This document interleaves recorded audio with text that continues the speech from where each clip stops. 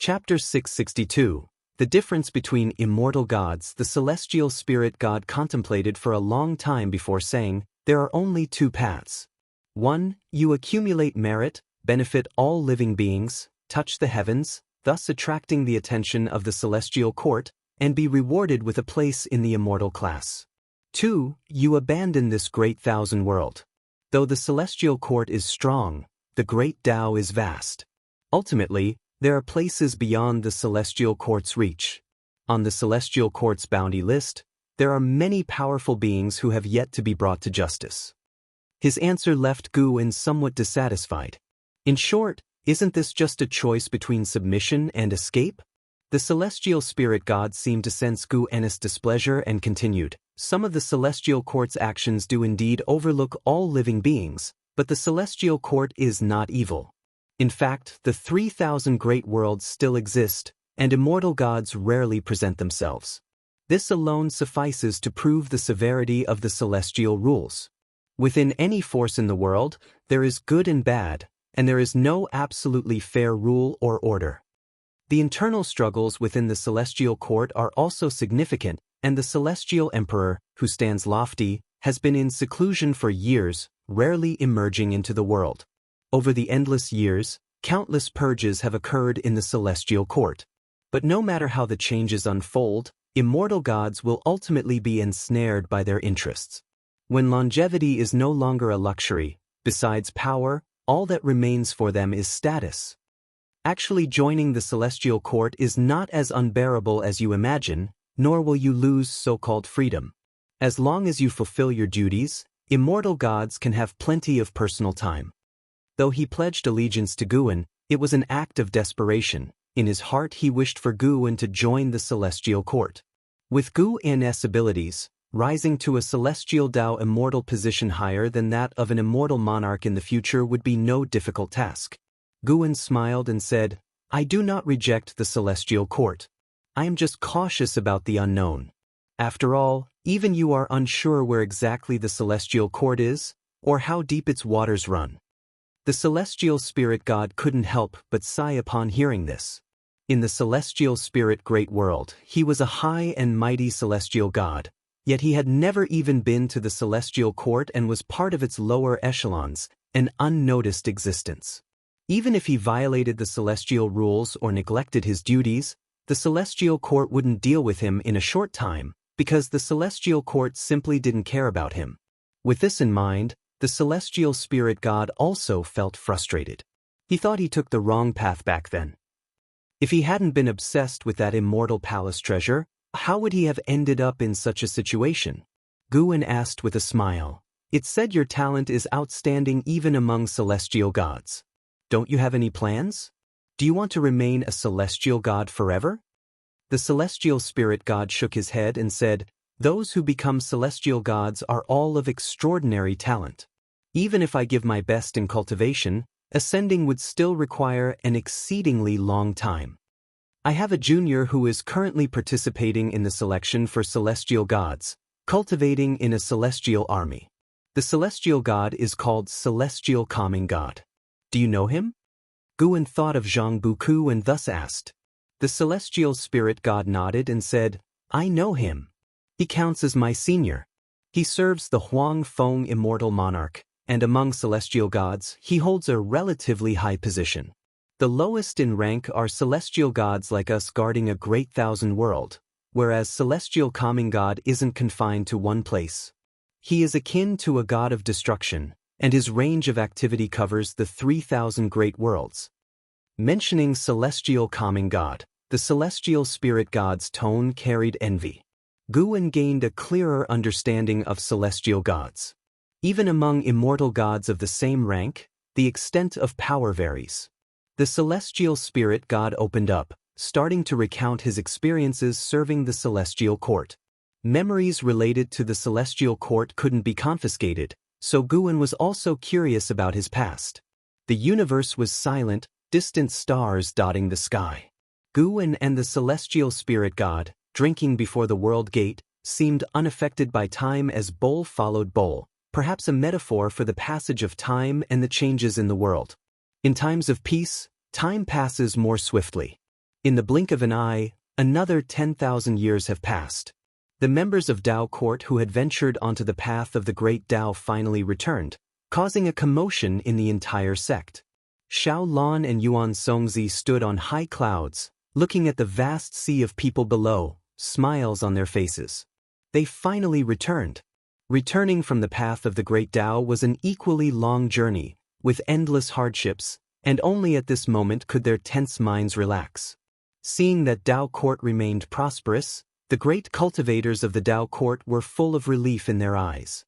CTH Novelfire. Net website on Google to access chapters of novels early and in the highest quality. Ting Master, Elders, I'm leaving first. My brother Gu is still waiting for me. Xiao Lan said this and then turned to leave, disappearing into the ends of the heavens and earth in the blink of an eye.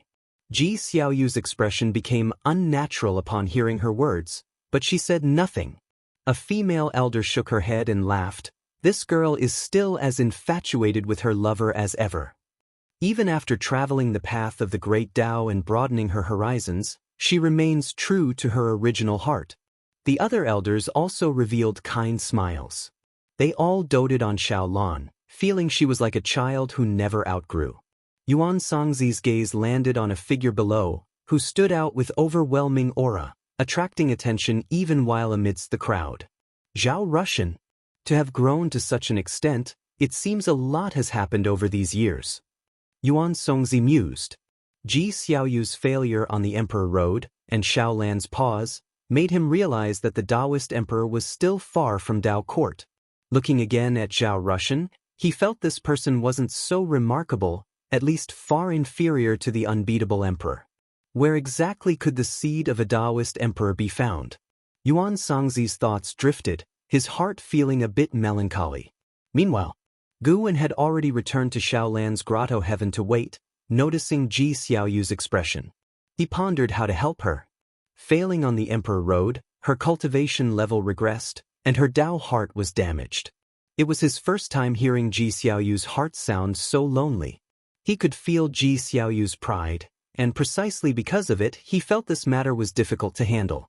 If only he could, like creating a Dao treasure, carve a path of destiny no less than that of a Taoist emperor. With this thought, Gu Yan's eyes lit up.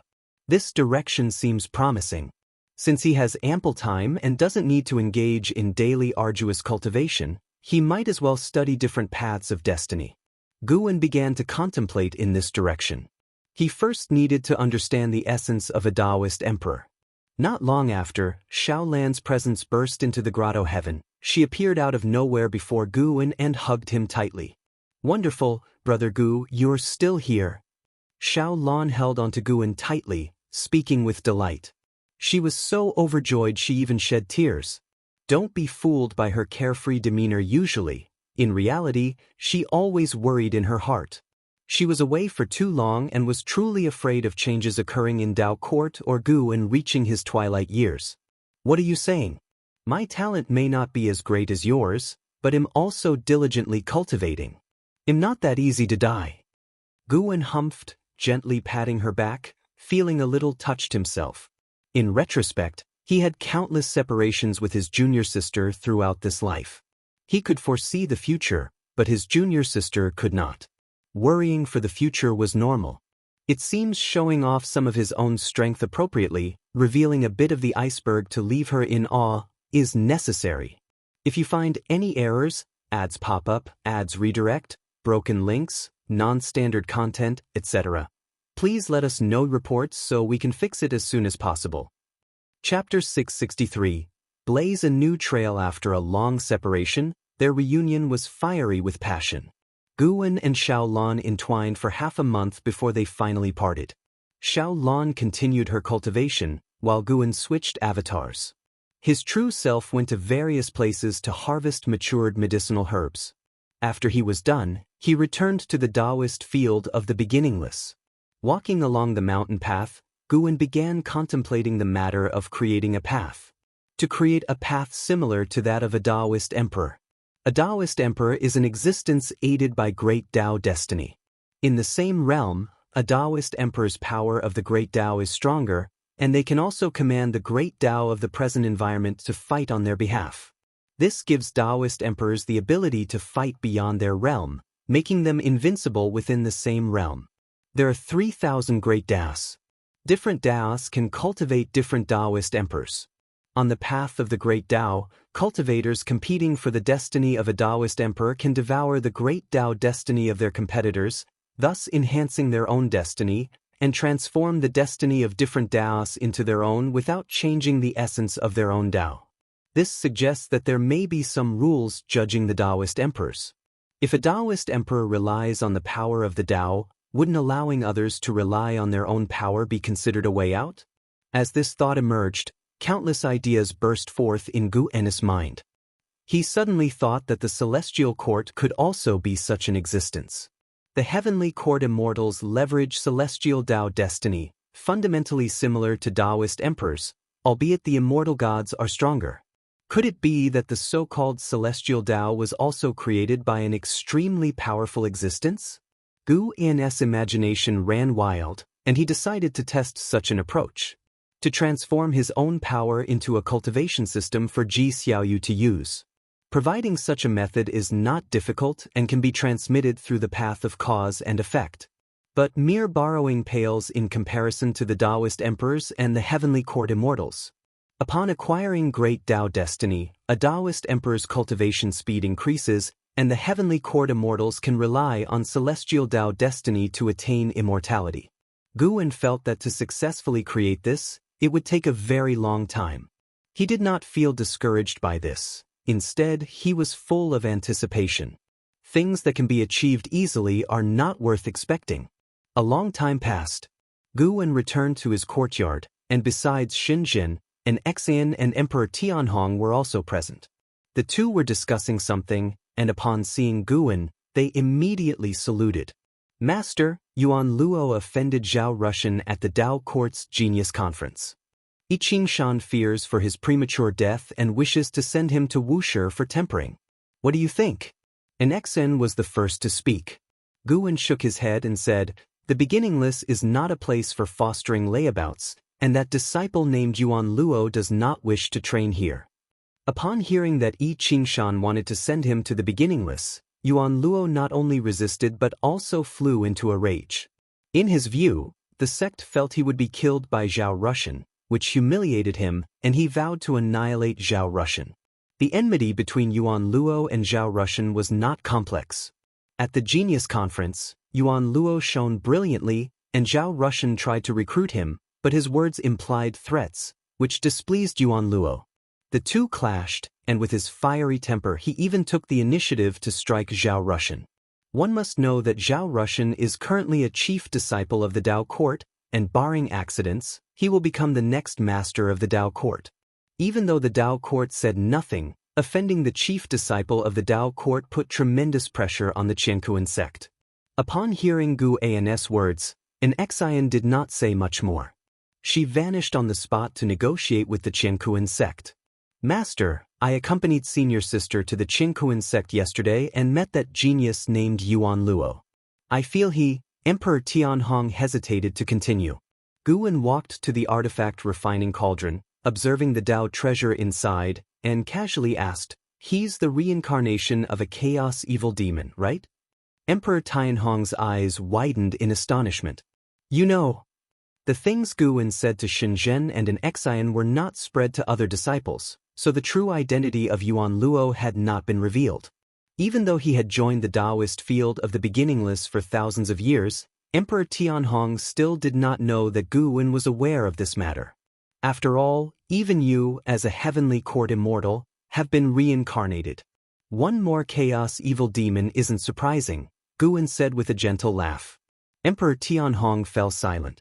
He gradually awakened part of his past lives' memories, knowing that he had an illustrious background in his previous life. He had confessed this to Gu En, who fortunately didn't mind. Emperor Tianhong is the reincarnation of a heavenly court star monarch, whose cultivation level should have been in the Taiqing golden immortal realm in his previous life. Although I don't understand why this world always attracts so many outer heaven existences, as your master, I do not wish to partake in the karma. If one day you wish to return, your master will not stop you.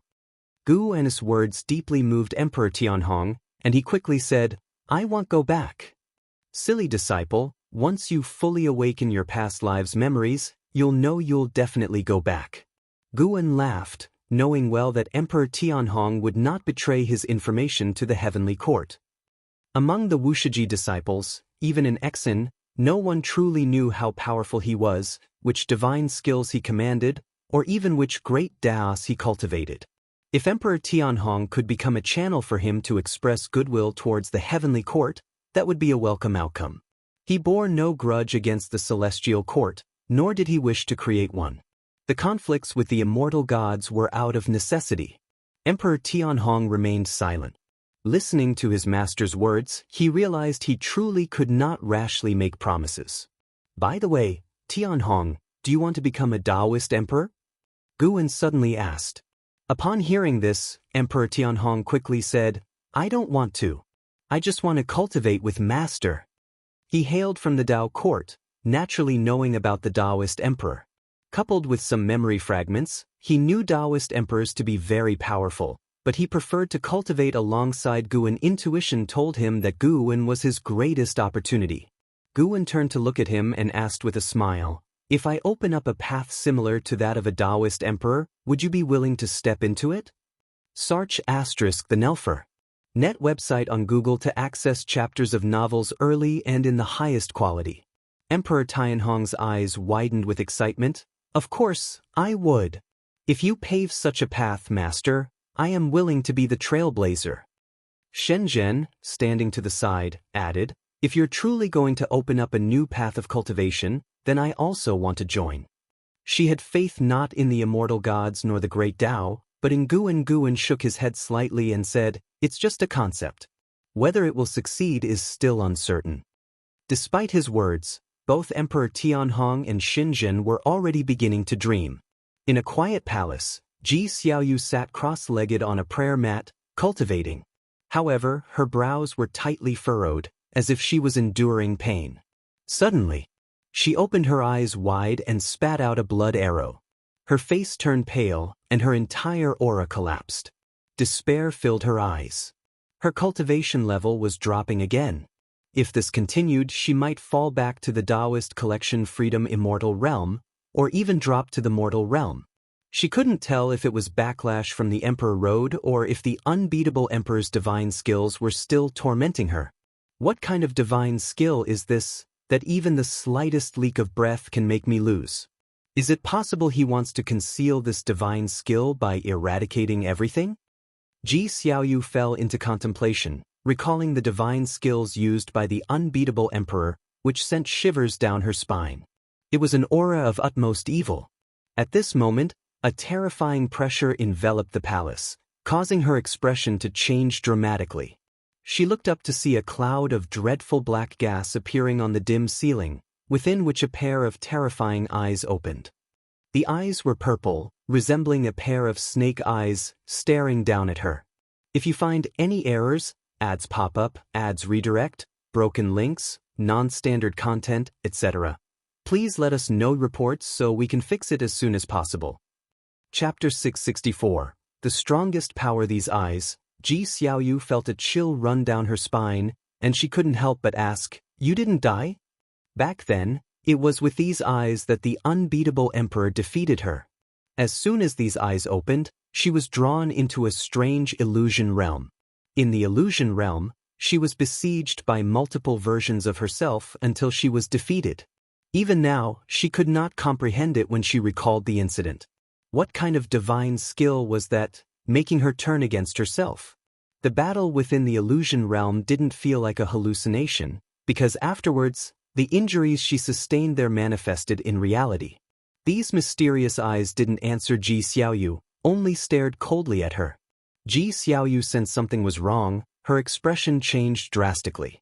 She instinctively tried to get up, but an unbelievably terrifying force suppressed her, preventing her from rising. The other party was probing her karma. He wasn't the unbeatable emperor. Ji Xiaoyu could feel that the oppressive force was much stronger than that of the unbeatable emperor. It was an unimaginable power, Even Guwen did not bring such a terrifying sense of pressure. Could he be the entity behind the unbeatable emperor? Investigating the cause of the unbeatable emperor's death? Ji Xiaoyu instinctively thought of Guwen, but in an instant, she focused her attention back on the figure before her. Were these eyes a bloodline heritage? She had heard from Yuan Songzi that the emperor clan, behind the unbeatable emperor, dared to take the title of emperor because they had nurtured many Taoist emperors. Cultivating so many great Tao emperors was beyond the reach of a mere Taoist technique legacy. The bloodline talent of the emperor clan must be extraordinary. Just then, the eyes closed, but Ji Xiaoyu did not relax, as the suppressive force was still there. A silhouette emerged from the black mist at the zenith, an elderly man in black robes, his white hair tied beneath a crown, exuding an extraordinary aura, with a coldness between his brows that sent chills down one's spine. His purple eyes seemed able to penetrate the soul, causing Ji Xiaoyu's heart to tremble. Ji Xiaoyu saw a shadow of the unbeatable emperor in him. This person clearly had some connection to the unbeatable emperor. The old man in black descended from the sky, landing in front of Ji Xiaoyu. He raised his right hand towards Ji Xiaoyu's forehead. Faced with such a dire situation, Ji Xiaoyu felt despair in her heart but showed no fear, instead staring straight at the old man in black. Cluck. A hand suddenly pressed on the old man's shoulder, the sound not loud, yet at this moment, it reverberated throughout the hall. The purple eyes of the old man in black widened suddenly, and Ji Xiaoyu saw the newcomer behind him, which made her expression complicated. Suddenly, the old man's soul flew out of his body, turning to face the figure behind his flesh, his eyes wide open, emitting a terrifying aura. However, nothing happened. The old man couldn't help but exclaim, "How is this possible? Who exactly are you?" His immortal emperor's eye was actually suppressed by the other party, unable to unleash its divine skill power. It was the first time he encountered such a situation. Even encountering an existence with a higher cultivation level, his immortal emperor's eye could cause trouble. Guwen slightly lifted his head, looking at the old man's soul, his expression indifferent. His right hand squeezed, forcibly pulling the old man's soul back into his body. Immediately, the old man's flesh rapidly shrunk, finally disappearing into his palm. Guwen's right hand tightened, then tucked it into his arms, as if he were holding a small trinket. This scene left Ji Xiaoyu momentarily dazed. With the disappearance of the old man, the pressure suppressing her also vanished, but she remained sitting on the cushion. The hall plunged into silence once more. Guwen looked at Ji Xiaoyu, suddenly at a loss for words, as the two stared at each other. Ji Xiaoyu regained her composure and asked, "Did you anticipate his arrival long ago, or did you notice him the moment he arrived?" Guwen replied, "Both. I keep an eye on you when I have nothing else to do." These words caused a subtle change in Ji Xiaoyu's gaze. Does he care about me? Thinking this, Ji Xiaoyu felt a little elated inside, though she did not show it on her face. CTH Net website on Google to access chapters of novels early and in the highest quality. Guwen could hear her inner thoughts, which boosted his confidence. He smiled and said, "Miss Third, do you have any grievances against me? Not visiting for years and going off on the path of the great Tao. If you came to me, I could surely grant you power stronger than a Taoist emperor." He still preferred to call Ji Xiaoyu Miss Third, as it reminded him of the past. "I can't bear such a title, and I'm no longer associated with the Ji family," Ji Xiaoyu replied, pondering how to deal with Guwen. She knew Guwen's words might be true, but she still didn't want to rely on him. Guwen sighed inwardly, she's indeed proud. With a wave of his right hand, a Tao treasure flew to Ji Xiaoyu and Guwen said, "This is a Tao treasure I crafted, called the Reincarnation Endless Map. It contains the path of reincarnation, capable of eliminating the residual power left by the unbeatable emperor." With that, he disappeared into thin air. Ji Xiaoyu looked at the Reincarnation Endless Map hovering in front of her. The map unfolded, filled with strokes and ink, resembling gloomy clouds, with nothing else visible. She raised her hand to catch the Reincarnation Endless Map, then let out a slight sigh.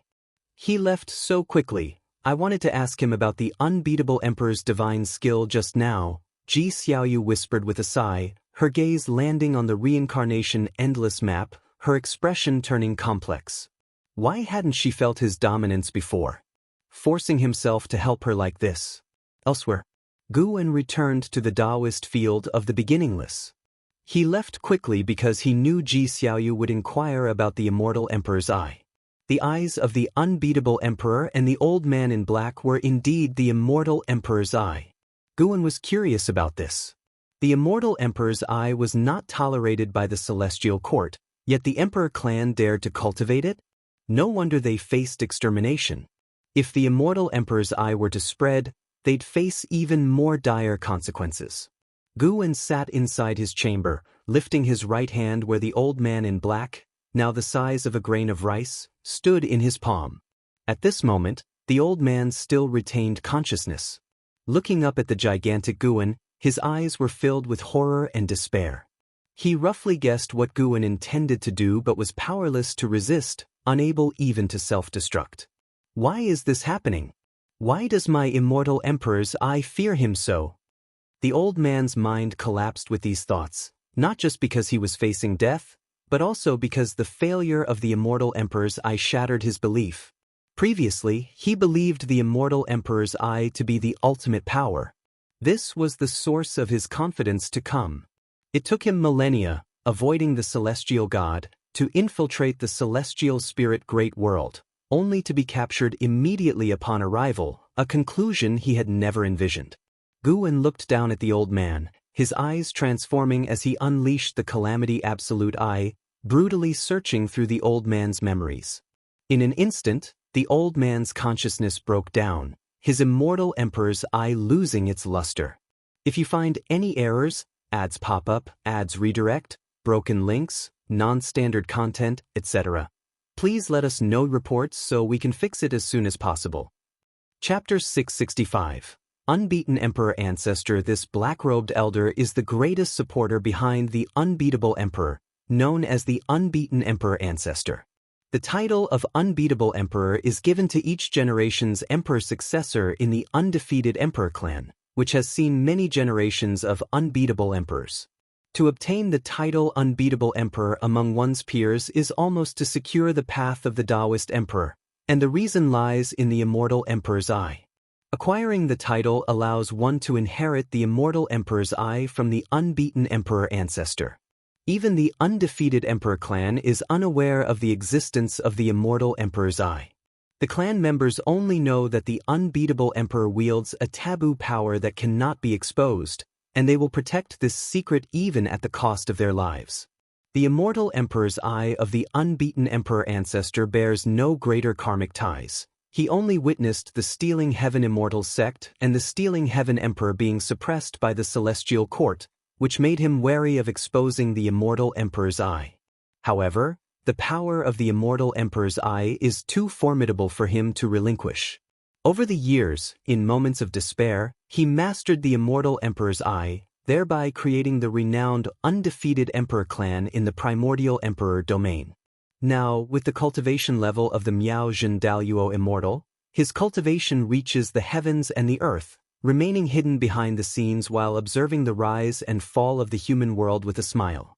If the unbeatable emperor and the other elite members of the clan had not been annihilated, he would not have acted. Upon realizing that the unbeaten emperor ancestor had no entanglement with the celestial court and even feared it, Guwen suddenly changed his mind. Of course, the main reason was that the unbeaten emperor ancestor only had a lifespan of several trillion years left, and killing him would seize several billion years of life. But for the current Guwen, life of several billion years was not that important. Perhaps the unbeaten emperor ancestor could create even greater benefits for him.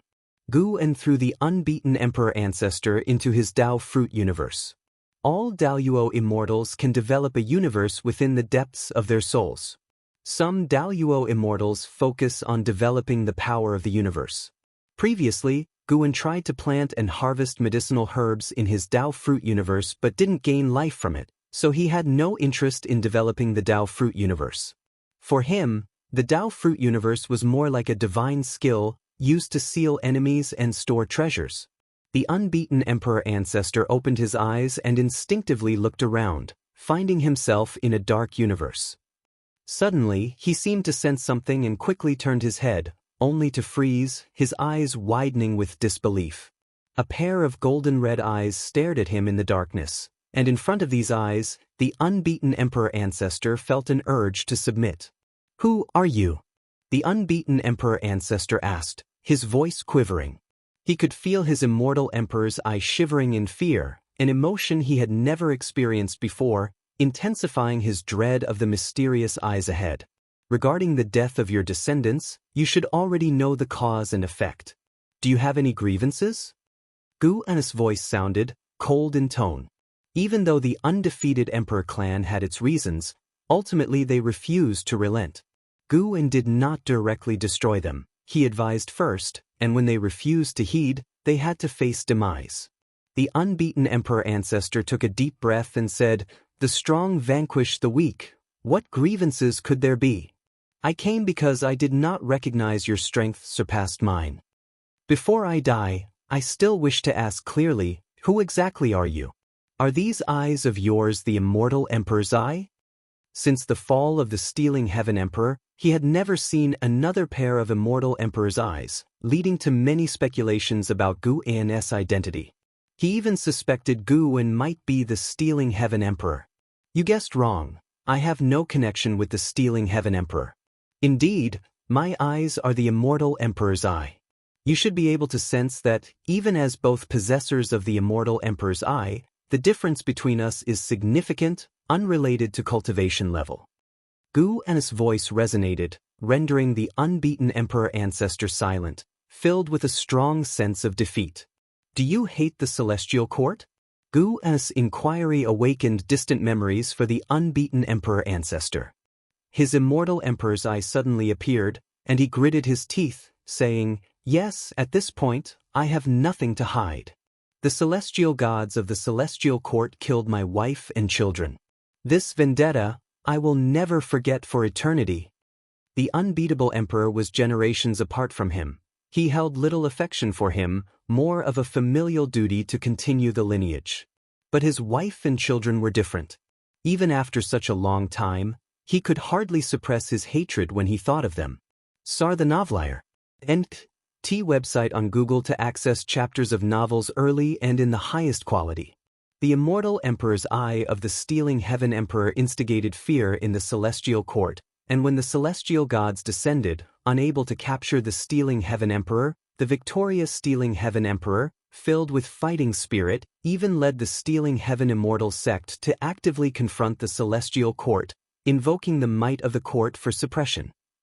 In that battle, the primordial emperor domain was affected, leading to the tragic deaths of countless innocent beings, including the wife and children of the unbeaten emperor ancestor. His hatred stemmed from the fact that his wife and children were not casualties of battle but were sacrificed entirely by a wounded celestial god who needed chi blood from his entire city, while he happened to be outside the city and escaped, witnessing his wife and children's souls consumed by the celestial god. During Gu An's soul search, he couldn't clearly see the heavenly court's immortal gods, but he could perceive the situation at the time, albeit the immortal gods appeared vague. Now the celestial court's immortal gods were always plotting against him. Even when the celestial spirit god suggested the strategy to ascend to immortality through meritorious deeds, he continued to guard against the celestial court. The undefeated emperor clan was a power that could be drawn in. His absolute void eye had absolute suppression over the immortal emperor's eye, so he did not fear betrayal from the unbeaten emperor ancestor. "Swear your allegiance to me, and this causality shall be settled. Both of us being wielders of the immortal emperor's eye, we belong to the same camp. At least we will not be accepted by the celestial court, only suppressed by it." Gu An's voice sounded, and the unbeaten emperor ancestor wasn't surprised. When he saw the eyes of the other, he knew the person was not a celestial god of the celestial court. If he refused, he wouldn't just die, the entire emperor clan might face annihilation too. He had worked hard for many years and didn't want his efforts to go to waste now. In his eyes, the undefeated emperor clan was merely his weapon for revenge against the celestial court. However, the weapon wasn't strong enough yet. He needed to bide his time. Guwen, aware of his hatred and plans for the Emperor clan, sought to subjugate him. "I can make your immortal emperor's eyes stronger." Upon hearing Guwen's words, the unbeaten emperor ancestor's pupils shrank, and he immediately knelt, solemnly saying, "Greetings, my lord." Subduing the unbeaten emperor ancestor was merely a side chapter. After assigning him some tasks, Guwen let him go, continuing his peaceful life. Since the return of Yuan Songzi, Zhao Rushan began contemplating reaching the level of Taoist emperor. This plan had long circulated within the Tao court, and in past years, Zhao Rushan was unable to defeat Emperor Tianhong. He felt that only becoming a Taoist emperor could fully surpass Emperor Tianhong. However, Yuan Songzi did not agree to take him on the path of the Great Tao, making Zhao Rushan quite dissatisfied. Yuan Songzi's assertion that he wasn't ready felt humiliating to him. Why could a mundane woman like Xiaolon go, but he couldn't? Occasionally, when Guwen went to accompany Xiaolon, he noticed Zhao Rushan's maneuvers, as this fellow was secretly enlisting the upper echelons of the Tao court, with a mind even inclined toward rebellion. To this, Guwen had no intention of intervening as long as it didn't affect Xiaolon. Time flowed rapidly under this backdrop, far faster than before, as the era of the primordial era also approached its end. If you find any errors, ads pop up, ads redirect, broken links, non-standard content, etc., please let us know reports so we can fix it as soon as possible. Chapter 666. Changes of the world. 200,000 years after the reshaping of heaven and earth, figures of both humans and demons have spread across the celestial spirit great world, and the celestial Tao destiny that shrouds the great world has also begun to change. Those great powers who comprehend the rules of heaven and earth can all sense that the fate of the world is about to enter a completely new phase. Time flies. It has been 100,000 years since Guwen subjugated the unbeaten emperor ancestor. 100,000 years are enough to change the world, but only those great powers who remain in deep seclusion have not been affected. Now, the human world has a new landscape, with an imperial dynasty named Taiqian rising. Supported by many super sects from the human world, within 100,000 years, Taiqian has aggressively expanded, and although it has not yet completely unified the world, its momentum has shown everyone the aura of a world ruler. The relationship between Taiqian and the Tao court is somewhat tense. Their grievances are many, and it is difficult to discern who is right or wrong. In early summer of this year, Guwen wandered with Emperor Tianhong within the Jianghu sect, watching the recent internal competition. After the combat ended, they went to an inn to drink wine. Name, Guwen, lifespan, 283, 979/18, 947, 893, 809, 561. Physique, primordial Tao creation body. Cultivation level, perfect Taoist great Luo immortal realm, without much fighting and killing. The increase in lifespan isn't very fast, but fortunately, it's steady. Guwen is quite satisfied with this pace of increase. For the next million years, there will be no catastrophe in the celestial spirit great world, so his days will be very peaceful. He has achieved the cultivation level of the perfect Taoist great Luo immortal realm, and he can now consider factors beyond the cosmos in his future predictions. His foresight includes the influence of the 3,000 great worlds on the celestial spirit great world, a prediction ability far surpassing before. However, there are still unknown causes and effects he cannot factor in. Tianhao has already left the celestial spirit great world, and it is challenging for larger causes and effects to descend upon the celestial spirit great world again. While pouring wine for Guwen, Emperor Tianhong curiously asked, "Master, recently a lot of mysterious talents have appeared in the Jianghu sect. Might this be your handiwork?" Guwen replied, "I Ching Shan constantly begged me, so I had no choice but to recommend a batch of talents. This batch of talents is not simple. They are from the undefeated Emperor clan and would be considered top-tier talents even in the primordial Emperor domain. Coming to the celestial spirit great world, none are inferior to Zhao Rushan." Guwen first arranged for the unbeaten Emperor ancestor to deploy 20 people. These 20 have already established a foothold in the Jianghu sect. They are very happy to have come to the celestial spirit great world, for within the clan, they amounted to nothing, but here, they finally experienced the treatment of peerless talents. The most important thing is that it's the arrangement of the ancestor. Being able to serve the ancestor, they feel proud. Under the admonishment of the unbeaten emperor ancestor, these talents behaved very well, causing no trouble and actively making contributions to the Jianghu sect. Does Wuxia have other disciples? Emperor Tianhong inquired further. The 20 talents from the unbeaten emperor ancestor made a great impression during the Jianghu sect's competition. He felt their talent was not inferior to his own, which surprised him greatly. Guwen shook his head and said, "It's just a bit of cause and effect with me." Seeing that Guwen didn't want to elaborate, Emperor Tianhong stopped probing and shifted the topic to the millennium combat within the Taoist field of the beginningless. Every millennium, one-on-one sparring occurs within the Taoist field of the beginningless. In the last bout, Emperor Tianhong faced the Blood Prison Great Saint. He unexpectedly lost to the Blood Prison Great Saint. This frustrated him greatly. He had thought himself to be the second disciple of Wuxia, yet he was unable to defeat that seeming frivolous ox demon. However, considering the Blood Prison Great Saint was his master's only steed, he felt a sense of relief. Now he just wanted to know what divine skills the Blood Prison Great Saint was cultivating that were so domineering. Guwen answered, "Extreme Tao combat technique. It's a Taoist technique I created during my reincarnation. It's a technique distinct from divine skills, very difficult to cultivate, and even he has only barely entered the Tao." The Extreme Tao combat technique is a Taoist technique created by the extreme, and among all the disciples, only the battle spirit of the Blood Prison Great Saint is qualified to cultivate the Extreme Tao combat technique. Hearing this, Emperor Tianhong mused deeply. He found that his master had many inheritances, and each disciple cultivated different paths, with no repetition, so he dared not ask his master to teach him the Extreme Tao combat technique. He believed the Taoist technique passed to him by his master was not weak, only he had yet to reach the grand achievement to unleash its true power.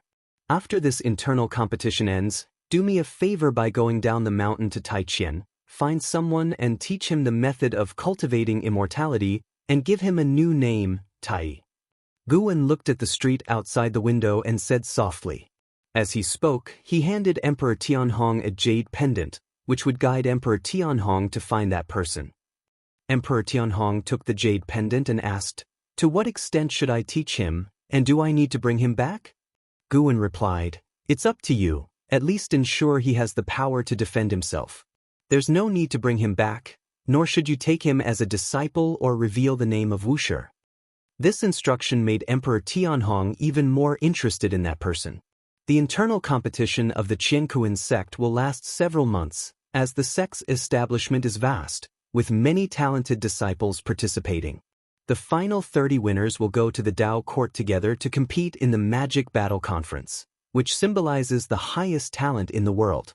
The Millennial Heavenly Pride Magic Battle Conference is regarded as the most premier event between heaven and earth, and the rivalry of talents will bring unimaginable benefits to the sects backing them. It is truly a case of one person achieving Tao, elevating everything related to them. After the Jianghu sect's competition ended, Emperor Tianhong set off. Guwen, however, went to the hidden spirit palace under the sea. Chen Chuan's parents, Su Ling and Chen Luo, had long departed, and they joined Chen Chuan to develop the sword sect together. Without further curses, Guwen naturally paid less attention to them. Even though Chen Chuan was Xiao Chuan's reincarnation, Guwen had already given enough care to his parents, with no need to keep watching all the time. The hidden spirit palace was desolate, with arrays of medicine gardens planted in front of the palace. The distribution was simple, and the colors pieced together gave off a bizarre sense of beauty. The deep sea dragon carp opened its eyes and saw Guwen harvesting medicinal herbs. It immediately stood up. Saw the oval fire. Net website on Google to access chapters of novels early and in the highest quality. Now it had the cultivation of a divine immortal of wondrous dharma.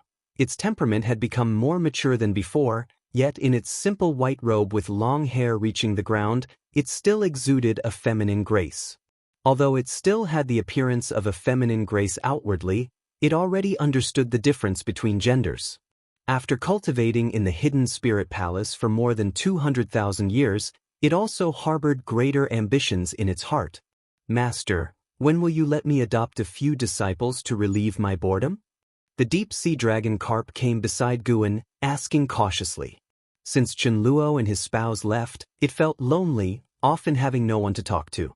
Guan ignored its sigh, knowing well what it was thinking, and said, "Once you reach the Zizai Immortal realm, I will permit you to travel for 1,000 years to personally select and bring back 9 disciples." Zizai Immortal? The deep sea dragon carp's expression changed slightly, indicating it might take another 1,000,000 years. But thinking about its grand ambitions, it felt that even achieving the cultivation of the Freedom Realm was far from enough, and being able to cultivate 9 disciples in the Zizai Immortal Realm would greatly aid its future vast undertaking. "Thank you, Master." The deep sea dragon carp immediately bowed, thanking Guan. If you find any errors, ads pop up, ads redirect, broken links, non-standard content, etc., please let us know reports so we can fix it as soon as possible. Chapter 667. Taiwei Divine Court. Guan did not look at the deep sea dragon carp. He continued to pick the medicinal herbs. His heart was filled with emotion. As the disciples' time in cultivation grows longer, their hearts too begin to nurture ambitions. This is quite normal, for cultivation is indeed pursued with some goal. Guan would not restrain the disciples for a lifetime. With his promise to the deep sea dragon carp, the fate of the deep sea dragon carp changed. Long in the future, he would unify the ocean demon clans of the celestial spirit great world, even transform into a dragon, establish the Dragon Palace, and would engage in an epic-changing battle with the immortal cultivation realm on the continent. Seeing scenes of the future, Guan did not think it was a bad thing. Such conflicts are the choice of heaven and earth. Without the deep sea dragon carp, someone else would do it. He could not claim that all wars are absolutely evil. It is worth mentioning that when that great calamity comes, the deep sea dragon carp will also face a Wuxia disciple, only that the two sides do not know each other. The deep sea dragon carp did not know that Guan was peering into his future, and he meticulously followed Guan, narrating his recent cultivation confusions, which Guan addressed one by one.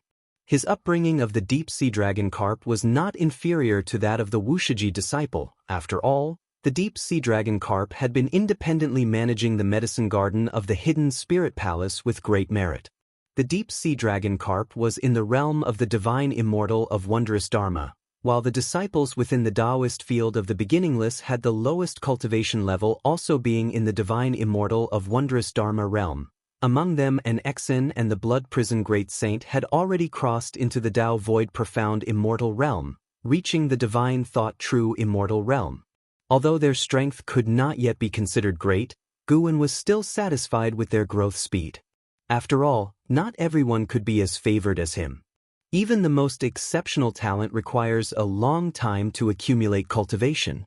Under the magnificent blue sky, the mountains stretched continuously, with celestial giant trees rooted, towering over the surrounding majestic mountains, and there was more than one such tree.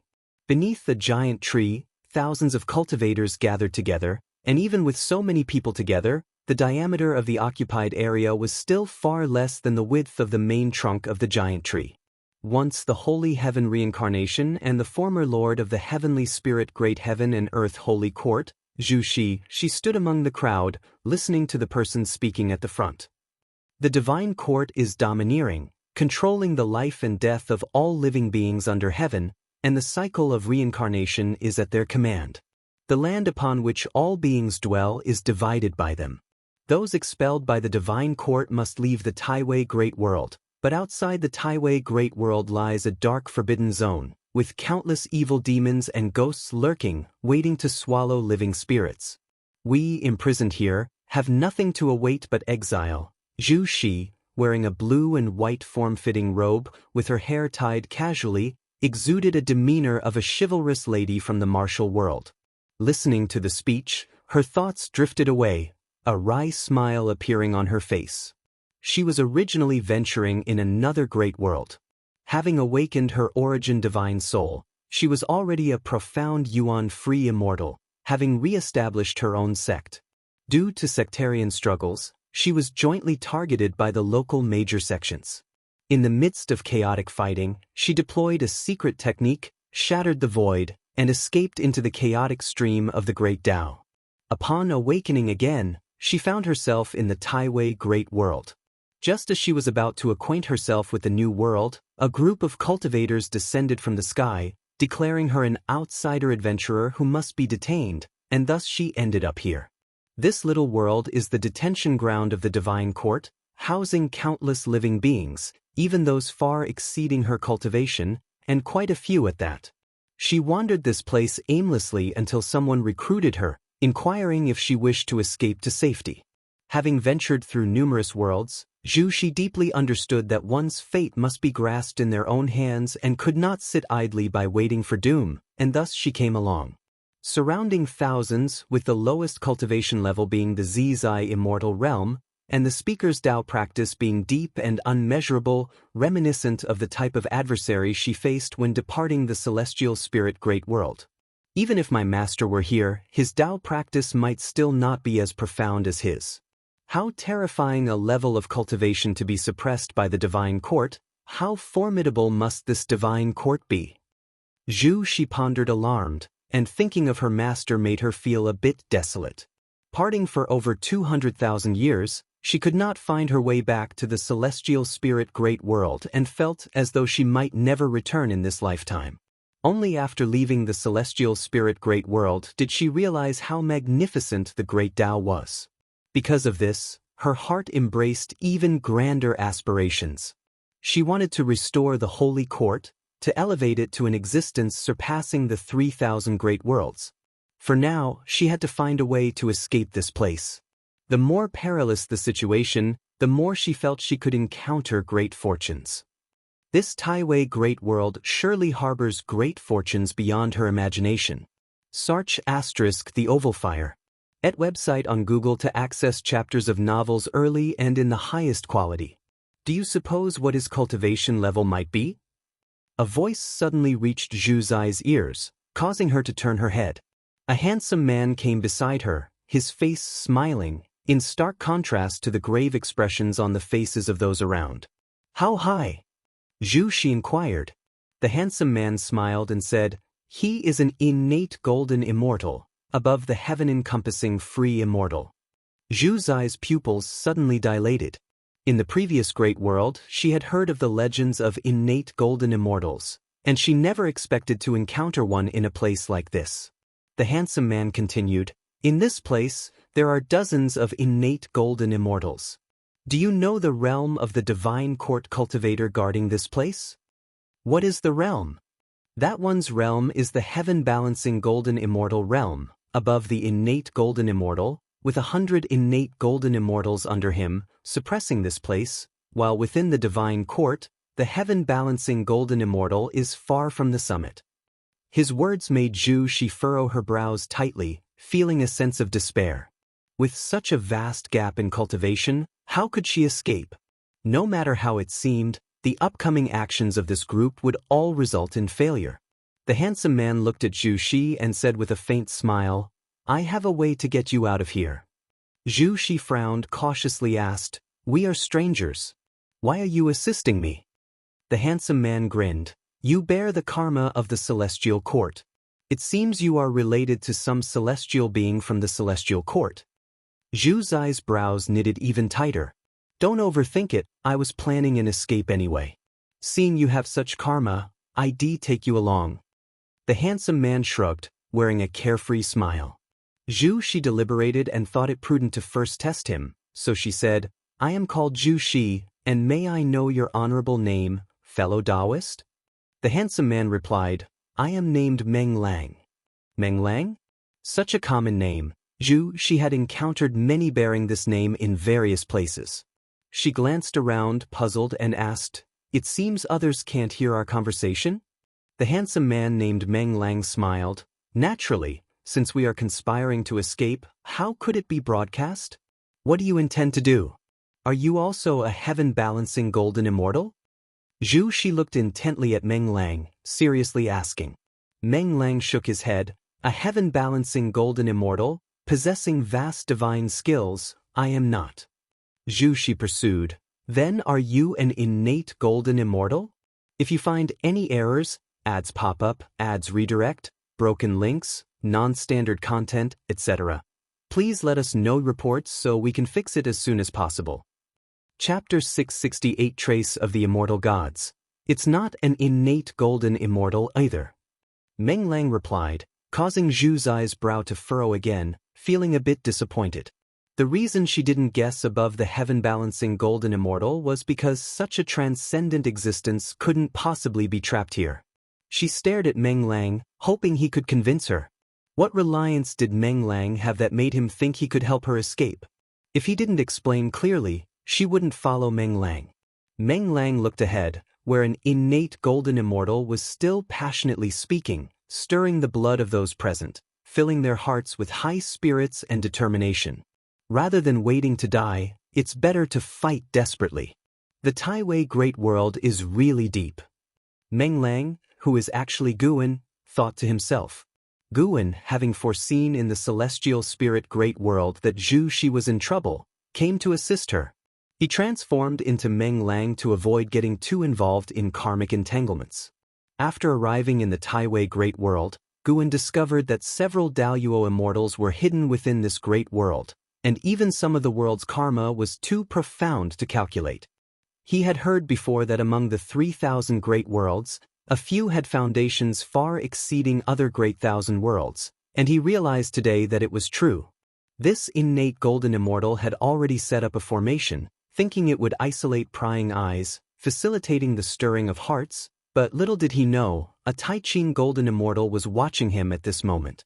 Yes, not a heaven-balancing golden immortal, but a Tai-Ching golden immortal standing above the heavens, toying with 2 pearls in his hand, his expression so cold, and his eyes reflecting the scene of Zhu Shi and others gathering together. If Guan didn't intervene, Zhu Shi would follow these people to escape, only to be caught by the Tai-Ching golden immortal, brought back to the dojo, and finally refined into a ghost artifact. Moreover, Guan felt the presence of an immortal god in the depths of the divine court in the Taiwei Great World, stronger than the Tai immortal monarch, forcing him to speculate about the relationship between the Taiwei divine court and the celestial court. If you don't make it clear, I can't go with you. Who exactly are you, and what backing do you have to help me? Zhu Zai's voice interrupted Guan's thoughts. Guan smiled and said, Don't ask so much, just watch. Zhu Shi frowned upon hearing this. Just as she was about to say more, the speaking innate golden immortal suddenly burst forth with a strong momentum, drawing her attention. Everyone, once the escape plan is confirmed, it should not be delayed. We can kill our way out right now. I will open up a tunnel, but it's uncertain where this tunnel will lead. Most likely, it will lead inside the divine court, and we'll have to improvise afterward. The innate golden immortal said while casting spells, drawing circles with his hands, and a black hole appeared in front of him, rapidly expanding, surrounded by intertwining time-space lightning, its darkness making one shiver, appearing so terrifying. Once the black hole stabilized, he entered it first, followed closely by others. Some hesitated, but seeing those ahead entering, they gritted their teeth and followed. Zhu Shi was about to ask Guan, only to see Guan follow too. This made her feel absurd. Was this person's plan to follow these people? Then what was the meaning of everything he said before? Without him, she would have followed too. Zhu Shi cursed a few words in her heart and also chose to follow. She came behind Guan, staring at his back with an unfriendly look. If looks could kill, Guan would probably have turned to dust by now. The two stepped into the black hole one after the other. As soon as they entered the black hole, Zhu Zai's vision was swallowed by darkness, and even her divine sense couldn't see, but fortunately, she could feel the surge of spiritual energy, and she could also hear Guan's footsteps ahead. Is this your plan? Without you, I would have followed him. Zhu Shi said through gritted teeth, her tone very displeased. Guan's voice followed. The real trouble starts after we get out. Without me, you will undoubtedly die. These words left Zhu Shi uncertain and apprehensive. She could only hold her confusion in check and remain vigilant. She didn't completely trust the leading innate golden immortal either, just had no choice but to follow under such desperation. They moved quickly, and Zhu Shi clearly felt the spiritual energy along the way growing richer. This indicated they were getting closer to the exit. Zhu Shi grew more nervous, beginning to imagine what they might encounter after escaping. A while later, light finally appeared ahead, and Zhu Shi heard the voices of the people around her, most of whom felt pleasantly surprised, not expecting to truly escape that suppressed place. As the light in front grew brighter, Zhu Shi gradually saw Gu Ennis back. For some reason, she felt a sense of déjà vu, as if she had seen this person's back somewhere before. Soon, she followed Guan into a bright light, her divine sense instantly recovered. She sensed the people ahead stopping all at once, and she also halted her steps. She opened her eyes and looked ahead, her face instantly freezing. Not just her, the other escaping individuals also looked forward in disbelief. Ahead was a vast and boundless forest, like another world, only everyone's gaze was focused above the forest. Above the sea of clouds, countless figures in purple armor stood on the clouds, each holding a divine weapon. Sweeping the eye over them, one couldn't count how many there were. The vast army exuded a suppressive momentum. The leading innate golden immortal's face turned ashen, as if he hadn't expected so many enemies waiting outside. "Your Highness, you are the crown prince of the divine court. Why commit treason?" A voice rang out across the heavens, causing a commotion among the escapees, who hadn't expected this innate golden immortal to be the crown prince of the divine court. Zhu Shi frowned deeply, feeling only dread. Clearly, she had been swept up in a larger karma, where if she hadn't been incited earlier and stayed in the place of guardianship, she wouldn't be facing such trouble now. The innate golden immortal took a deep breath, stepped forward, and shouted loudly, "General Zhu, you are the eternal divine general of the divine court, protecting the great world many times, and all living beings revere you. But now the divine court has become a lapdog of the immortal gods. In the last 1,000,000 years, how many innocent lives have been lost to the divine court's offerings to the immortal gods? Can you really remain indifferent? That immortal god is insatiable, enlarging ambitions step by step, and one day will set eyes on the foundation of our divine court. We cannot gamble." These words made the escapees even more uneasy. How could it also involve the immortal gods? Even in the Taiwei Great World, immortal gods were nothing but elusive legends. They, like Zhu Shi, felt things had become extremely perilous, involving the crown prince of the divine court and the immortal gods, meaning what awaited them was likely an irreversible disaster. Zhu Shi turned to look at Guan, noticing not a trace of tension on his face, which only piqued her curiosity even more about how this person planned to lead her out. Could it be related to that immortal god? Sar the novel, F.I.R. NT website on Google to access chapters of novels early and in the highest quality. From what the divine court crown prince said, that immortal god seemed very malevolent, but to Zhu Shi, an outsider, the good and evil of this realm were temporarily irrelevant. She just wanted to escape. If you find any errors, ads pop up, ads redirect, broken links, non-standard content, etc., please let us know reports so we can fix it as soon as possible. Chapter 669. The Struggle of the Celestial Emperor. As the words of the divine court crown prince fell, a magnificent figure emerged above the vast army in purple armor on the clouds, appearing ethereal in the sunlight, like a mirage. General Zhu. He stood high above, overlooking the world, wearing heavy and majestic red armor.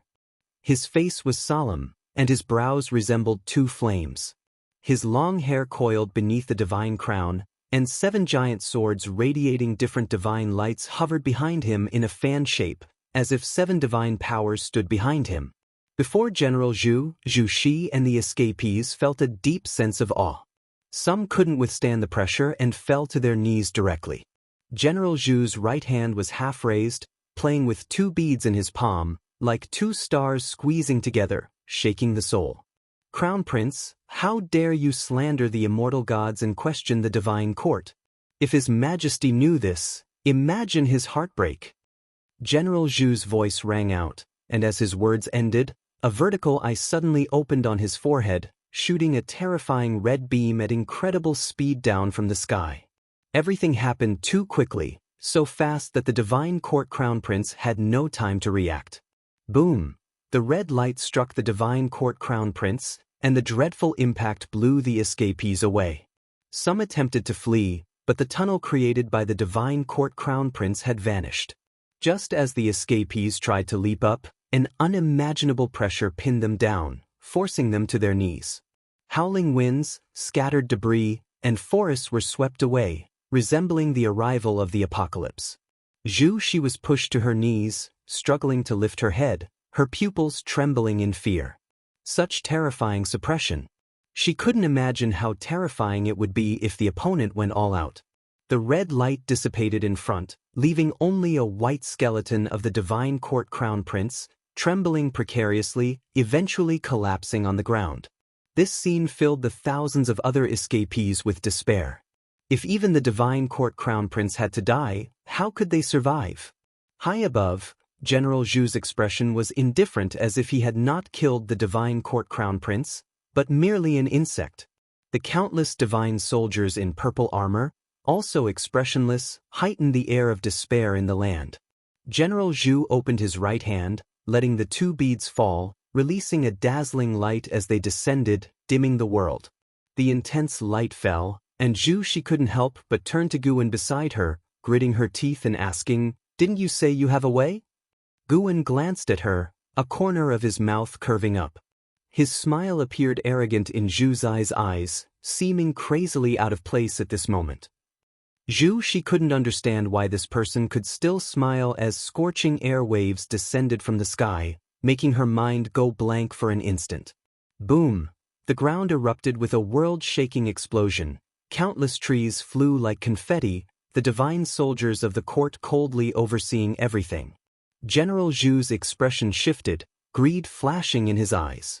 Under the dusk, lying on the ground, she suddenly opened her eyes. Bloodshot filled her view as she gasped heavily, as if waking from a nightmare. She sat up immediately, seeing Guwen's figure beside her. Guwen sat on a nearby empty ground, a fire burning in front of him, holding a mirror in his hand, as if admiring his reflection. She gathered her thoughts, instinctively looking around, finding herself on a cliff, distant mountains stretching endlessly, the ridges draped in afterglow, beautifully desolate. Did we escape? She looked at Guwen, asking nervously. Guwen gazed at the seven-star mirror in his hand, saying, "Yes, we escaped, but we're still in the Taiwei Great World." The seven-star mirror, after his modifications, was now a Dao treasure, reflecting images of the human world in the Taiwei Great World on its surface as he spied on it. Hearing his words, she sighed in relief, standing up, bowing to Guwen in gratitude for saving her life. "Senior, I have things to attend to, so I'll take my leave." She turned and left after saying this. "Don't you want to become stronger?" Guwen's voice came, halting Zhu's steps. She turned back to look at Guwen, her eyes complex. Guwen still did not look at her, his gaze fixated on the seven-star mirror. Saw the novel Fire. Net website on Google to access chapters of novels early and in the highest quality. Celestial Spirit Great World, Jianghu Sect. In the early morning, Guwen and the Celestial Spirit God walked down the street, appearing to be strolling, yet discussing grand matters of the Great Thousand World. "I learned from my dear friend that the atmosphere in the Celestial Court is strange, reportedly involving the struggle for the Celestial Emperor's position, with countless unimaginable forces scheming secretly, even reaching the Celestial God level." The Celestial Spirit God said gravely, under Guwen's suggestion, he began to deepen relations with other Celestial Gods, with his mentioned dear friend coming from the misty Immortal Court. Guwen, browsing the roadside stalls, asked, "Does it involve Tianhao?" Previously, the Tai Immortal Monarch and Profound Star Immortal Monarch seemed to have targeted him. The Celestial Spirit God shook his head, saying, "Even in his past life, Tianhao was far from capable of competing for the Celestial Emperor's position. Not to mention him, even immortal monarchs are infinitely distant in rank from the Celestial Emperor, and this struggle won't erupt immediately. It is likely to simmer for a long time, eventually affecting even the Great Thousand Worlds. Though not very knowledgeable about the celestial court, he knew what the celestial emperor symbolized. It was the highest position and power, representing the strongest of the heavenly Tao. Speaking of which, I discovered an immortal god in the Taiwei Great World, he with the divine court, Gu, and recounted his experiences in the Taiwei Great World, 100 years since rescuing Zhu Shi, now accompanied by his avatar. Besides spying on the human world through the seven-star mirror, he occasionally wandered the human world in the Taiwei Great World. The divine court continually recruited divine disciples everywhere, with mortal recruits being severed from family ties forever. Some families received compensation, while others were forcibly enlisted. Gu saw these divine disciples being sent into a gigantic pill furnace, which was concocting some elixir, yet unfinished to this day. This was probably what the immortal god sought, with the divine court offering tributes for 1,000,000 years. In those 1,000,000 years, countless mortal spirits had been sacrificed to the pill furnace, yet no elixir had emerged, piquing his curiosity about the pill's origins. He also shared this with the celestial spirit god, hoping for an explanation. The celestial spirit god frowned, saying, "Using living spirits for alchemy isn't unheard of, but I don't know what specific elixir that immortal god is concocting. Yet for it to remain incomplete for so long, it's probably related to the struggle for the celestial emperor. The Taiwei Great World is among the top in the 3,000 Great Worlds. I suspect other Great Thousand Worlds are also doing the same." He didn't condemn the immortal god's actions, instead feeling more worried. He understood the style of the immortal gods. Immortal gods would indulge evil, yet not leave traces. This meant the Taiwei Great World was doomed to destruction. If such situations arise in many Great Thousand Worlds, eventually, the 3,000 Great Worlds might be destroyed, and the celestial court will recreate the 3,000 Great Worlds. The celestial spirit god's face was extraordinarily grave, his words altering the look in Gu's eyes. "If you find any errors, ads pop up, ads redirect, broken links, non-standard content, etc., please let us know reports so we can fix it as soon as possible." Chapter 670. Substitute the 3,000 Great Worlds will be destroyed? Gu was also surprised to hear this. In his view, although the immortal gods were tyrannical and saw all living beings as nothing, they would still adhere to the so-called celestial rules, even if it meant destroying the world. They needed just cause. The celestial court indeed had the power to annihilate the 3,000 Great Worlds in an instant, but wouldn't doing so violate the celestial rules? Sir, the Oval Fire.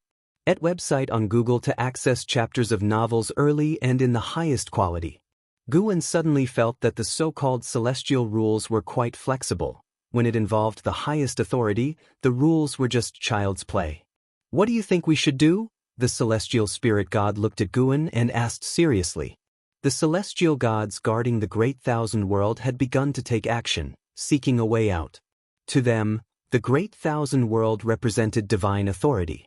If the Great Thousand World were lost, their positions would be destabilized, and their cultivation would suffer backlash. The celestial gods see all living beings as ants, just as the supreme beings of the celestial court see the celestial gods as ants. Gu stopped walking, glanced at a few spirit beasts squatting in front of a street stall, and replied, "Let things take their natural course. Before anything happens, the only thing you can do is cultivate diligently." The celestial spirit god had no choice but to give up after hearing this.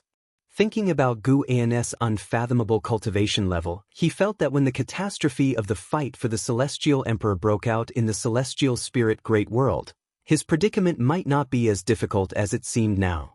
He then continued to recount his experiences from a recent journey, and Gu listened attentively. Their conversation was only audible to them, and even while walking down a busy street, they didn't attract any attention. After spending half a day exploring the Jianghu sect, the celestial spirit god returned through the world gate. Gu continued to wander around the city. With the joining of 20 geniuses from the undefeated emperor clan, the Jianghu sect was thriving, reaching an unprecedented period of prosperity. The top genius Yuan Luo continuously enhanced its reputation outside, attracting more people to come and seek guidance. At dusk, Guwen carried a wine gourd in his hand. He stopped, drinking while watching the commotion. The disciples on the street were observing a conflict between two young male disciples. One of them, once a genius, had been crippled during training outside and was now enduring humiliation from the other disciple.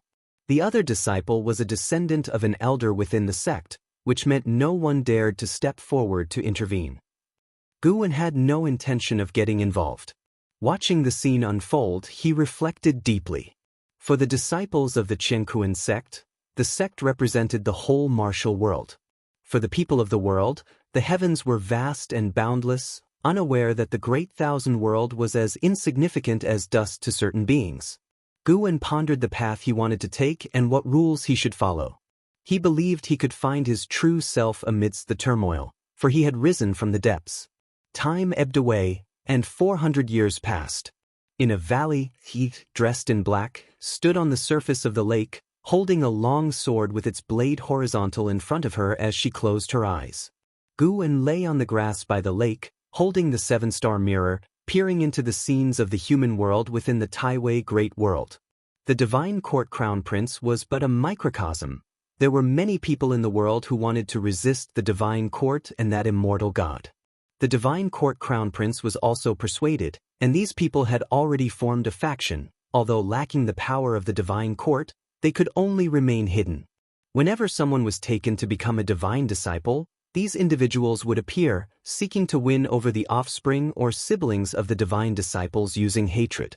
But Guwen saw the leader of this faction secretly kneeling before the ruler of the divine court. It was all a ploy. The divine court's control over the Taiwei Great World was too deep, and for this great thousand world to overthrow their rule was extremely difficult.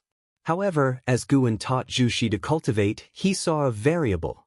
Zhu Shi would stand in opposition to the divine court.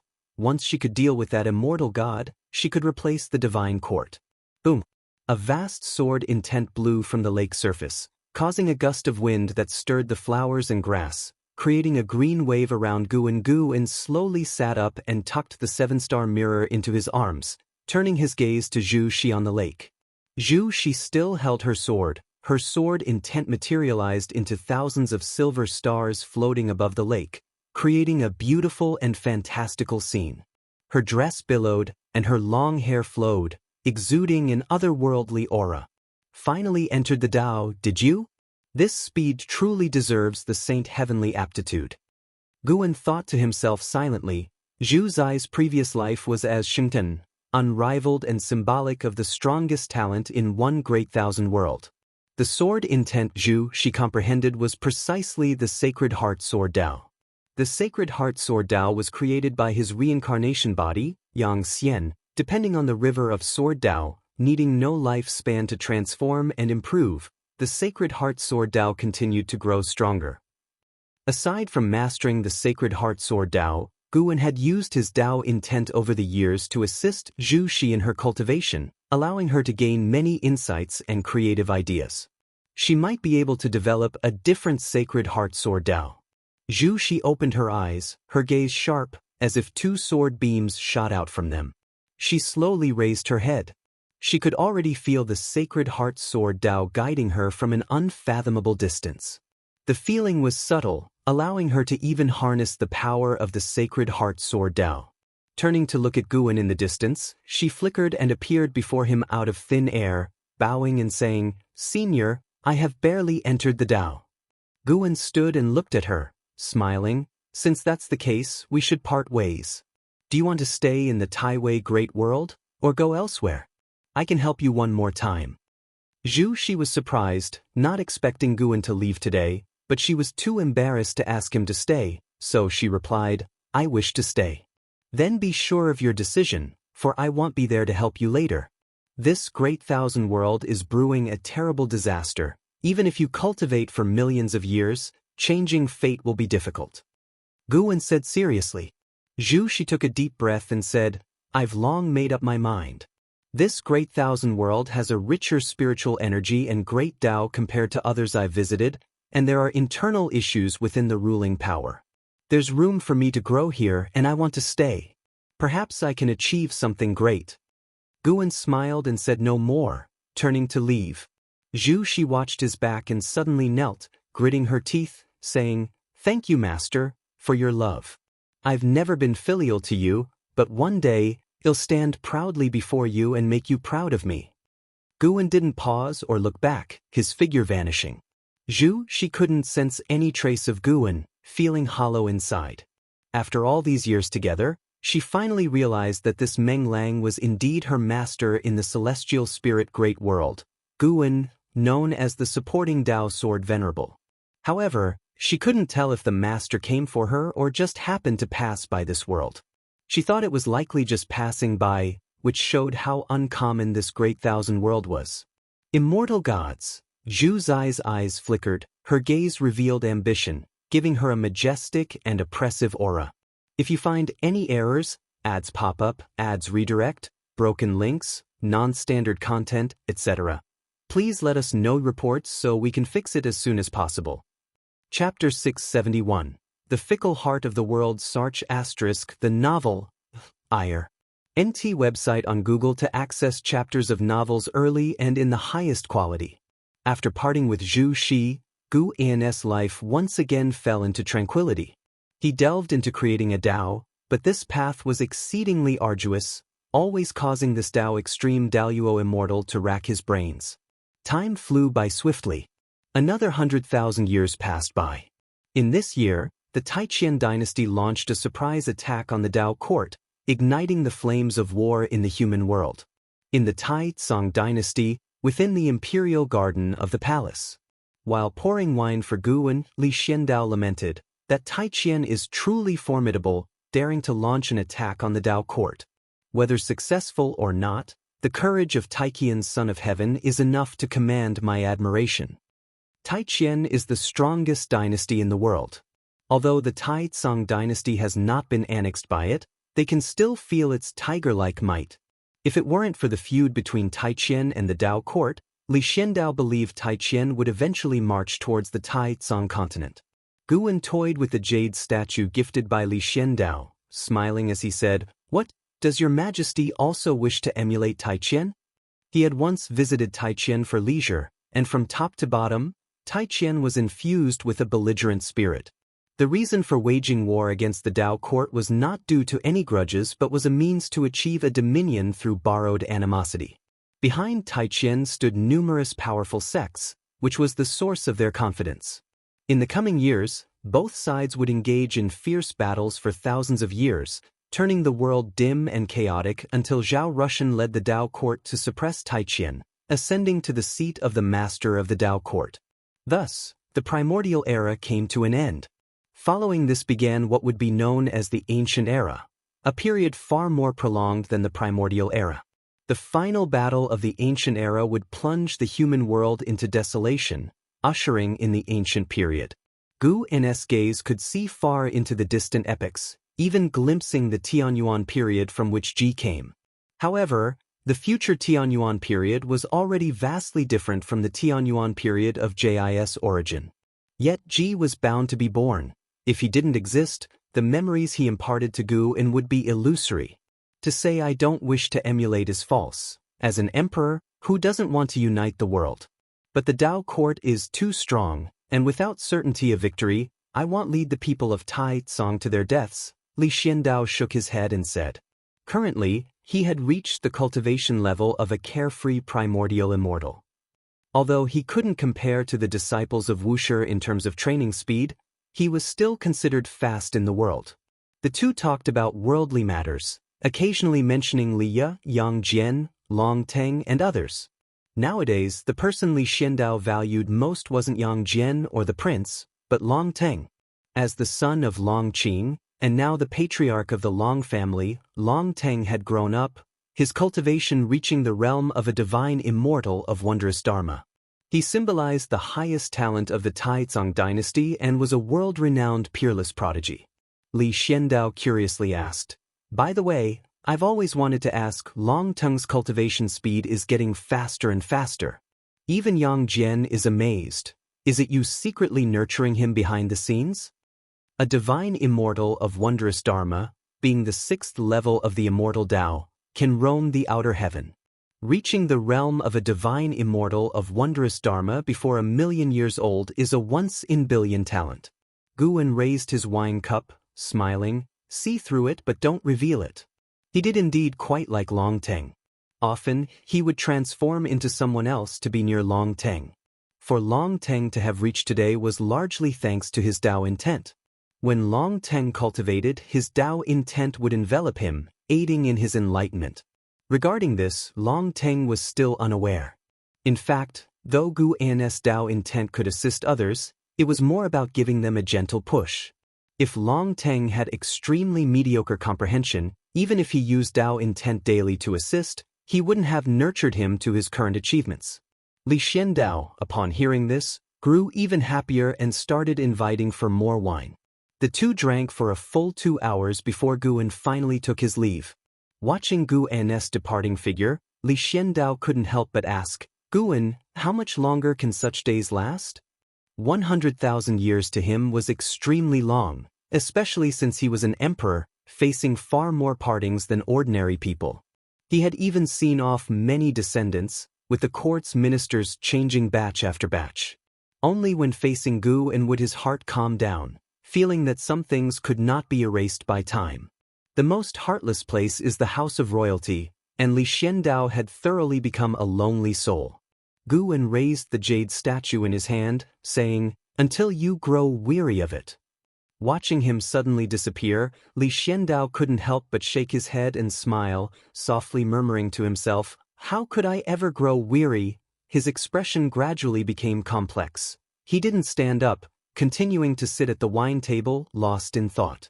After leaving the Taizong dynasty, Guwen appeared above the sea of clouds, strolling forward. The human heart is ever-changing ultimately. Guwen sighed. As for Li Zuando's life, he did not wish to interfere too much. Li Xiandao had been emperor for too long. When the expansion of the Taizong dynasty halted, internal conflicts would break out. He had once executed rebellious royal family members, which increasingly distanced him from the royal family. Meanwhile, Li Ya and Li Lingtian had long roamed the world, never returning. When Guwen didn't find him, he would always stay in the bedchamber or the imperial study, either cultivating or reading. Not only Li Xiandao, but other old friends also faced life's predicaments, which were more mental than situational. The path of immortal cultivation is long. When one cannot break through year after year, the fighting spirit weakens, and the thoughts become chaotic. Ambitions and emotions intertwined were as complex and uncontrollable as hearts in the mortal world. Even for them, Guwen occasionally felt restless, particularly when his path of creating a Tao was not going smoothly. For this reason, Guwen liked to travel across the world, visiting major sects and imperial dynasties. The diverse beings always helped to quickly calm his Tao heart. The reason for finding Li Xiandao to drink today was because his path of creating a Tao finally showed progress, and he was in high spirits, seeking a friend to drink with. Li Ya was busy with carefree vendettas, making it difficult for Guwen to find him, so he could only find his father. When Guwen met Li Xiandao, he was still very weak. Thus, when he saw Li Xiandao, he could remember the lost feeling of weakness, a sentiment that couldn't be provided by friends made after becoming strong. Soon, Guwen disappeared above the sea of clouds. He arrived at Xiao Lan's grotto heaven, switching with his avatar. Xiao Lan was about to emerge from seclusion. Since returning from the path of the great Tao, her cultivation growth had slowed. Even after being in seclusion for 100,000 years, there was no hope of a breakthrough, which made her heart quite agitated. "Brother Gu!" The voice arrived before the person. Guwen, who was admiring the flowers and grass, was about to turn when Xiao Lan pounced on him. Xiao Lan, without a word, attempted to kiss him and strip his clothes. Although only the two of them were in the grotto heaven, such roughness was unprecedented for Guwen. Several days later, Xiao Lan stood up from the grass, tidied her clothes, looked into the distance, and sighed, "Brother Gu, I suddenly feel I'm not a true genius, as I'm starting to encounter bottlenecks too." Guwen stood up with her, gazing at her profile, and asked, "How about we spar a bit?" Xiao Lan turned to look at him, and slightly shook her head. "Brother Gu, I don't need to regain confidence by defeating you. Even if I beat you many times, my Tao practice would not grow because of it, Xiaolan said, a nostalgic look crossing her face. If battling powerful enemies on the path of the great Tao, when the fight ended, the Tao spiritual qi would surge in her, allowing her to rapidly increase her cultivation level in a short time. That feeling was truly wonderful and she still yearned for it. Who said I want to lose to you? Gu En's voice interrupted Xiaolan's thoughts, causing her to meet his gaze. Xiaolan was stunned. It was the first time she had seen Gu En's expression so serious. She pouted slightly. What? Do you want me to go easy on you? Gu En stared at her, whispering, even if you give it your all, you can't possibly beat me. If you find any errors, ads pop up, ads redirect, broken links, non-standard content, etc., please let us know reports so we can fix it as soon as possible. Chapter 672 Primordial Tao Emperor. Seeing that Gu En didn't seem to be joking, Xiaolan felt puzzled, but she had her own pride and didn't want to concede just yet. Sar the novel, F.I.R. NT website on Google to access chapters of novels early and in the highest quality. Then let's do it. Xiaolan raised her hand and beckoned to Gu En with the demeanor of a master. The corners of Gu En's mouth turned up. With a gentle shift of his right foot, the entire world suddenly changed. The celestial vault turned dim, the flowers and grass on the ground vanished, and an endless wilderness appeared beneath their feet. This sudden change in environment caused Xiaolan's face to change drastically. She looked around, feeling that everything around her didn't seem like an illusion. What is going on? She turned to look at Gu En and cautiously asked, Are you really my brother, Gu? Gu En laughed. Laner, think carefully. Are you really sure about my origins? Since you became sensible, I have been at the Shao Manor. Before coming to the Shao Manor, did you know who I was? Who are you? As she listened to Gu En, the uneasiness in Xiaolan's heart disappeared. As long as Gu En was still him, she wouldn't be afraid. Gu En drew out the Cyan Hong sword, gripping the sword scabbard, and said, First show me your full strength. A gleam flashed in Xiaolan's eyes, and her figure flickered. Boom! Xiaolan appeared out of thin air in front of Gu En, holding the white spirit sword. The sword's tip was only 10 centimeters from Gu En's shoulder. The ground beneath them shattered, countless debris flew up, as if the world couldn't withstand the pressure and was collapsing. Yet, this mere 10 centimeters, Xiaolan was unable to advance any further. Her pupils suddenly dilated, not expecting Gu En to be so formidable. Gu En, holding the sword scabbard of the Cyan Hong sword, pushed forward. Xiaolan felt an overwhelming force like a tidal wave crush towards her, and she uncontrollably was pushed far away, disappearing at the world's end like a sharp arrow.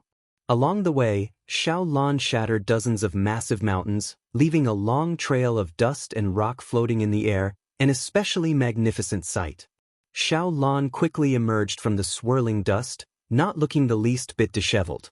Around her was visible chi force, her eyes filled with fear as she looked in Gu En's direction. At that moment, she had a terrifying feeling as if facing death. The earth and mountains quaked violently, raising a dust storm that covered the sky. Amidst the vast dust waves was a figure rapidly ascending. Unmistakably Gu En. Xiaolan could feel Gu En's gaze. She no longer cared why Gu En was so powerful. She immediately raised her sword, and soared intense sword to the sky, sword shadows appearing around her, rapidly increasing and expanding their range.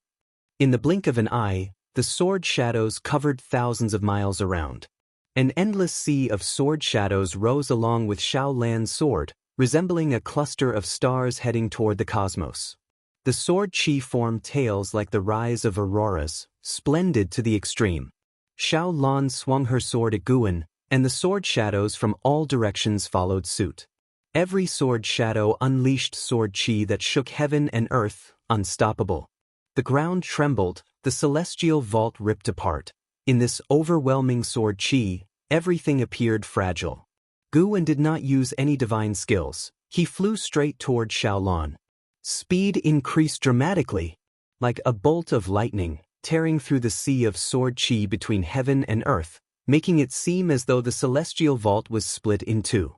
Clang! Xiao Lan's white spirit sword blocked Guan's sword scabbard, and at that moment, she felt her chi blood surging, extremely uncomfortable. She looked at Guan and found his expression so indifferent, his eyes devoid of any emotion. Such an expression deeply provoked Xiao Lan. She leapt, disappearing in front of Guan, and reappeared behind him.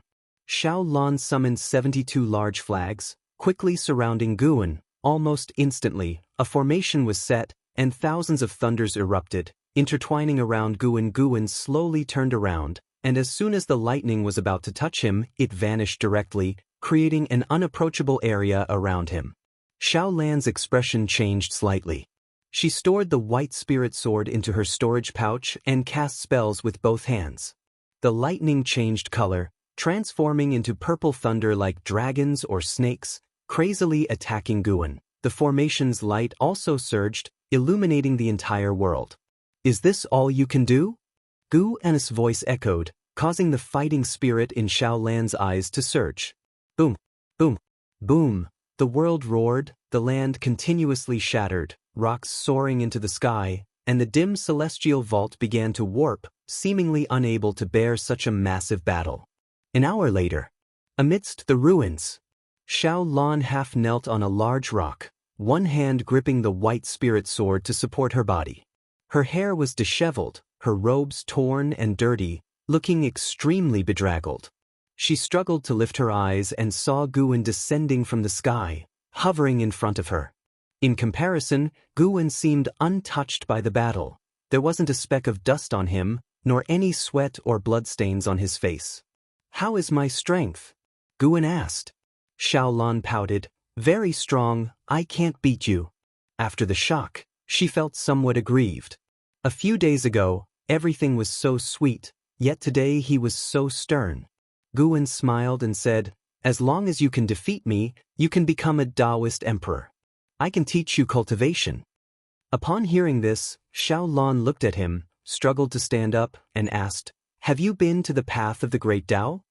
"I've been there."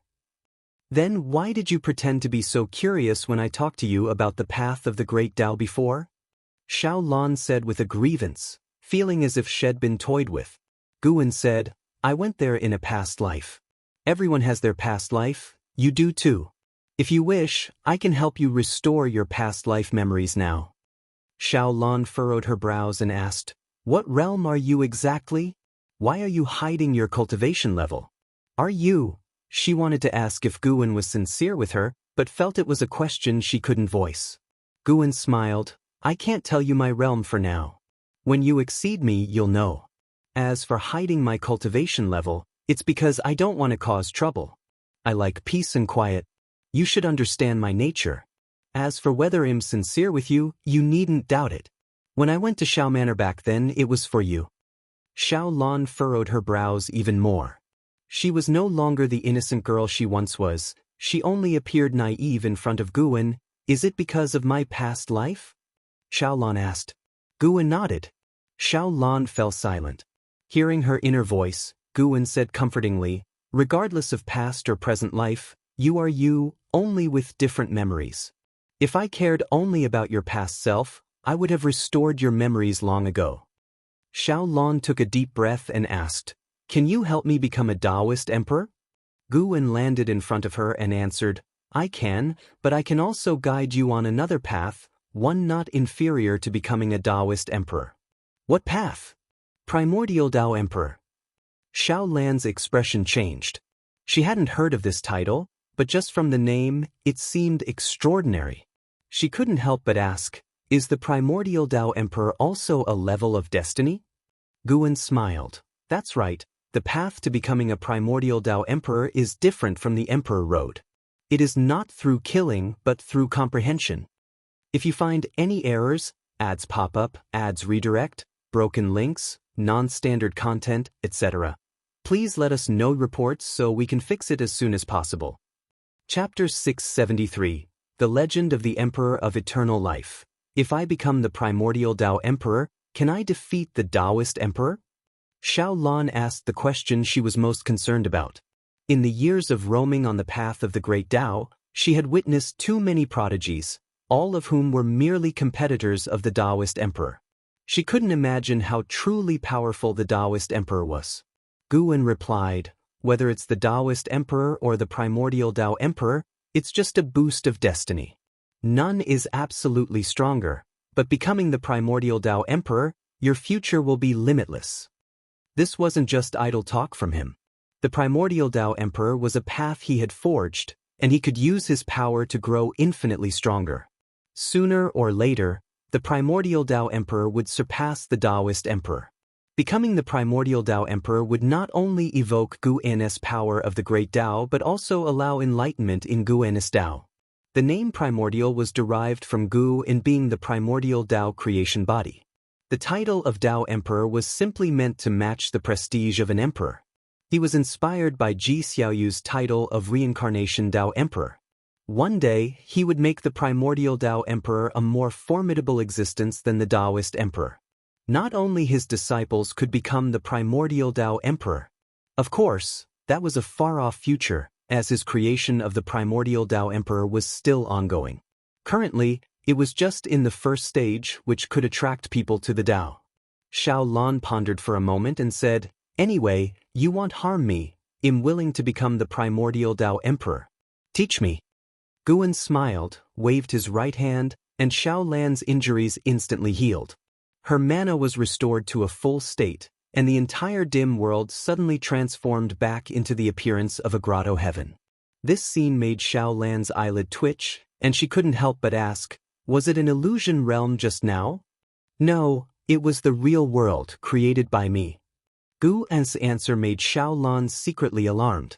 What level of realm was required to achieve such a degree? "Sit down." Guan lifted his robe and sat down, gesturing for Xiao Lan to sit as well. Once Xiao Lan sat down, Guan began to teach directly. Sur the Navire. Net website on Google to access chapters of novels early and in the highest quality. The Taoist emperor requires fighting and devouring great Tao destinies on the emperor road of the great Tao. The final victor can become the Taoist emperor. For the primordial Tao emperor to rival the Taoist emperor, it must also have an accumulation process. Guan did not intend to let the Tao seekers slaughter each other like raising poisonous creatures. He thought of his lifespan holograms, lifespan reincarnation, and the innate reincarnation skill. He planned to have the cultivators pursuing the primordial Tao emperor gain enlightenment in reincarnation, not a personal reincarnation, but a projection of will into reincarnation. It would exist in reality but would ultimately be annihilated. It wouldn't disturb the great Tao but could absorb its true essence. With this direction, he could better perfect it going forward. Xiao Lan soon became engrossed in Guan's teachings. The grotto heaven remained calm, with a serene beauty undisturbed by time. In the misty immortal court, within a vast golden hall, hundreds of youthful cultivators gathered, and Tianhao was among them. Many surrounded him, chatting, resembling stars arching around the moon. "I finally got the qualification to compete for the Taoist emperor. In a million years, it'll be our turn. Time is pressing." Tianhao is truly remarkable. He hasn't even surpassed attaining the free immortal of Taoist song, yet he has the qualification to compete for the Taoist emperor. "I heard that the ancestor values him highly. Don't be overly joyful. The road to the Taoist emperor is arduous. We might end up killing each other." The disciples of the misty immortal court in the hall discussed matters of the Taoist emperor. Tianhao remained silent, recalling the words of the elder who announced the Taoist emperor matter. He always felt that the elder was watching him with ill intent. Although he had integrated into the misty immortal court, he wasn't born there, so he always had a barrier in his heart, preventing him from fully trusting anyone. Speaking of the Taoist emperor, our misty immortal court has produced many Taoist emperors throughout history. Do you know which Taoist emperor had the highest talent? The words of a young man in blue clothes caught the attention of many, prompting Tianhao to turn his head. The blue-clothed man reveled in the attention. He cleared his throat and said, "Naturally, it's the Emperor of Eternal Life from Jinlan Immortal Mansion." Born with the immortal emperor's eye, he shocked the entire immortal court. Perhaps unmatched talent brings misfortune. Heaven is fair, So evil exists to covet his immortal emperor's eye. Breaking into the misty immortal court, it cost his parents' lives. To protect him, the misty immortal court sent him to Ling Mountain. The Emperor of Eternal Life inherited the true teachings of Ling Mountain and was the heavenly Buddha ancestor's direct disciple. He was unbeatable once he embarked on the path of the Great Tao, becoming the Taoist emperor in an incredibly short time. The Emperor of Eternal Life. The Immortal Emperor's Eye. Tian Hao had heard of this name, said to be a supreme genius from long ago. He had heard several seniors use the Emperor of Eternal Life to pressure talented disciples. However, when asking about more deeds of the Emperor of Eternal Life, they were warned not to inquire too much. The Emperor of Eternal Life seemed to be a taboo within the misty immortal court. Why did such a powerful Emperor of Eternal Life die? Someone asked, puzzled. The blue-clothed man mysteriously said, he didn't die from being killed. Even legendary immortal gods couldn't do anything to him. He entered the river of cause and effect for his beloved. Whether he truly perished remains unknown. In fact, many ancestors within the court anticipate his return. It's said that Ling Mountain occasionally sends disciples to the river of cause and effect for training, likely orchestrated by the heavenly Buddha ancestor. The Emperor of Eternal Life was the heavenly Buddha ancestor's most cherished disciple. The heavenly Buddha ancestor, being a supreme presence beyond the great thousand world, still longs for the Emperor of Eternal Life. Imagine his extraordinary talent? At these words, the surrounding disciples nodded in agreement, beginning to fantasize about the Emperor of Eternal Life. Even Tian Hao couldn't help but wonder about the elegance of the Emperor of Eternal Life. Wait, how do you know so much? A female disciple suddenly asked, prompting everyone to look at the blue-clothed man with odd expressions. Those who knew the blue-clothed man felt even more puzzled. The blue-clothed man maintained a smile, though it became increasingly eerie. Because I've met him and assisted him. The blue-clothed man said proudly, making those around him have even stranger expressions. Tian Hao sensed something and frowned, silently retreating. Suddenly, the blue-clothed man exploded into a black mist, quickly spreading out, causing surrounding disciples to retreat while holding their magic artifacts defensively. Little ones, I am the profound demon emperor under the Emperor of Eternal Life. I am also a Taoist emperor. Today, only one among you can survive, and the survivor will have the qualification to compete for the Taoist emperor. The voice of the blue-clothed man resounded, but his tone turned chilling. Rumble, the entire palace began to tremble, and Tian Hao's expression changed dramatically as he felt an overwhelming suppression from outside the hall. They had no way to escape. What was going on? Was it an enemy invasion or an arrangement by the misty immortal court? Tian Hao took out his 3 Dao treasures and watched the black mist vigilantly, faintly catching the silhouette of someone walking within it. If you find any errors, ads pop up, ads redirect, broken links, non-standard content, etc., please let us know reports so we can fix it as soon as possible. Chapter 674, Projecting the Path of Creation, Profound Demon Emperor. In the Taoist field of the beginningless, Guan, lying under a tree reading, murmured this name. Having inherited the memories of the Emperor of Eternal Life, he naturally remembered the profound Demon Emperor. The profound Demon Emperor was the most capable underling of the Emperor of Eternal Life, helping him to manage the Stealing Heaven Immortal sect and search for Fairy Yaoxian. However, ever since the Emperor of Eternal Life ignored the profound Demon Emperor's obstruction, insisted on leaving the Stealing Heaven Immortal sect to find Fairy Yaoxian, and even injured the profound Demon Emperor, the two bid farewell forever. Unexpectedly, after so many years, the profound Demon Emperor was still alive. He calculated that the profound Demon Emperor was invited by the misty immortal court to create crises for this group of talents, forcing them to fight each other, only for the misty immortal court to step in and chase him away.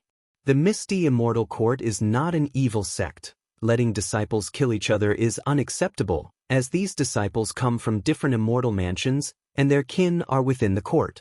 If they engage in mutual slaughter, a storm will surely arise, potentially bringing about power shifts.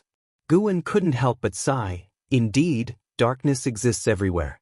With Tianhao's current ability, even with the reliance on a Dao treasure, it would be difficult to survive till the end. The talents within that palace are not weak. The disciples of the misty immortal court did not listen to the words of the profound demon emperor but instead began to jointly attack him. The profound demon emperor's cultivation level had reached the heaven-opening Daoyuo immortal realm, which this group of talents could not contend with. Soon, all the talented disciples were suppressed.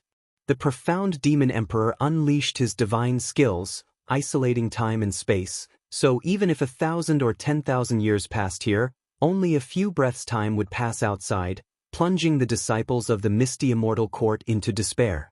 Eventually, someone couldn't contain themselves and began attacking their fellow disciples. Once someone took the lead, the slaughter naturally erupted. Tianhao did not actively participate in the slaughter, carefully avoiding other disciples, yet someone still sought him out. The misty immortal court seemed to receive some kind of stimulus, intensifying the cultivation of its disciples, wishing to nurture combat power more swiftly. The reason behind this, Guwen couldn't compute. If there's something he couldn't calculate, 9 out of 10 times it relates to the celestial court. Though the misty immortal court isn't within the Great Thousand World, it's reasonable to speculate that it got involved due to the celestial emperor's struggle within the celestial court, as many immortal gods have emerged from the court. Guwen had no intention of interfering. Though Tianhao wasn't the strongest, he was destined to survive. Because Tianhao was a reincarnation of the Son of Heaven, those of great power in the misty immortal court would remind the profound demon emperor. Indeed, as Tianhao was severely injured, the profound demon emperor intervened to send him away. This great battle persisted within the divine power illusion realm for quite some time, yet in reality, it was but an instant. Seeing Tianhao unharmed, Guwen then withdrew his gaze. He was not only reading but also condensing the fortune of the primordial Dao Emperor. To have the primordial Dao Emperor exist, one must create a truly existent fortune that cultivators could obtain and control.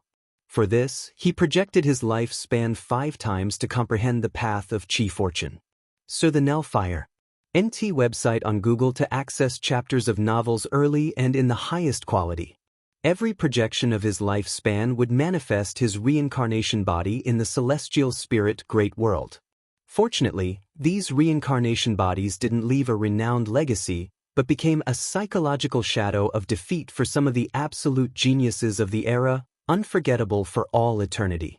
Each lifespan projection required millions of years, and after using it 5 times, Gu An's path of Qi fortune stepped into a brand new realm. Sure enough, things are easier with cheats. Guwen thought to himself, after 5 lifespan projections, condensing the fortune of the primordial Dao Emperor was no longer difficult.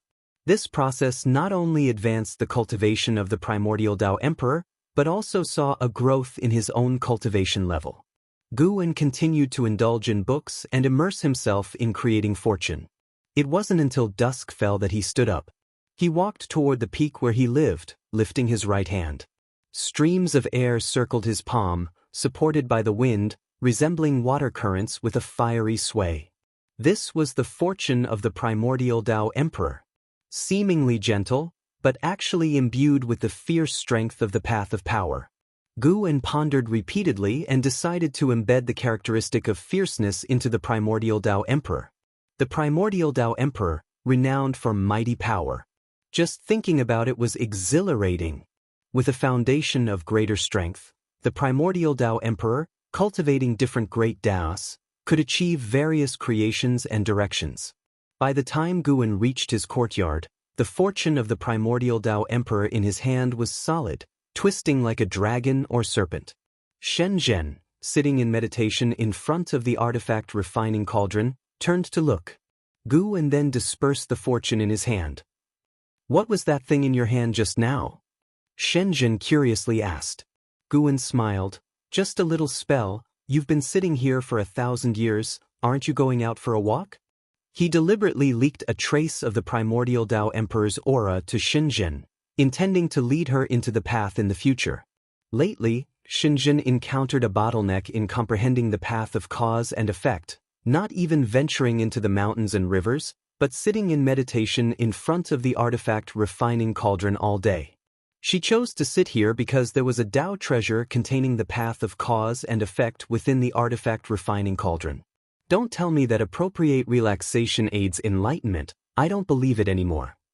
Shenzhen glared at Guwen, puffing her cheeks as she spoke. Guwen indeed didn't dare say such things again. Having met with a bottleneck when creating the Tao before, the discomfort was indeed unbearable, thus he chose to open up a little. After chatting for a while, Guwen returned to his house alone. Next, he prepared to contemplate where to place the path of proving the Tao for the primordial Tao Emperor. One couldn't always require coming before him to become the primordial Tao Emperor, that would limit its development too much. The Taoist Emperor placing the Emperor Road on the path of the Great Tao was a fine guide. The path of the Great Tao, being the convergence point of the 3,000 Great Taos, had no rules, not even the Celestial Court couldn't control it, granting cultivators more freedom. He could also position the path of proving the Tao for the primordial Tao Emperor on the path of the Great Tao. Let's call it the Primordial Emperor Road. Adding 2 more words to Emperor Road, making it more appealing. Guwen didn't act immediately, choosing to continue projecting his lifespan. This time, he intended to enhance the great Tao of creation, to turn what shouldn't exist into reality, and have it exist for a long time. The great Tao of creation was most crucial. No creation could be done without the great Tao of creation. Once again projecting toward the 3,000 great worlds, Guwen was already experienced, uninterested in the process, only waiting for the result. Snowflakes flew, covering the vast mountains and rivers of the Jianghu sect. In a great hall, I Qingshan, Lin Chen, and other high-ranking leaders of the Jianghu sect surrounded a remarkably handsome yellow-robed disciple. This person was Yuan Luo, the reincarnation of Chaos Grudge Luo. Today, Yuan Luo had proven himself as the world's foremost genius, also the pride of the Jianghu sect. Did you gain anything from this visit to the Zhongming Profound Sea? I Qingshan asked with a stroked beard and a kind face. Having watched Yuan Luo grow up, I Qingshan felt Yuan Luo was his greatest pride in life. As for Tian Hao, he was, after all, from the beginningless, while Yuan Luo was entirely cultivated by the Jianghu sect, unrelated to the beginningless. The others also smiled approvingly at Yuan Luo, becoming more and more satisfied with him. Hearing the hierarch's inquiry, Yuan Luo's face turned grim, and he said through gritted teeth, "I was defeated by someone whose cultivation wasn't even higher than mine." The hall fell silent with this statement.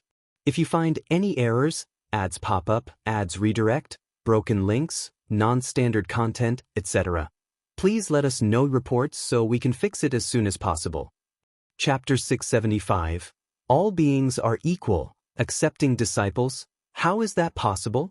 Could you have been deceived? Even if they could defeat you, their cultivation level must be higher than yours. Could it be some elder monster in disguise? An elder frowned as he spoke, and his words gained the support of others. They all believed that Yuan Luo couldn't possibly lose to an opponent of the same realm. I Qingshan also frowned. He believed that Yuan Luo's judgment wouldn't be wrong. He could sense Yuan Luo's setback, and Yuan Luo had been traversing the world for many years and had indeed lost to elder monsters before. Yuan Luo took a deep breath and said, "I can confirm his cultivation level is not as high as mine, but I am unsure of his origins and do not know his name." The elder's consolation only made him feel worse. He was a proud person who disliked failure, but he disliked even more when others denied his failure. The high-ranking members of the Jianghu sect listened in silence. Has another peerless prodigy emerged? They calmed down and thought it might not be impossible. Especially with Taiqian and the Tao court currently at war, the destiny of heaven and earth evolving, and great powers declaring that the time for an era change in heaven and earth had arrived. In such a season, the birth of beings with greater talent might not be impossible. Moreover, given the boundless vastness of heaven and earth, the Jianghu sect is but a drop in the ocean. If the Jianghu sect can give rise to a talent like Yuan Luo, why can't more prosperous places give birth to even stronger talents? I Qingshan spoke, "Don't overthink it. Win next time, or perhaps, I could recommend you go to the beginningless for cultivation?" Upon hearing this, Yuan Luo shook his head and said, I don't want to go.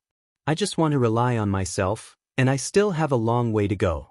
If I reach the end and see no hope, then I'll seek other paths. I Qingshan didn't insist, but he found it strange in his heart. Yuan Luo's resistance to the beginningless seemed excessive, yet Yuan Luo had never spoken ill of the beginningless. Other elders began to encourage Yuan Luo, hoping he wouldn't be disheartened. Faced with everyone's concern, Yuan Luo accepted each one, appearing very humble. He was arrogant to outsiders, but his reputation within the sect had always been good. This was why the Jianghu sect was willing to support him at all costs, and his colleagues were proud of him. After chatting for quite a while, Yuan Luo finally took his leave. After he left, the elders finally expressed their true feelings. They found Yuan Luo's defeat inconceivable and even birthed worries because of it. No need to worry, currently in the sect, he is not the only world-class talent, and with the beginningless, we will not fall behind in terms of talent, Gu Changxing said. His words gained everyone's approval. Centuries of companionship were enough for them to trust the beginningless. I Qingshan followed up. The world situation is turbulent. Tell the people within the sect to be cautious and avoid entanglements with Taiqian and the Dao court. We cannot support either. Jianghu sect must follow a path of self-reliance. Whether it be the Taiqian dynasty or the Dao court, behind them are numerous eternal transcendent forces, making them more like allies. The Jianghu sect's development is not as advanced as theirs, but each step is very solid, and the top level is still composed of their initial members. After receiving the orders, the elders began to discuss the world situation. The Taiqian dynasty's offensive is fierce, nearly reaching the Dao court's mountain gate, causing an uproar throughout the land. People realized the Dao court was no longer the undisputed world ruler, which led many ambitious individuals to start scheming. The Dao court's territory is vast, and its foundations are deep. Even a small piece is enough to make a sect soar. 1,000 years later, Emperor Tianhong returned to the Taoist field of the beginningless. He came immediately to visit Guan. Master, the person you asked me to mentor, he has died. I failed to protect him. Please punish me. Emperor Tianhong knelt behind Guan, his expression dejected. An Exen who led the way couldn't move upon hearing these words, standing still to ascertain to whom Emperor Tianhong referred.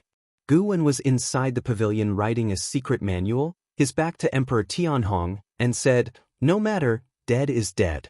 I only asked you to teach him, didn't expect you'd spend so many years before returning. That person was the reincarnation of the Tai Immortal monarch. Under Emperor Tianhong's guidance, his cultivation progressed rapidly. Unfortunately, he died at the hands of a great power from the Taiqian dynasty. Even Emperor Tianhong couldn't stop it and had to rely on the power of a Dao treasure to protect himself. Having spent so many years together, Emperor Tianhong developed deep feelings for Tai. His heart filled with grief and self-blame. He even hoped Guan would seek revenge for Tai, but he restrained himself, knowing that his master had no obligation to intervene. In his eyes, his master didn't meddle in worldly affairs, only acting when faced with external threats. To the master, all living beings under heaven were of equal standing, and the master wouldn't favor anyone. Tai's death was ultimately a personal vendetta. He insisted on competing with talents from Taiqian for heavenly materials and earthly treasures, resulting in the intervention of the opponent's support. Emperor Tianhong also made a move, but the opponents were numerous, and he couldn't prevail. I didn't expect to mentor for so long and ultimately develop compassion, Emperor Tianhong sighed. Tai was his first disciple, and after spending so much time together, he inevitably became attached. Guan turned to look at him and said, Cherish the feelings this experience brings you. As for Tai, he will reincarnate. Really? I clearly saw him utterly obliterated. Emperor Tianhong's eyes lit up as he asked excitedly. Guan smiled without speaking, leading Emperor Tianhong to speculate it was his doing, engendering feelings of gratitude within him. Thank you, Master. Thank you, Master. Emperor Tianhong began to kowtow, exceedingly joyful. Guan looked at him with a silent sigh.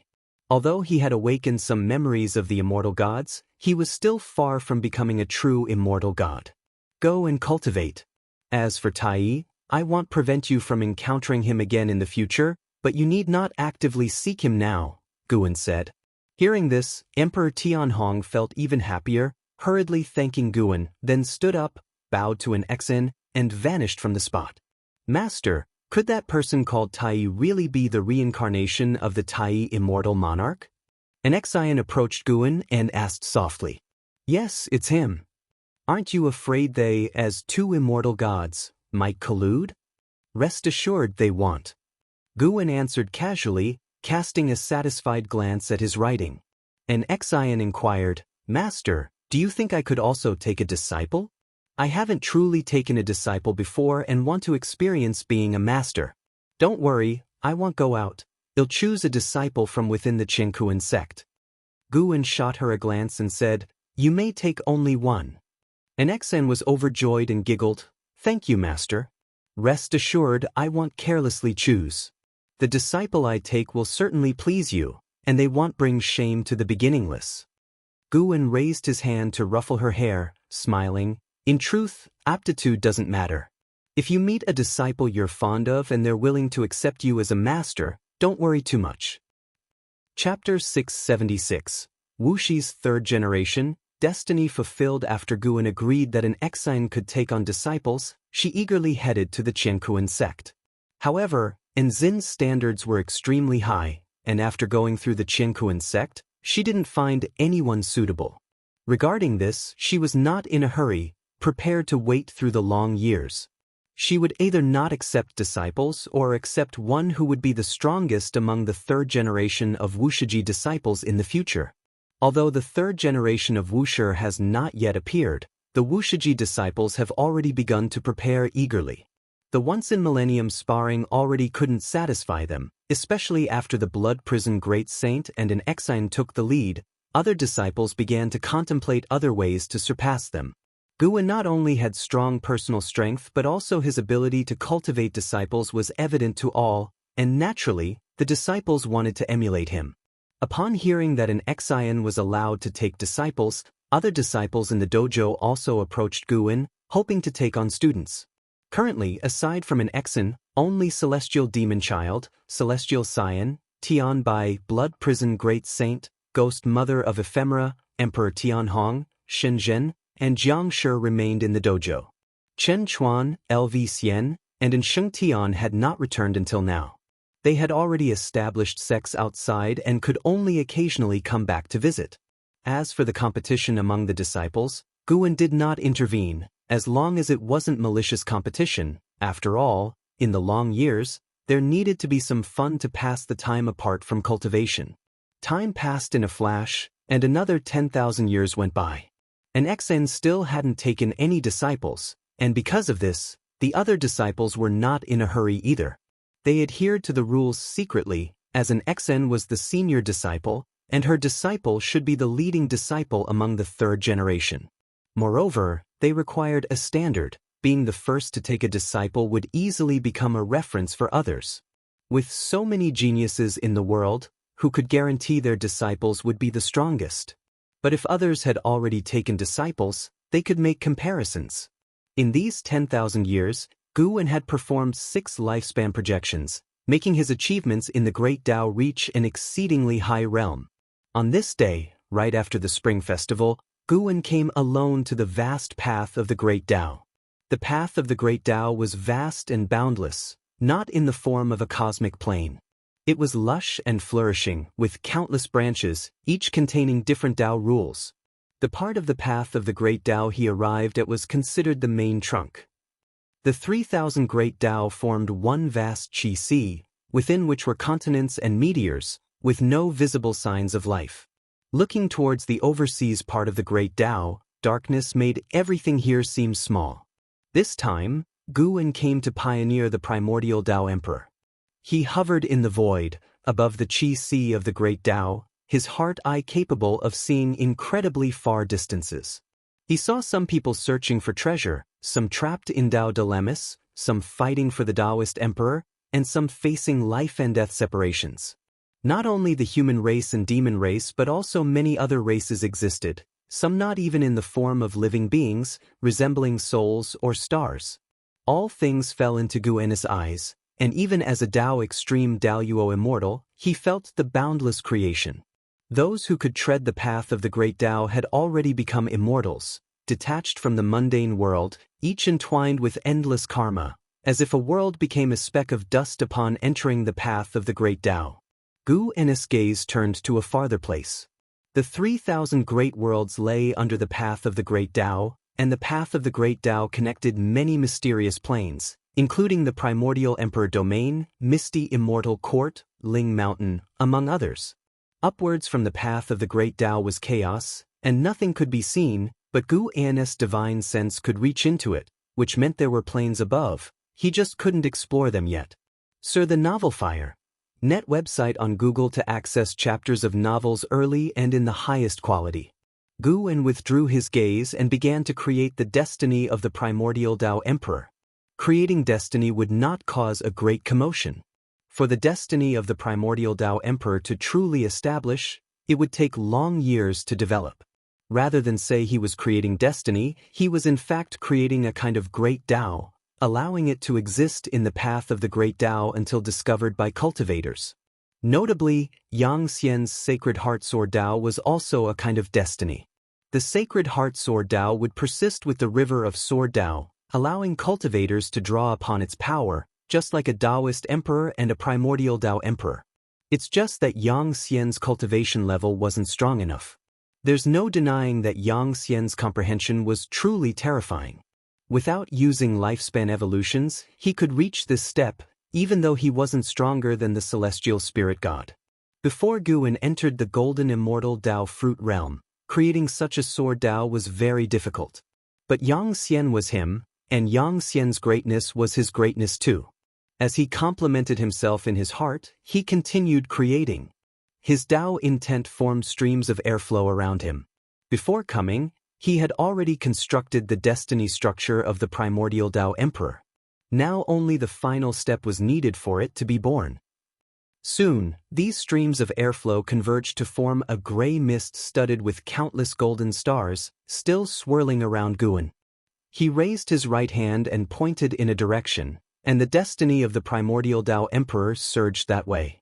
During the surge, this destiny gradually gained color, resembling a rainbow, but quickly becoming more vivid than a rainbow. Guan watched as it drifted far away. Only after it merged into the great Tao destiny and disappeared without a trace did he vanish as well. He didn't return directly to the celestial spirit great world but visited other great worlds, even going to the primordial emperor domain and misty immortal court. Each time he went somewhere, he would erase his karma and aura.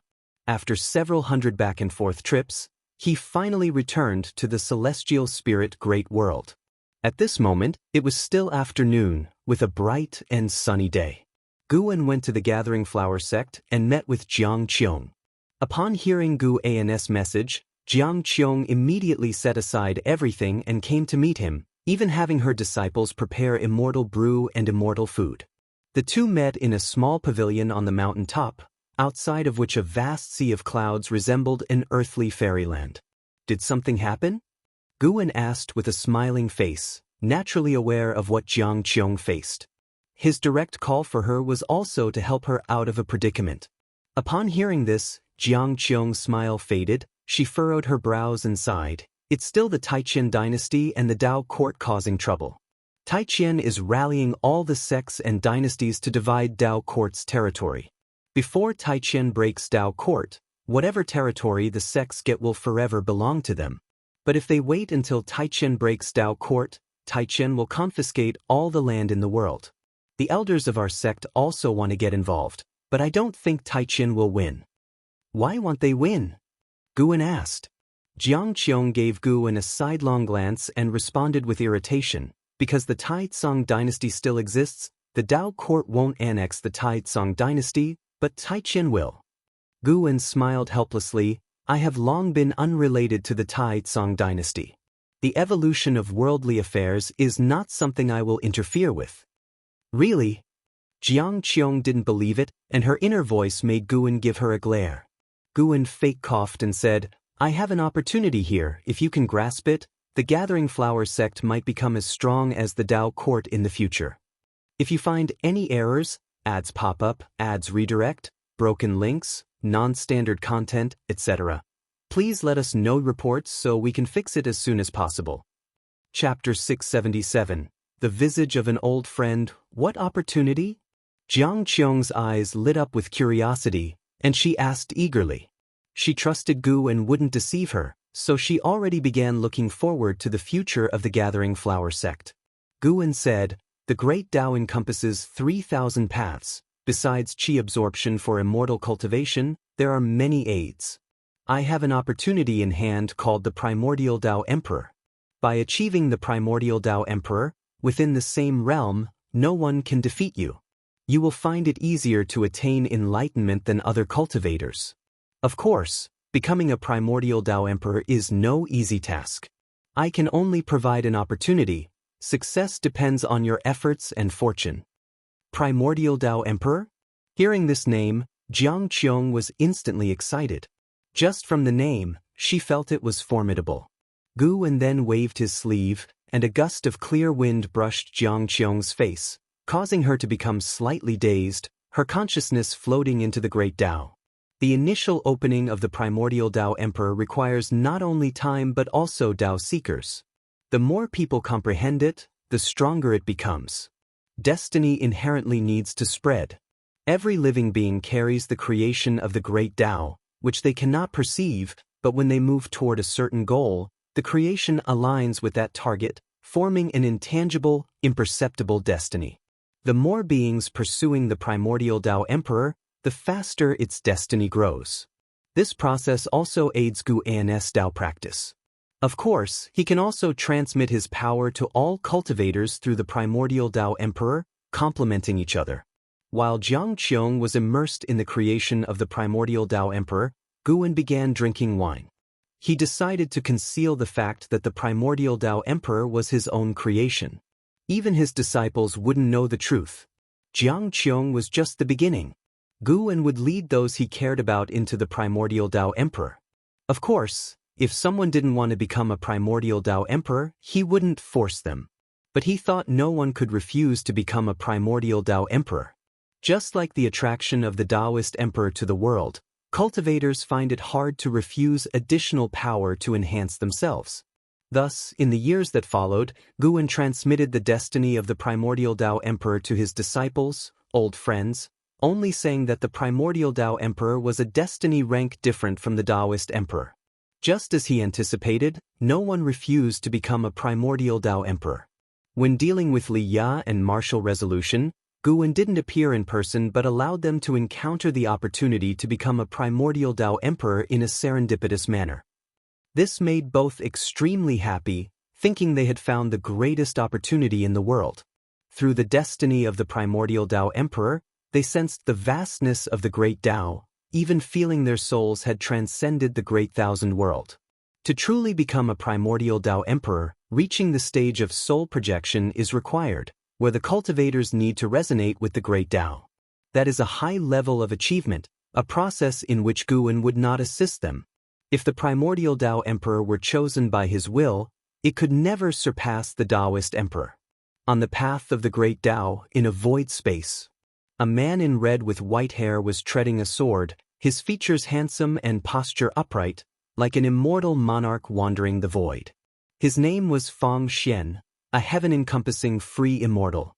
Suddenly, his face turned pale, and he couldn't help raising his hand to clutch his chest, showing a pained expression. Damn it, I survived the celestial spirit great world, and after merely tens of thousands of years, I am to die on the path of the Great Tao? Heaven, you truly love to toy with me, Fang Xian thought bitterly. Not long ago, he encountered two prodigies battling over the Taoist Emperor. Because he stayed to watch, one of them secretly attacked him, cursed him with bad luck, and left him in great distress. He had just managed to become a heaven-encompassing free immortal. He also aimed to be a Taoist emperor. Yet, before setting foot on the Emperor Road, he was about to die. His heart filled with confusion, he couldn't help but think of the battle between the battle court and the supporting Tao sword venerable back then. He thought he had great destiny for surviving under the supporting Tao sword venerable. Now it seems it was indeed just good luck. On the path of the great Tao, his talent wasn't extraordinary. He was even defeated by contenders for the Taoist emperor in the profound Yuan-free immortal realm. Looking back on his life, he was a renowned genius of the battle court since childhood, yet he had never done anything worth boasting about, always failing. He once found comfort in the idea of poor timing, but now? Fang Xian's eyes gradually dimmed, his mana roiling within, painful memories surfacing that he wished not to recall. He flew towards a nearby meteor. Upon landing, disregarding the flying sword, he staggered to a mountain wall, sat against it, and tried to meditate and cultivate energy. Peef, a mouthful of black blood spurted from his mouth, splattering on the ground and turning into scalding black smoke as it dissipated. He spat not only blood but also his Tao practice. They were fragments of his Tao fruit. Esya the novel, NT website on Google to access chapters of novels early and in the highest quality. His Tao fruit was shattering. Fang Xian was unable to cultivate energy. He leaned back against the mountain wall, his head drooping. At this moment, he looked so weak, but such scenes were not uncommon on the path of the great Tao. He remembered the dead head seen before. He once admonished himself to be cautious, never to follow in their footsteps. But he never expected. Fate was already before his eyes. Fang Xian's lips curled, revealing a self-mocking smile. Suddenly, a light appeared before him, capturing his attention. He instinctively looked up and saw a light at the end of the cliff ahead. For some reason, he felt compelled to see that light clearly. He was dying anyway. He couldn't die so disgracefully. If he were to die, he would die standing. Fang Xian took a deep breath and forced himself to his feet, walking shakily forward. He was only a few dozen feet from the cliff's edge, yet it felt like a lifetime's journey. When he finally reached the cliff's edge, his chin was stained with black blood, his entire being appearing miserably tragic. At the cliff's edge, he finally saw the existence within that light. A piece of silver crystal, like a fragment of some creation, emitting light while rotating. "This is," Fang Xian murmured. As he recognized the silver crystal, his spirit condition surprisingly improved somewhat. He involuntarily raised his hand to touch the silver crystal. When his fingertip made contact with the silver crystal, a strong light burst forth, engulfing him in an instant. Supreme Sect, Third Medicine Valley. Under an old tree, Guan, transformed into a middle-aged cultivator, was playing chess with the nine-fingered divine monarch. Even though he had left the Supreme Sect for hundreds of thousands of years, because his sword intent atop the heaven-repairing platform had yet to disperse, many still came in pursuit of the supporting Tao sword venerable. Emperor Tianhong once came in the past. The Supreme Sect might not have been a top sect in the world, but its fame was immense. Gu and his eyes slightly changed as he placed down the chess piece in his hand, somewhat surprised in his heart. Unexpectedly, this person has such fortune. Guan sensed someone stepping into the primordial emperor road of the primordial Tao emperor on the path of the great Tao. This person had some causal ties with him, being a cultivator from the battle court whom he had spared in the past. The cause and effect on the path of the great Tao are complex, especially concerning such destiny ranks as the primordial Tao emperor. Guan couldn't discern who in the future would become a primordial Tao emperor, so Fang Xian's success came as a surprise. It's truly a case of fate playing tricks, turning foe into friend. Sitting opposite Guan, the nine-fingered divine monarch stared at the chessboard, his brows furrowed tightly. He occasionally glanced up at Guan, then back at the board, thinking deeply. After a while, the nine-fingered divine monarch looked up at Guan and said, "This fellow Taoist, you remind me of an old friend." Guan chuckled and asked, "Who?"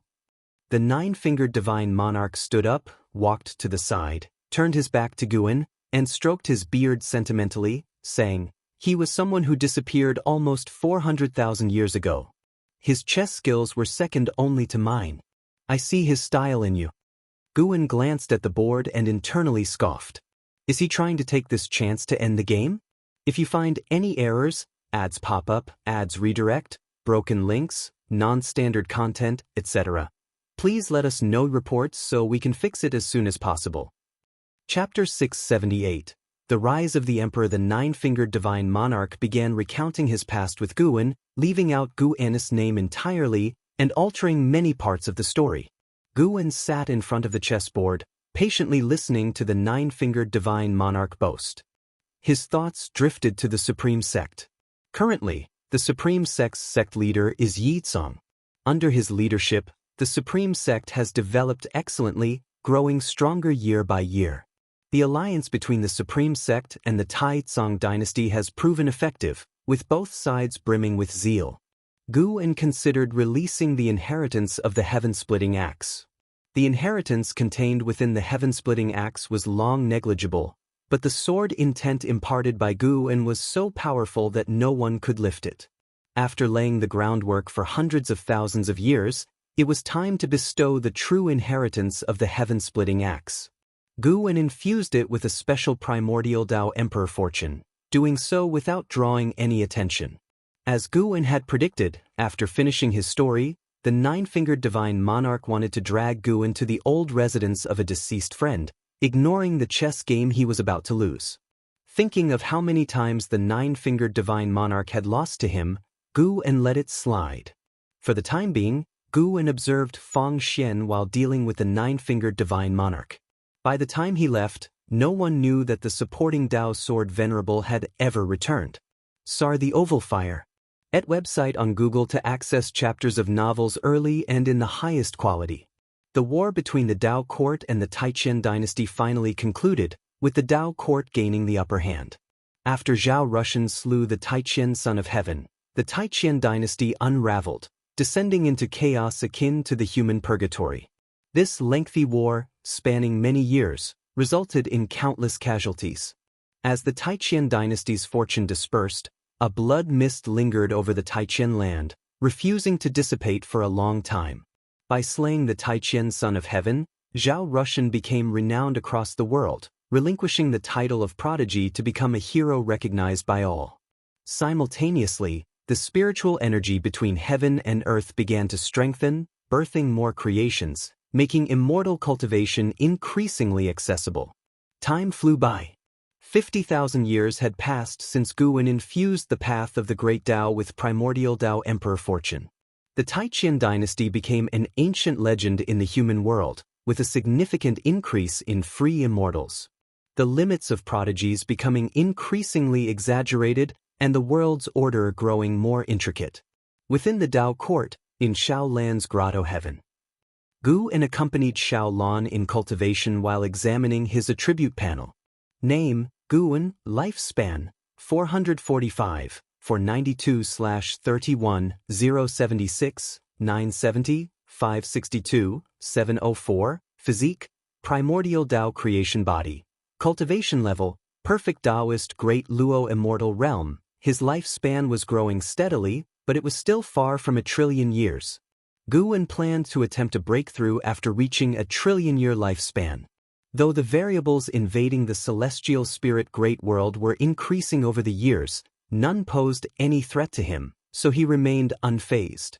These variables were normal. Any powerful great thousand world would attract visitors from outer heaven. The celestial spirit great world, while not yet strong, was in a phase of rapid development, attracting beings from other great thousand worlds and dimensions to explore opportunities. The Taiqian dynasty was supposed to perish within a few thousand years but was extended by visitors from outer heaven for 10,000 years. Of course, it wasn't just the Taiqian dynasty that had help from outer heaven, the Tao court did too. The master of the Tao court, Yuan Songzi, originally hailed from another great thousand world. Xiao Lan opened her eyes, gazing at Guwen and sighed, "Brother Gu, I still can't achieve the level of projection, it's too difficult." Although the primordial Tao Emperor doesn't require fighting like the Taoist Emperor, the difficulty is no less. Guwen sat on a tree, playing with the 7-star mirror, smiling. Precisely because it's difficult, it proves its strength. Why rush? You have plenty of years to try. Xiao Lan took a deep breath and curiously asked, "Brother Gu, how many years did it take you to become a primordial Tao Emperor?" "About 1,000,000 years. Guwen replied casually. Hearing this number, Xiao Lan felt relieved yet despaired. 1,000,000 years. Even if her talent was greater than Gu Ennis, wouldn't it take her at least 500,000 years? She felt a bit exhausted. She stood up and said, "Brother Gu, how about we go out and have a look around?" Gu En jumped down from the tree, pocketing the 7-star mirror, and walked toward Xiaolan. "What's so good about that mirror that you always carry it with you?" Xiaolan couldn't help but ask. Her divine sense once peeked at the 7-star mirror but found nothing unusual about it. Gu En replied, "I'm the only one who knows its value." Xiaolan rolled her eyes. Luckily, the mirror hadn't become sentient, or she would have been more suspicious. Gu En accompanied Xiaolan out of the grotto heaven, his attention once again focusing on the path of the great Tao. That Feng Xian had actually succeeded in projection. This guy had an extraordinary comprehension on the primordial emperor road. Gu En eagerly anticipated his achievement of primordial Tao emperor status. A primordial Tao emperor needed someone to showcase its splendor. Defeating a Taoist emperor would have even more impact. On the path of the great Tao, atop a meteor, Feng Xian sat in meditation on the edge of a cliff, his red clothes fluttering and white hair flowing. His eyes were closed and his head trembled slightly. Gradually, his brow furrowed, as if enduring some pain. After a long time, Feng Xian suddenly opened his eyes, his pupils trembling as if awakened from a great dream, his emotions out of control. He tried hard to calm himself and showed a look of joy on his face, murmuring to himself, "Is this the creation of the primordial Tao Emperor? I haven't truly undergone reincarnation, yet I possess memories of reincarnation. Whether it's imagination or reality remains unknown. If true, the comprehension method of the primordial Tao Emperor is too incredible." On the path of the great Tao, he mostly heard about the Taoist emperor. Although there were other fortune levels, none could compare to the Taoist emperor. The primordial Tao Emperor was different. The mere hundreds of reincarnation memories he received just now left him astounded. He could feel that the real time had not passed for so long. If he could undergo multiple reincarnation enlightenment sessions, his cultivation breakthrough speed would exceed the previous method. With this thought, Feng Xian's heartbeat began to quicken. Primordial Tao Emperor. I never heard of it before. Even if other primordial Tao emperors exist, they must be few, far fewer than the Taoist emperors. This will be the greatest opportunity of my life. Feng Xian's excitement grew. He closed his eyes, carefully recalling the insights from his prior reincarnation experiences. At the same time, in another void space on the path of the great Tao, a black-armored lion demon arrived beneath a great tree. His form was humanoid yet burly, his head retaining the original shape, with a mane reaching his waist, exuding a strong sense of oppression. He raised his right hand, reaching towards a silver crystal floating beneath the tree branches. "What is this?" The black-armored lion demon muttered, eyes full of curiosity. He was not alone. With Feng Xian's successful enlightenment, the path of the great Tao gained hundreds of silver crystals, scattered across various void spaces. Most were quietly awaiting those with fate, while some, like the black-armored lion demon, encountered them soon after their appearance. If you find any errors, ads pop up, ads redirect, broken links, non-standard content, etc., please let us know reports so we can fix it as soon as possible. Chapter 679, New Momentum. The Dark Void, a mass of purple clouds floating in front of a bright full moon, with a cliff standing above the clouds, where an old man in a white robe is sitting. He has white hair and a youthful face, with two halos floating behind his head, constantly changing colors, beautiful and mesmerizing. He opens his eyes, pinches his fingers to calculate, his expression becomes strange. He begins to continually deduce, but unfortunately, no matter how he deduces, he cannot unlock the confusion in his heart. A figure suddenly appears behind him, a celestial god dressed in blood armor, with a terrifying aura, white hair fluttering, and a blood flower imprint on his forehead. It is the celestial destruction god. He has another identity, known as Long Mie, the grandson of Emperor Longxin. The celestial destruction god bends and raises his hand, saluting the old man in white, saying, "Master, your disciple has come to see you.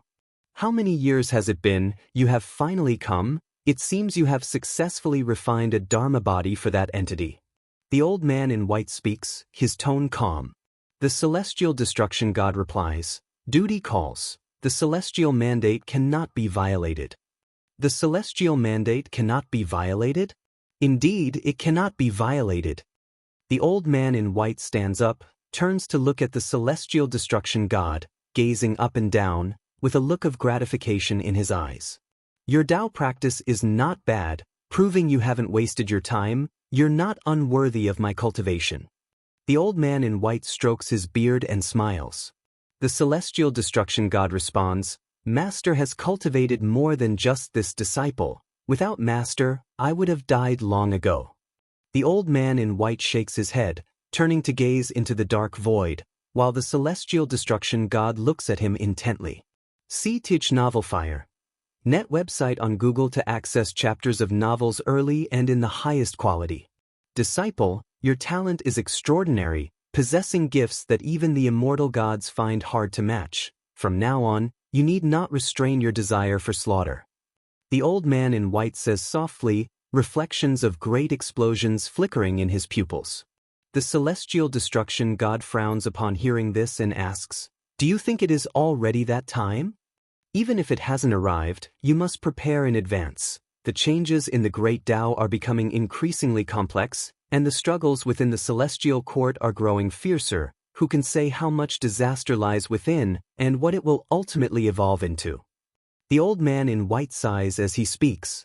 The celestial destruction god remains silent for a moment before saying, I am not prepared to rely on the talent left by the Long family. The Long family should disappear. I will only cultivate steadily. The old man in white glances at him, saying meaningfully, it seems someone from the Long family still lives, and you've gained a burden. The old you couldn't wait to be free of restraints. The celestial destruction god replies, indeed, some still live, but they have cut ties with the past. I simply do not wish to follow the old path of the Long family, growing stronger through slaughter. To me, that is not the righteous Tao. Hearing this, the old man in white chuckled, shifting his gaze back to the void. Before returning to the celestial court, take a trip along the path of the great Tao. There is new fortune born there. What exactly it is, you shall explore for yourself. The old man in white instructed.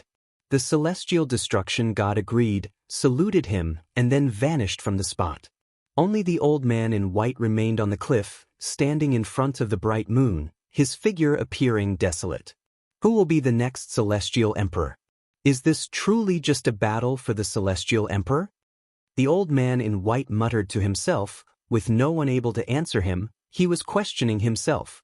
Taoist field of the beginningless. Another 10,000 years have passed since Fang Xian's first reincarnation projection successfully appeared. The human world has ushered in a new prosperous age, with the 100 sects vying for supremacy, yet neither the Qiankuan sect nor the Supreme sect, despite their strengthening, were able to enter the ranks of the 100 sects of the world. Over the years, besides daily life, Guan is most concerned with the fortune of the primordial Tao Emperor. Currently, over 300 cultivators are pursuing the primordial Tao Emperor along the path of the great Tao. More than 1,000 have encountered this opportunity, some perishing in the recent 10,000 years, others giving up on this opportunity. Generally speaking, having over 300 cultivators striving for the primordial Tao Emperor, this destiny is considered to be formed. Although the primordial Tao Emperor does not seek quick strength through victory, the reincarnation projection speeds up cultivators' advancement, possibly resulting in the emergence of the first primordial Tao Emperor within hundreds of thousands of years, which piques Guan's curiosity. Who exactly will it be? Fang Xian was the first to begin, but new talents have emerged along the path of the great Tao, with momentum surpassing his.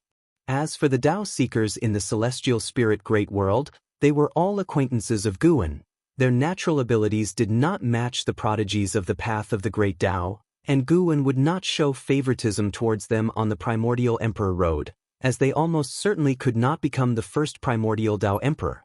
On this day, within the Taoist field of the beginningless, Guan plays the flute while watching the celestial battle in the sky. He creates a barrier field, allowing the blood prison great saint and an Xian to engage in combat, with Shenzhen, the celestial demon child, celestial scion, Tian by Jianghu, ghost mother of ephemera, Emperor Tianhong, and the white spirit rat watching nearby, their hearts surging and discussing continuously. Why has the blood prison great saint stopped again? Could it be he's fallen under an illusion technique? An Exin is formidable. It feels like she's toying with the blood prison great saint. Don't let him hear you say that, hell hold a grudge. Senior sister in Exan is indeed strong. It's entirely unclear how powerful she really is. Did anyone see what divine skills an Exan used? The disciples are endlessly discussing, and Guan intentionally used a barrier to conceal Nzin's immortal emperor's eye, so the disciples did not witness any change in Nzin's eyes, nor could they feel the power of the immortal emperor's eye. This led to the combat feeling awkward, with the blood prison great saint intermittently pausing. If not for his formidable corporeal body and abundant chi blood, he would have already been defeated. Compared to Nzin's immortal emperor's eye, Guan was more pleased with the progress of the blood prison great saint. The blood prison great saint had created his own divine skills, allowing his flesh to rapidly regenerate. Even if his body turned to dust, he could recover in a short period. But such recovery requires consuming soul energy, and he began to feel fatigue, a fatigue emanating from the depths of his soul, weakening his control over his body. At this rate, his defeat was inevitable. Guan pondered whether to send the blood prison great saint to train along the path of the great Tao. The blood prison great saint was well suited to grow stronger through combat, but regrettably, when asked several times before, he stubbornly refused to go. Even though Guan promised he could return to the beginningless afterward, the blood prison great saint still did not agree. If the blood prison great saint were assigned to tasks in the human world, he would go, but the path of the great Tao is far away, and he always felt that once there, returning shortly would be difficult. No, it wouldn't work. He must be made to go out and train for 100,000 years before returning. Guan thought silently. Not only to make blood prison great saint grow stronger but also to reduce the pressure on the other disciples. The blood prison great saint not only loved to fight but also had a foul mouth. Every time he won, he'd resort to frantically taunting his opponents, so now no one hoped he would win, all were watching his misfire. After some time, the blood prison great saint was defeated and exited the barrier with an Exin. An Exin, like a celestial being descended to the mortal world, landed beside Guan, her clothes without any change, appearing not to have undergone any battle. The blood prison great saint hung his head low, devoid of fighting spirit, his fists clenched tightly. If you find any errors, ads pop up, ads redirect, broken links, non-standard content, etc., please let us know reports so we can fix it as soon as possible. Chapter 680 Wuxia Free Immortal, Master, I won. An Exan lightly laughed, causing other disciples to cheer, which made the blood prison great saint even more uncomfortable. To appear magnanimous before the master, he had to force a smile. After Guan offered a few simple remarks, he let an Exan lead the disciples away. The blood prison great saint landed beside Guan, hanging his head, looking utterly forlorn. After the aura of an Exan and the others faded into the distance, he gritted his teeth and said, "Master, next time I will definitely win it back." Thinking about it now, it's truly incredible. Before the creation of the Taoist field of the beginningless, Nzin's talent was so mediocre, hardly worth mentioning compared to other disciples. Yet, after arriving at Wuxia, Nzin's Tao practice advanced rapidly. Recalling the earlier battle, he even felt a chill. Nzin's divine skills were too terrifying. He was besieged by countless Nzins. If not for his Boda's strong self-healing power, he would have long been defeated. The self-healing divine skill he created seemed tailored to showcase Nzin's prowess. With anyone else, it's doubtful they'd witness so many Nzins. The blood prison great saint's heart had never been so defeated. He dared not face Guan's gaze. Although an Exin was Guan's most cherished disciple, he was the only mount. In his view, his position was more special, and he could not afford to lose. Guan seldom saw the blood prison great saint so dejected, asking, "Are you very unwilling?" The blood prison great saint nodded heavily, his usual arrogance gone. "Lost is lost, win back later. An Exin also once lost to you. Even I have opponents I cannot defeat, Guwen comforted him. The blood prison great saint took a deep breath, trying to calm his emotions. Guwen's lips twitched slightly because he heard the thoughts of the blood prison great saint. The blood prison great saint internally asked, "But have you ever lost? If you achieve the primordial Tao Emperor status earlier than an Exant, perhaps you could surpass her." Guwen pointed in a direction. The blood prison great saint looked up at him, reluctantly saying, "She is also chasing after the primordial Tao Emperor. Even if I am one step ahead, she will eventually catch up unless I have stronger divine skills than hers."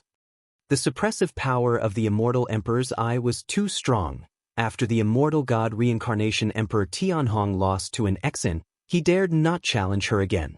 Only by truly facing An Xin's immortal emperor's eye can one feel that despair. That may not be the case. The divine skills you have created have limitless potential, you just haven't thoroughly explored them. In fact, I have the most confidence in you, but don't tell the other disciples this, Guwen said earnestly. Hearing this, the blood prison great saint was instantly excited, his eyes even glistening with tears. These words at this moment gave the blood prison great saint a great encouragement. He swept away the feelings of loss and confusion, becoming full of fighting spirit. He believed his master would not deceive him. "Master, I definitely will not disappoint you," the blood prison great saint promised, also pledging to himself. Guwen followed up, "I want to send you to the path of the great Tao for training. Strive to become the first primordial Tao Emperor of Wuxia, and once you achieve it, you can return."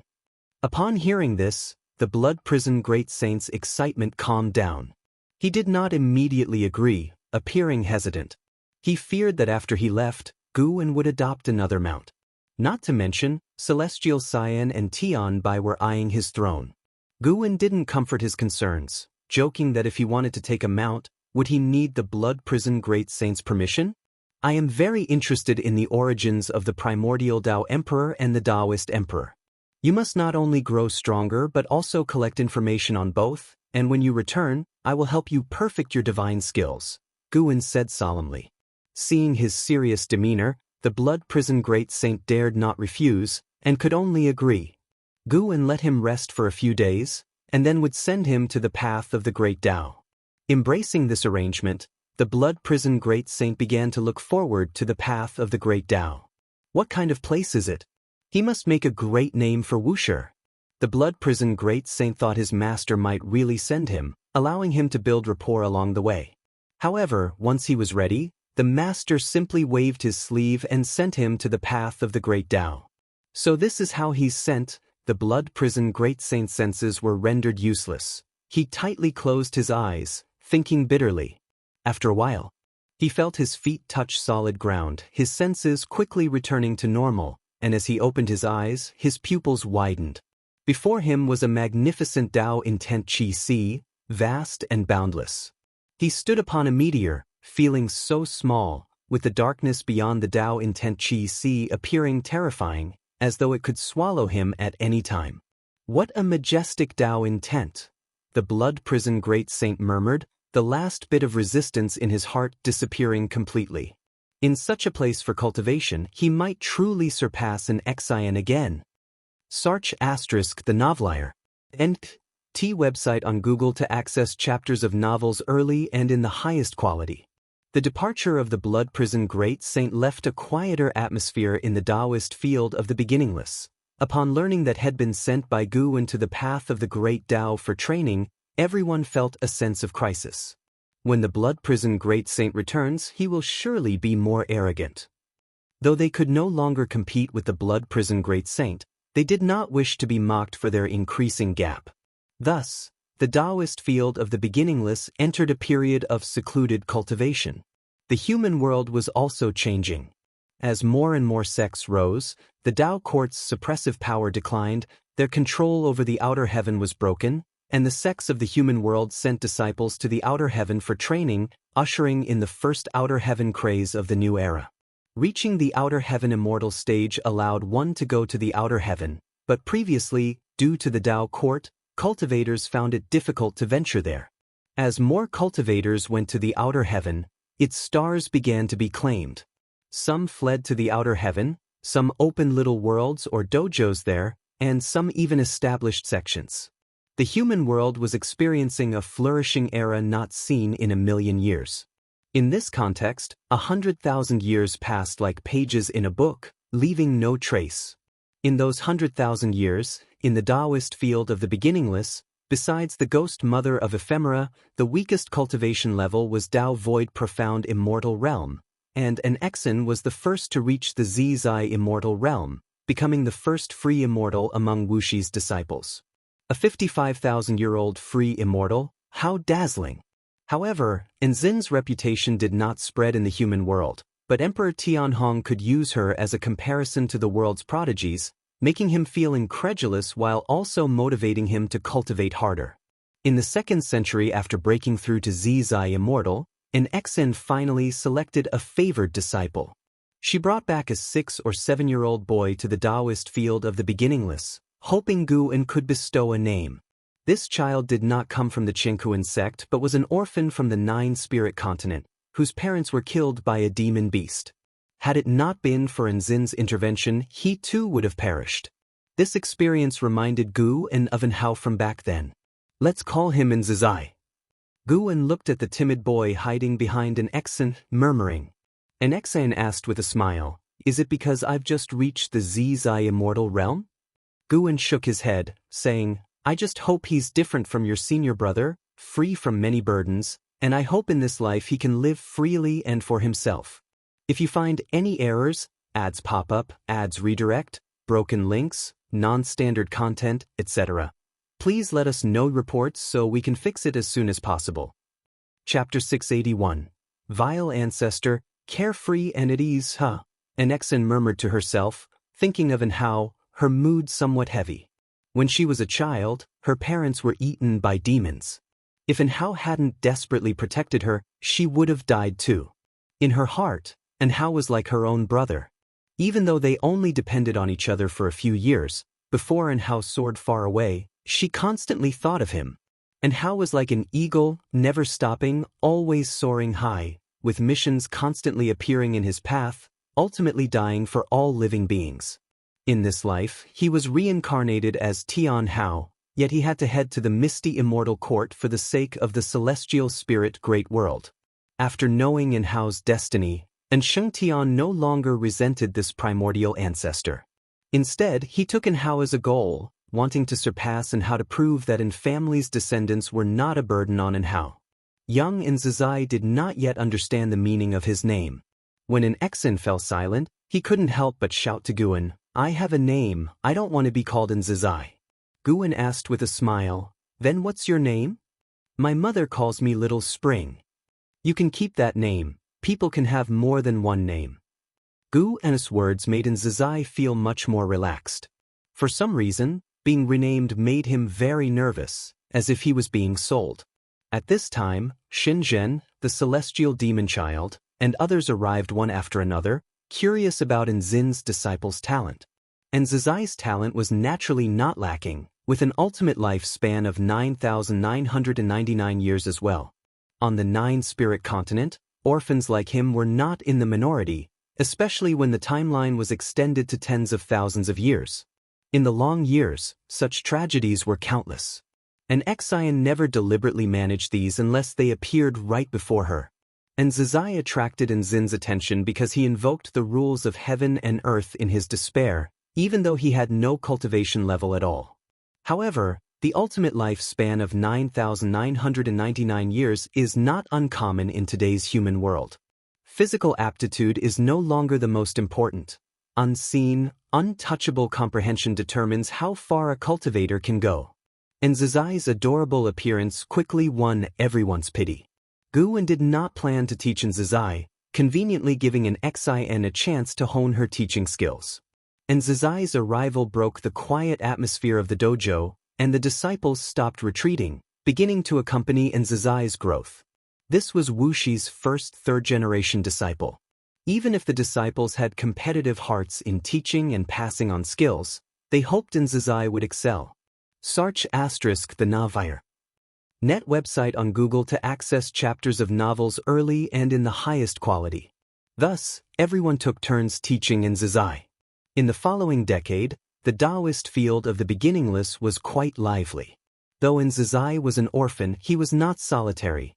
In fact, he was somewhat carefree, often causing chaos in the dojo. At 17, Zizai had already formed a nascent soul, with outstanding talent, filling all the Wuxia disciples with confidence and expectation. In the summer, Guwen was reading on a large tree by the mountain stream, enjoying the cool breeze. A figure appeared out of thin air beneath the tree, looking up at him. It was Zizai. He wore a fitted blue and white robe, his long hair casually tied with a cloth band. His handsome face still bore a hint of childlike innocence. "Hey, ancestor, why are you reading again? What book is so interesting?" Zizai called out. His divine sense couldn't approach Guwen, so he didn't know what Guwen was reading. Since childhood, Guwen hadn't taught him cultivation, but under everyone's guidance, he knew the ancestor was the most powerful person in the world. However, Guwen liked to tease him. When he was young, Guwen would sometimes suddenly yank his pants, embarrassing him in public, so he didn't speak to Guwen with much reverence and even harbored some hostility. In his heart, this ancestor was too harsh. Whenever the uncles praised him, the ancestor would always criticize him, pointing out his shortcomings. The most crucial part was these flaws indeed existed, making him feel aggrieved. "This is a book for adults, don't ask." Guwen replied casually. Although he didn't teach Zizai, he quite liked the boy. Zizai's arrival indeed made the dojo lively, life more interesting. Sometimes, Guwen had to admit he was getting old. Elders like children the most. He wasn't like this before. After hearing this, Zizai became more curious about the book in Guwen's hands but was displeased with Guwen's words, insisting he was already grown up. "Master asked me to tell you that the Magic Battle Conference of the Jianghu sect is about to begin and asked if you would like to go watch?" Zizai continued to ask, very curious about this matter. Since coming to the Taoist field of the beginningless, he hadn't been out and was curious about everything outside. "I will go to watch, but I won't go with you all." Zizai pouted, waved his fist at Guwen, and then disappeared from where he stood. He was already eager to head to the Jianghu sect. Guwen didn't care about his small actions and continued reading, thoughts dwelling on the path of the Great Tao. The Blood Prison Great Saint had already successfully carried out a reincarnation projection, considered stepping on the road of the primordial Tao Emperor. Now, over 1,000 beings had stepped onto the primordial Emperor road, and although no one truly became a primordial Tao Emperor, many forces were investigating the primordial Tao Emperor, even including the Celestial Court. Guwen saw a celestial god investigating the primordial Tao Emperor and even engaging in dialogue with one of the contenders for the primordial Tao Emperor. This celestial god seemed familiar to him, and although the other possessed the destiny of the Celestial Court, which could block deductions, he instantly noticed the resemblance between the celestial god and Long Xen. He vaguely speculated in his heart. Even if this celestial god had nothing to do with the Long family, Guwen wouldn't deliberately suppress them. He had anticipated today's scenario when he opened the primordial Tao Emperor. He wasn't worried about anyone discovering him through the fortune of the primordial Tao Emperor. The fortune of the primordial Tao Emperor had already been established, equivalent to the Great Tao. The Great Tao is boundless. Who could trace it back to its root? Fang Xian grew well on the primordial Emperor road, his understanding of the Great Tao far surpassing those of the same realm after multiple reincarnation projections.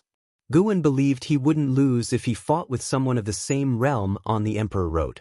This indicated that the primordial Tao Emperor indeed held potential not inferior to that of the Taoist Emperor. After observing for an hour, Guwen turned over and leapt down, tucking the green hero travelogue into his chest, then headed towards the Jianghu sect.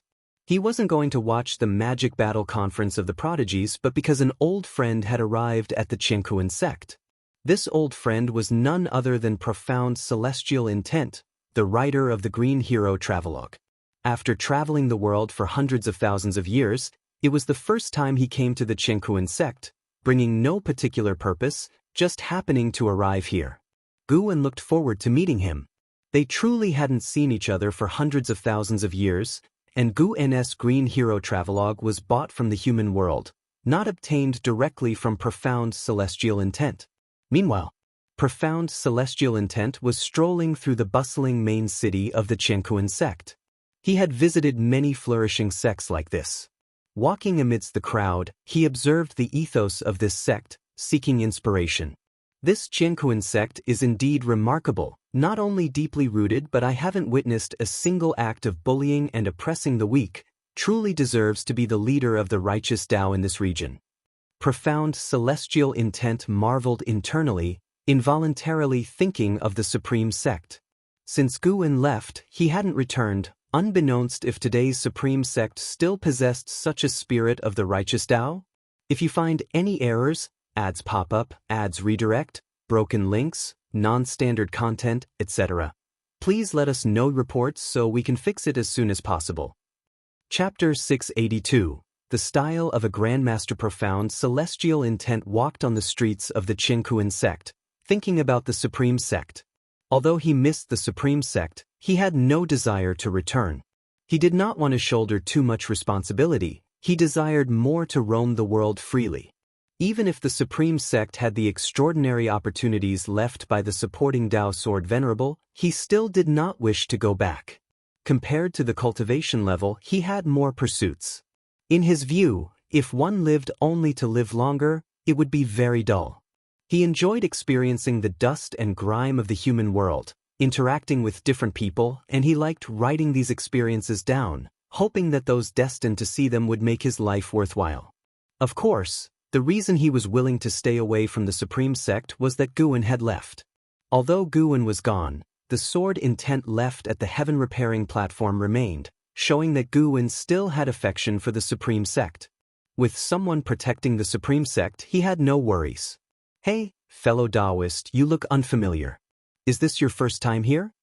A voice interrupted profound, celestial intense thoughts. He turned his head to see a middle-aged cultivator approaching. This person was wearing an elegant blue robe, his demeanor serious, exuding an extraordinary aura. Profound celestial intent stopped, waited for him to approach, and then spoke. "I am profound celestial intent. Indeed, it is my first time visiting the Jianghu sect. I came to broaden my horizons after hearing about your grand assembly." He had entered the Jianghu sect openly, registered his identity, and handed over spirit stones, so he was not worried about any trouble. The middle-aged cultivator spoke softly. "I have a few books here that can help you better understand the Jianghu sect. Would you like to look at them?" Turns out he was promoting books. Profound celestial intent was somewhat disappointed. He couldn't discern the man's cultivation level and had thought he was a great cultivator.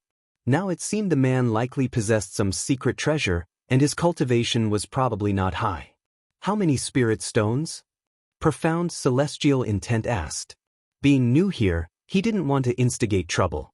If it wasn't too expensive, he could consider it a good deed. 100 pieces of top-grade spirit stones, the middle-aged man said seriously.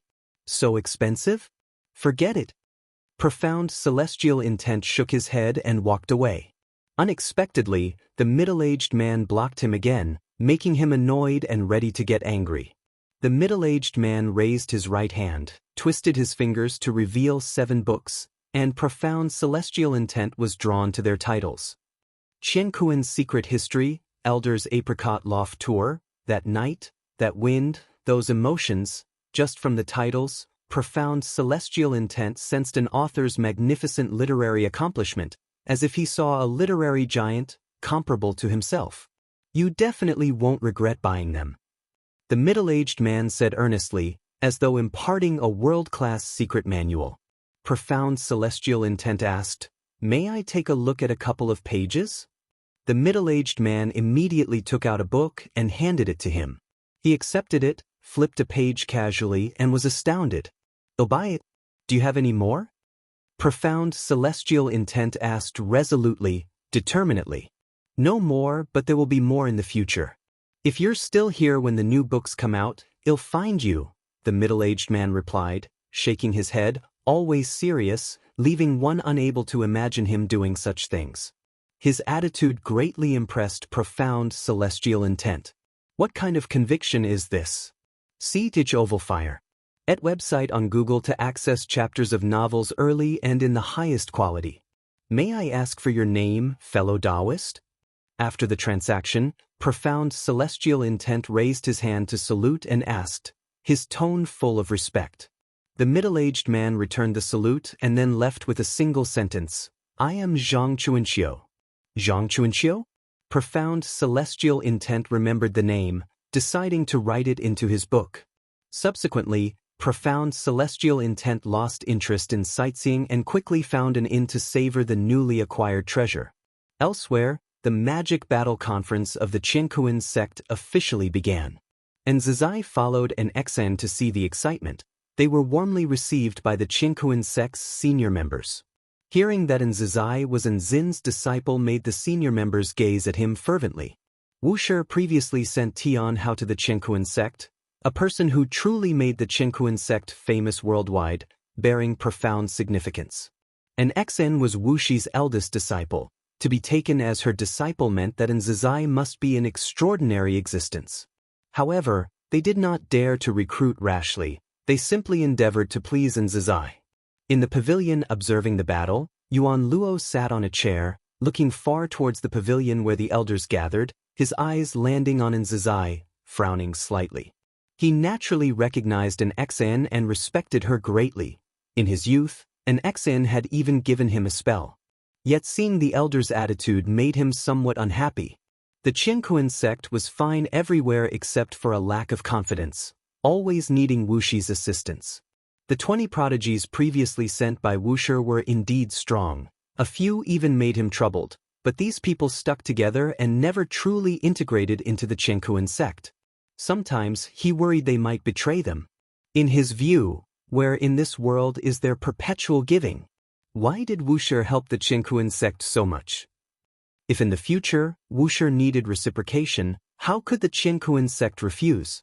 Always relying on others, when can they become independent? The Tao court is like this, with too many factions, always clashing, unable to truly rule the world. Sometimes one decision stirs internal debate for decades, centuries, and even the master of the Tao court lacks absolute power. Yuan Luo noted Zizai's appearance, and Zizai seemed to sense something, turning to look at him. Their eyes met in the distance, and Yuan Luo quickly averted his gaze. Zizai frowned slightly, feeling uncomfortable under Yuan Luo's stare. That person's name is Yuan Luo. He was once our Jianghu sect's top genius, quite remarkable. I can have him teach you divine skills, I Qingshan said to Zizai beside him, smiling. Sitting beside the sect hierarch, such treatment stirred not only Yuan Luo's interest. Many disciples discussed Zizai's background. Zizai shook his head. Thank you, sect hierarch, for the offer, but I have my master and martial uncle's guidance, no need to trouble you. His words shook I Qingshan and the senior members. So many of Wuxi's disciples teach him? It seems Wuxia intends to nurture him heavily. This intensified the senior members' desire to recruit Zizai. They wouldn't doubt Wuxia but instead believe Zizai's future was boundless, destined to become renowned worldwide. LV Xian, Chen Chuan, and Sheng Tian already had world-renowned names. This young man was likely to surpass these three. Zizai felt uncomfortable with their gazes, so he could only direct his attention to the ongoing combat ahead. In the dim void, countless meteors drifted, while afar, nebulas shifted their forms, wondrously beautiful. Fang Xian, clad in red, walked on a sword, his robe fluttering, embodying the grace of an immortal.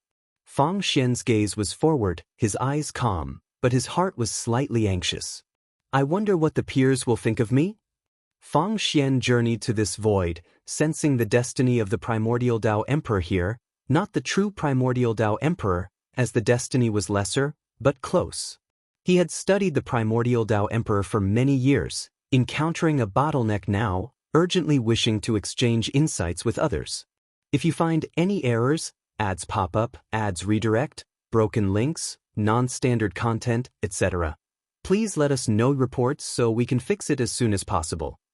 Chapter 683. The most idle person. Fang Xian journeyed through the meteor ocean, feeling the increasingly intense destiny unique to the pursuers of the primordial Tao Emperor, which made his heart more uneasy. On the path of the great Tao, cultivators pursuing the Taoist emperor would fight upon meeting. He wondered if those chasing the primordial Tao emperor would do the same? To become the primordial Tao emperor, there is no need to kill each other, which is why he dared to come. But the path of the great Tao has no rules, and there will always be those who recklessly act, so he cannot guarantee that such interactions won't cause him trouble. Regardless, he had already come. Fang Xian released his aura, wanting to let the other party sense him. Do you also wish to become the primordial Tao emperor? A voice came from ahead, surprisingly that of the Blood Prison Great Saint. In the depths of the void, the Blood Prison Great Saint sat in meditation on a meteor, eyes open, looking towards the direction Fang Xian flew from. Appreciation showed in his eyes, not just because Fang Xian was a kindred spirit, but also because Fang Xian's attire suited his taste. I am Fang Xian, indeed wishing to become the primordial Tao emperor. I hope I haven't disturbed you, fellow Taoist. Fang Xian's voice came with a tone of anticipation. He did not immediately approach the Blood Prison Great Saint but maintained a safe distance. The Blood Prison Great Saint stood up, gazing from afar at Fang Xian, scrutinizing him. Fang Taoist, I did want to meet other kindred spirits. Would you come over for a chat? The Blood Prison Great Saint responded, his tone somewhat warm, making Fang Xian breathe a sigh of relief. The Blood Prison Great Saint had long wanted to converse with a kindred spirit, not for cultivation, but to complete the tasks assigned by his master. He came to the path of the Great Tao not only for cultivation but also to gather intel on the Taoist emperor and the primordial Tao emperor. Fang Xian appeared in front of the Blood Prison Great Saint out of thin air, raising his hand in greeting. The Blood Prison Great Saint smiled, warmly grabbing Fang Xian's wrist and pulling him to sit down for a chat. Fang Xian remained slightly vigilant, but as their conversation deepened, he grew fond of the Blood Prison Great Saint. The Blood Prison Great Saint began by sharing his insights without reservation, speaking boldly without probing Fang Xian. Having lived until today, Fang Xian had experienced a lot of deceit and could discern that the Blood Prison Great Saint bore no scheming, only infinite curiosity about the primordial Tao emperor. He too was filled with curiosity about the primordial Tao emperor, feeling he could enjoy a pleasant rapport with the Blood Prison Great Saint. After the Blood Prison Great Saint finished sharing his insights, Fang Xian too spoke without reservation, which also gained the Blood Prison Great Saint's favor. This person is good, can befriend. This was the Blood Prison Great Saint's sentiment. Having been on the path of the Great Tao for so many years, he felt lonely, long wanting someone to talk to. The two felt an instant connection, lamenting not having met earlier. When the Blood Prison Great Saint revealed he came from the celestial spirit Great World, under the primordial sword master, Fang Xian was shocked, which puzzled the Blood Prison Great Saint, who inquired about it. After hesitating for a moment, Fang Xian disclosed his origin. Upon hearing that Fang Xian was once a battle court disciple and participated in the attack on the celestial spirit Great World, later being exterminated by the supporting Tao Sword Venerable, the Blood Prison Great Saint couldn't help but laugh. Just when Fang Xian thought the Blood Prison Great Saint would mock him, the Blood Prison Great Saint laughed and said, "The fact that you survived under my master's hand means you weren't meant to die, although it must be confessed that my master showed mercy. To be honest, I've had the same experience as you." Fang Xian was surprised, not expecting the Blood Prison Great Saint to have had a similar experience. He immediately inquired about his past, and the Blood Prison Great Saint began to recount his tale. Knowing that the Blood Prison Great Saint came from the mortal world, nearly killing the supporting Tao Sword Venerable's disciple after ascending, and was eventually subdued by the Sword Venerable, gaining an unprecedented opportunity, made Fang Xian hold the supporting Tao Sword Venerable in even greater esteem. Let alone, in that battle, the supporting Tao Sword Venerable really could have annihilated all battle court beings. This supporting Tao Sword Venerable was truly merciful, a deservedly enlightened great power. He felt that the Sword Venerable acted so, considering that many of the battle court disciples were against their will, much like himself, having no choice but to follow orders from the sect. After their honest exchange, their relationship improved, and the Blood Prison Great Saint proposed they become sworn brothers, to Fang Xian's delight. They immediately knelt and swore to the supporting Tao sword Venerable and the Great Tao, which left Guwen at the Taoist field of the beginningless both laughing and crying. Karma is indeed interesting. Although he could not predict how the primordial Tao Emperor would develop, he could precisely forecast the futures of the Blood Prison Great Saint and Fang Xian. The two would venture together on the path of the Great Tao, even expanding their sworn brotherhood to include other prodigies chasing the primordial Tao Emperor. Eventually, the Blood Prison Great Saint would bid farewell to his brothers and return alone to the celestial spirit Great World, while Fang Xian and the others would continue to make a name for themselves on the path of the Great Tao, with their future being immeasurable. Millennia passed swiftly.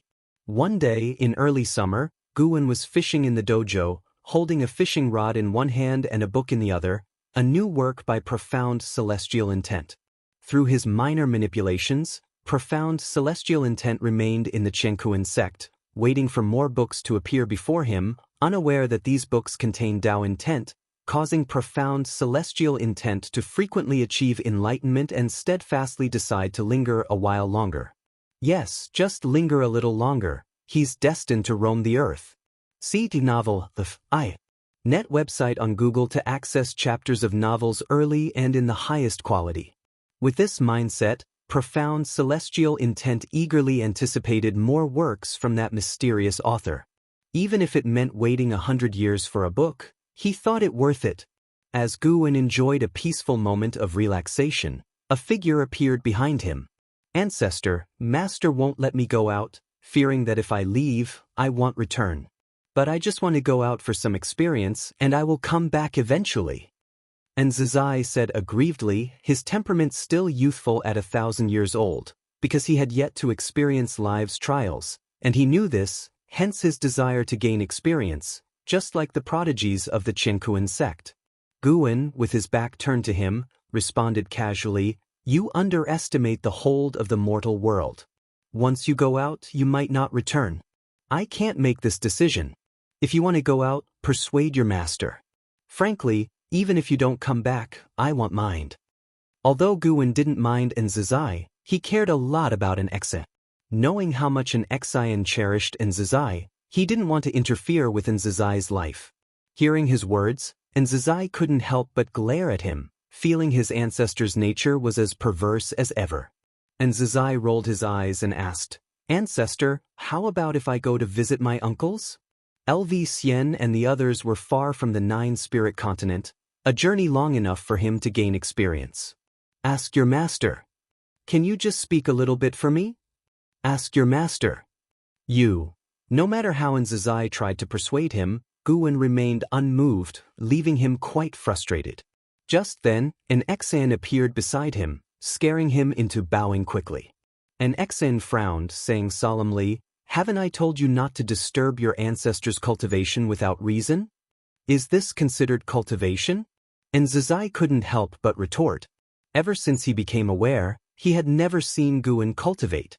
In his opinion, among the beginningless, the most idle was Guwen unpleased, and Zin's eyes flashed and she scolded, "Kneel and apologize." And Zizai felt aggrieved to the point of bursting, yet chose to obediently kneel. Guwen turned around, smiling at Nzizai, making his eyes redden. An Exan looked towards Guwen, asking, "Master, can you predict whether he will return if he goes out?" And Nzizai suddenly felt hopeless, believing Guwen would certainly not speak up for him. "He will return, but he will go through many events." Guwen casually replied, surprising Nzizai. Guwen had not spoken. He had discerned Nzizai's destiny upon leaving the dojo. Eventually, the kid would return, but before that, he'd face many trials, perhaps bearing some missions. Of course, these missions were only within the celestial spirit great world and weren't significant in Guwen's eyes. But as long as this kid could resolve them on his own, he was disinclined to interfere. Nzizai was certainly not the last Wuxia disciple. There would be new disciples in the future, so Guwen did not consider him crucial. An Exian understood her master's implication. Nzizai would experience many things, and they would undoubtedly be quite challenging. If you find any errors, ads pop up, ads redirect, broken links, non-standard content, etc., please Please let us know reports so we can fix it as soon as possible. Chapter 684 Inch. Are you ready to face life's challenges? You will meet many people, and you may make enemies. Perhaps you will fall in love with someone, but in the end, it might be unfulfilled. Even so, you still want to go out? Nxan looked at Nzazai and asked, her tone melancholy. Nzazai was overjoyed upon hearing this because his master finally relented. Gain or lose, it is my fate. I just want to see, not necessarily to gain anything. Nzazai looked up at his master and answered seriously. Watching his expression, Nxan sighed, took out her Tao treasure, the 6 paths mirror, and handed it to Nzazai, saying, "This is my magical treasure. I'll lend it to you. Go visit Qinchuan. Show him this mirror and he will see you. Tell him I would like you to follow him to cultivate swordsmanship."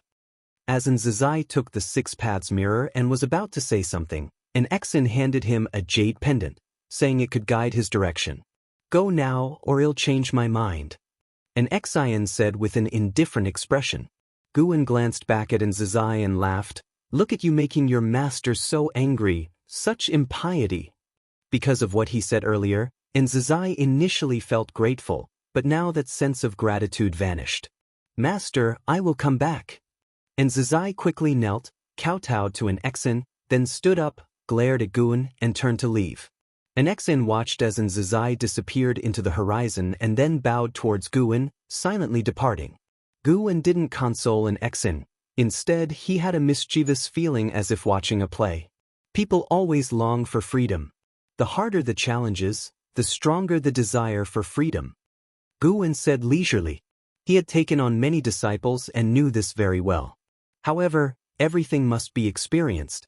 Nxan wanting to take a disciple has to face the disciple's mindset.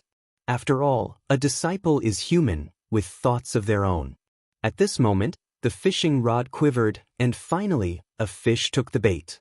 Guan immediately gripped the fishing rod with both hands, starting a battle of wits with the fish in the lake. Water splashed, scattering onto the leaves, with sunshine illuminating the droplets, making them appear as if they held tiny worlds within. Nzazai's departure once again left the Taoist field of the beginningless quiet, with other disciples also starting to retreat into seclusion for cultivation. For Guan, the liveliness or quietness of the dojo wasn't the most important aspect. Time seemed to speed up with each passing moment. 800 years later, Guan returned to this spot to fish, holding a book in his other hand while waiting for a fish to take the bait. The sunlight was bright, making the lake's surface glisten, and a gentle breeze blew through, ruffling his hair. A figure emerged from the woods behind him, a man in a warrior's cloth robe, with disheveled hair, a weathered face, and stubble around his mouth. His eyes carried a look of sorrow. It was Nzazai. Compared to 800 years ago, he was a different person, devoid of his previous spirit, and his demeanor appeared desolate. Nzazai looked at Guan's back, somewhat dazed, with a slight change in his eyes. He suddenly recalled the scene from years ago when he left, with the ancestor also fishing here, turning his back to him, the silhouette unchanged, giving him a sense of traversing time and space. Disciple greets the ancestor.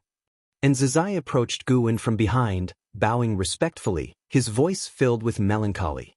"It's good to be back." Guan replied without turning his head to look at Nzazai. He already knew what Nzazai had gone through over these years. 800 years seemed like a day to him, but for many, it was a long, lengthy passage of time. During these 800 years, Nzazai experienced many things, witnessing the tragic deaths of brothers, those he loved, unable to protect those who trusted him. Too many blows had crushed his former vivacity. If not for Nzin's 6 paths mirror protecting him, he wouldn't know how many times he would have died.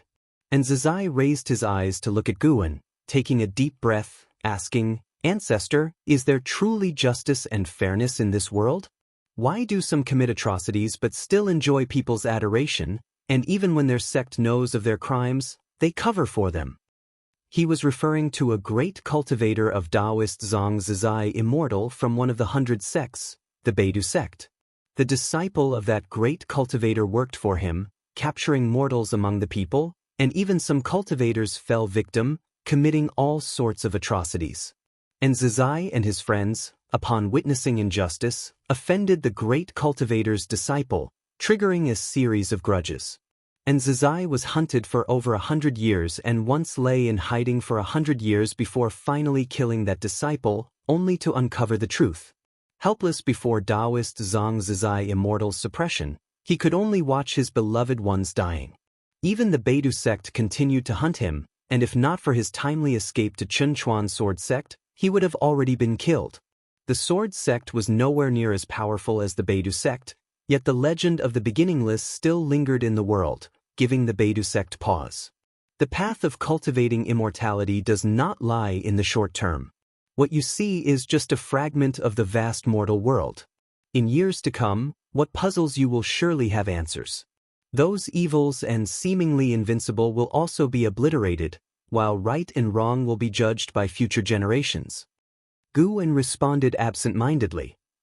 For disciples venturing out, he only ensured their survival but would not aid in revenge, so he wouldn't interfere with Zizai's vendettas. If he desired revenge, he must cultivate diligently and rely on himself. And Zizai's gaze became complex as he continued questioning, "Ancestor, you must have lived for a long time. In your view, does justice prevail in this world, or is it a matter of survival of the fittest?" Looking back, no matter who laughs last, when facing history, they all must raise the banner of justice. This indicates that at least in this world, justice is what all beings desire, and it cannot be shaken. This was Gu An's most patient response to Zizai, without any mockery or ridicule, answering each of his questions seriously. After hearing, Zizai fell into silence. A thought also flashed through his mind, and that was to kneel and ask the ancestor to avenge him. If the Beidu sect could stand up for their disciple, perhaps the ancestor would as well. But the thought came quickly and disappeared just as fast. SEA the Novel Fire. Net website on Google to access chapters of novels early and in the highest quality. After all, despite Beidu sect's injustice, it was he who actively intervened. Moreover, back then, neither the ancestor nor the master wanted him to go out, but he insisted on venturing out for training. Sometimes, he wondered if those people might have escaped a disaster if he hadn't gone out. The more Zizai thought about it, the more uncomfortable he became, even nearly unable to breathe. "I can go into the reincarnation and retrieve all the people you care about, bringing them back to life. But you have to consider one point: in their next life, they might fare better, or after being resurrected, they might endure more suffering. You cannot predict any circumstance." Gu's voice floated over, making Zizai's face change dramatically, his eyes revealing an expression of disbelief. Into reincarnation? Resurrection? And Zizai knew the ancestor was powerful, but he never grasped just how powerful. Yet hearing the ancestor's words today, he was shocked, as if the entire world before him instantly brightened. If you find any errors, ads pop up, ads redirect, broken links, non-standard content, etc., please let us know reports so we can fix it as soon as possible. Chapter 685. Removing the Son of Heaven. Zizai was shaken by Gu's words for a long time. When he came to his senses, he began to seriously ponder the words of the ancestor. Should he choose revival? He indeed lacked the courage to say he could protect others for a lifetime, let alone those old friends who had been dead for many years and might have already reincarnated. He remembered his master once said that reincarnation is natural, and many great powers even rely on reincarnation for cultivation. Knowing that his old friends had entered reincarnation brought him some comfort. He originally thought that his old friends would be lost forever, with no hope for reincarnation. After contemplating for a long time, Zizai looked at Guan and replied, "Let things take their natural course. I don't want to interfere in their lives anymore, but I will strive to cultivate, avenge them, and fulfill my mission." The brother closest to him had said before dying that perhaps he was the hope to overthrow the Beidu sect, that he would become the savior. In the eyes of those people, the Beidu sect was the most powerful existence, covering the skies with one hand, and Zizai had also felt the strength of the Beidu sect. For now, he couldn't think of how to topple the Beidu sect. The human world was vast, and almost every place he had been to was under the control of the Beidu sect, Even when encountering cultivators of the Jianghu sect, they were full of dread for the Beidou sect. From a young age, Enzizai had been instilled with the idea that his ancestor was the strongest, but after going out once, this thought wavered. Even knowing the ancestor could enter reincarnation, he did not feel that the ancestor could reverse the fortunes with sheer personal power. After hearing Enzizai's choice, Guan said nothing more. Enzizai then paid his respects and turned to leave. Enzizai's aura attracted the attention of the dojo disciples, who left their seclusion one after another to seek out Enzizai. Guan continued fishing, but his ears were eavesdropping on their conversations. When the Wuxia disciples learned of Enzizai's experiences, they were filled with righteous indignation. Even the celestial demon child wanted to visit the Beidou sect, but in the end, was subdued by an Xen. "Uncles, I will take this revenge personally. From now on, I will train diligently.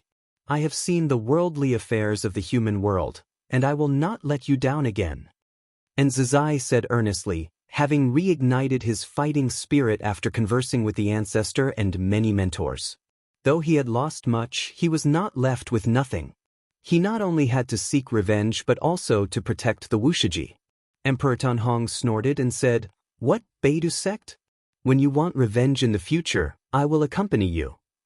Rest assured, you shall collect the heads of your enemies." Tia the Oval Fire. At website on Google to access chapters of novels early and in the highest quality. Enzizai couldn't help but look at Emperor Tianhong. Of all the uncles, Emperor Tianhong was the one he respected and feared the most, for Emperor Tianhong rarely spoke, often just watching him in silence. Though Emperor Tianhong didn't like talking to him, he had taught him spells, making him family in Enzizai's heart.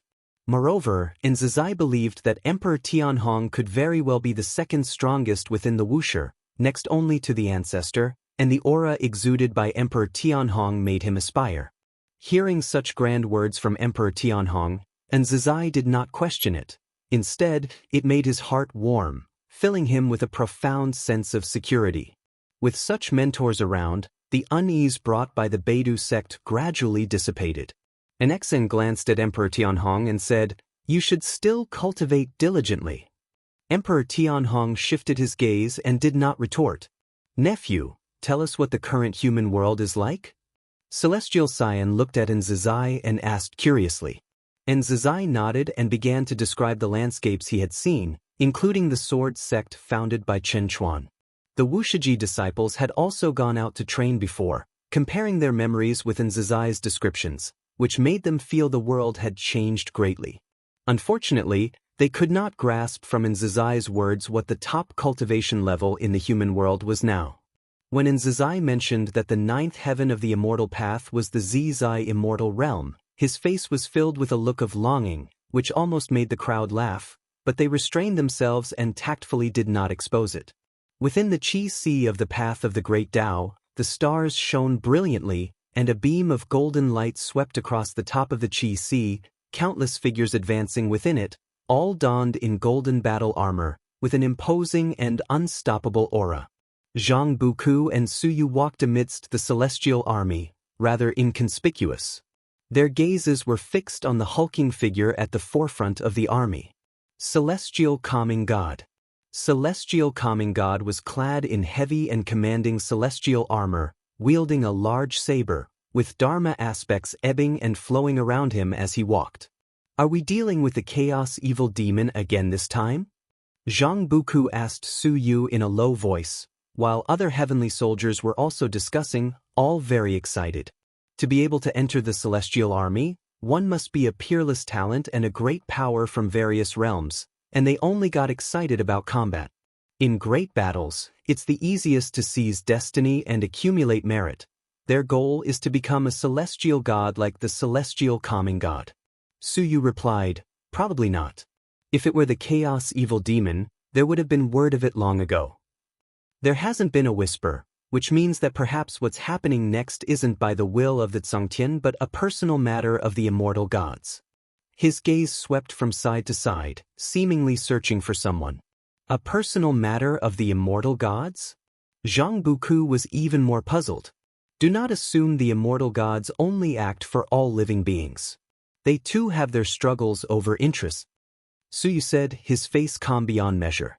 Shedding his beggar appearance, even wearing the heavenly soldier's battle armor, he looked unsuited, unlike Jianghu, who seemed imposing and majestic. Why is this not about seeking treasures for the immortal gods? How do you conclude it's an internal struggle among the immortal gods? Jianghu pursued further. He had long realized Su Yu wasn't simple. In the Tai's great world, Su Yu already acted as if omniscient. Now that they were within the celestial army, Su Yu could still answer his questions, filling him with confusion. Based on their tens of thousands of years of life and death bonds, however, he trusted Su Yu wouldn't harm him. Because this is the path of the great Tao, a place that cannot be deduced, and where the destiny of the celestial court cannot encompass. Acting here won't be discovered by the celestial court, and even if an immortal god falls here, it's hard to find the true culprit.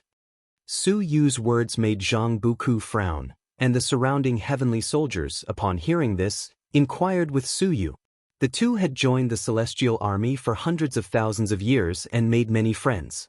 Su Yu had no reservations and answered whoever asked him. The celestial calming god at the forefront seemed not to notice him and never looked back. Time swiftly passed. The golden light extended infinitely, and the celestial army's steps never halted, as though trudging along an endless path. For a long time, a vast and overwhelming pressure emanated from ahead, enveloping tens of thousands of heavenly soldiers within the army, causing them all to change their expression. Celestial calming god halted his steps, and with his pause, all heavenly soldiers followed suit, feeling the terrifying pressure from the front, standing solemnly and not daring to speak. Celestial calming god, do you truly intend to annihilate us to the bitter end? A voice filled with murderous intent resounded from the front, the tone full of indignation. Celestial calming god's face was expressionless as he said, choosing the wrong team, picking the wrong camp, one should face a fate of endless calamity, no matter where you flee. You should be grateful that it's me coming instead of that immortal monarch. The mysterious voice followed, ridiculous, even the Son of Heaven dares to eliminate you. Your fate and that of Huang Feng immortal monarch will be worse than mine. If you find any errors, ads pop up, ads redirect, broken links, non-standard content, etc., please let us know report so we can fix it as soon as possible. Chapter 686, Myriad Supreme Palm Son of Heaven? Huang Feng Immortal Monarch? Jianghu, upon hearing these two names, felt himself being swept into a terrifying conflict among the immortal gods. However, he did not feel afraid as he had no choice in the matter. The heavens have their own justice. Accept the celestial punishment. The celestial calming god raised a giant sword, and a boundless burst of mana erupted, forming a towering Dharma aspect tens of thousands of feet tall, also wielding a sword. Without waiting for the celestial calming god's command, the Dharma aspect swung its blade, as if Pangu was splitting heaven and earth, cutting out a dazzling white light that seemed to want to cleave the cosmic void before it in half. The Qi sea below the great Tao churned violently, creating a spectacle of unparalleled grandeur. All the heavenly soldiers held their breath, their eyes fixed intently forward, the bright light reflecting on their faces, their expressions so stern and unyielding. It wasn't the first time they had witnessed the celestial calming god in action, so they were not shocked, but each time they felt the immense power of the celestial calming god, their hearts would stir with hot-blooded ambition. They too wanted to become such a dominating and powerful celestial god. As the celestial calming god's Dharma aspect swung its blade, the cosmic void ahead shattered in the white light, revealing an incredibly massive figure from the darkness, shrouded entirely in black aura, far larger than the 10,000-foot-high Dharma aspect of the celestial calming god, making all the heavenly soldiers feel insignificant by comparison. Many heavenly soldiers were startled. This figure's demeanor seemed related to the celestial court, yet their appearance was akin to a chaos evil demon, leading to more speculation about the celestial court. Form ranks, slay the foe. The voice of the celestial calming god roared like thunder, and without hesitation he leapt forward, leading the charge towards the formidable figure.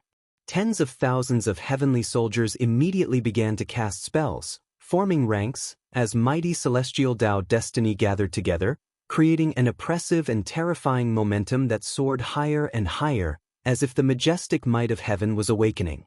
Time flew by, and it had already been 10,000 years since Nzizai returned. Nzizai focused on his cultivation, making rapid progress in his cultivation level, yet the path of immortal cultivation is long.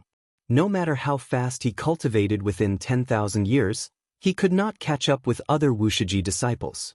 With those 800 years of experience, his Tao heart became more stable, and he no longer desired to venture out for experience. He diligently practiced day and night, which greatly satisfied an exant. Guwen, however, was somewhat displeased, thinking that Nzizai had become less interesting. He began to look forward to other disciples taking on apprentices. After an exant took on an apprentice, others indeed began to prepare to take on apprentices. However, with Nzizai's exceptional talent, they had yet to find suitable candidates in the Jianghu sect or the Nine-Spirit continent, so they had been waiting. The world is vast, with many talents, but for the Nine-Spirit continent, a talent like Nzizai is incredibly rare, one in 10,000 years. Days passed quietly, and Guwen occasionally paid attention to the state of the path of the great Tao. The primordial Tao Emperor's influence was growing, with the number of Tao seekers exceeding 3,000. Although many more desired to become the primordial Tao Emperor, yet many perished on the journey. On the path of the great Tao, some matters related to Jianghu also caught Guwen's attention. Shrouded by the destiny of the celestial court, Jianghu's actions were difficult to fully foresee, but his extensive activities always left traces, allowing one to follow his trail. The heavenly army to which Jianghu belonged was active on the path of the great Tao, conquering in all directions, causing many forces to be apprehensive. One of the followers of the primordial Tao Emperor expressed confusion to others about why the celestial court was so ostentatious, unlike their past conduct. Guwen did not interfere with the actions of the celestial court, as long as they posed no threat to him. On this day, Guwen had just returned to the Taoist field of the beginningless, sitting on a cliff, playing with the wooden plaque formed by the 72 immortals of Jin Dong, his gaze falling on the reincarnation of Tai Immortal Monarch. This live's Tai Immortal Monarch had lived for over 10,000 years, a disciple of one of the 100 sects in the human world, considered to have exceptional talent, currently experiencing his own life. The present Tai Immortal Monarch seemed to have fully integrated into the celestial spirit great world, yet his celestial Tao immortal position would eventually lead him out of this realm. Sar the Novel Fire. Net website on Google to access chapters of novels early and in the highest quality.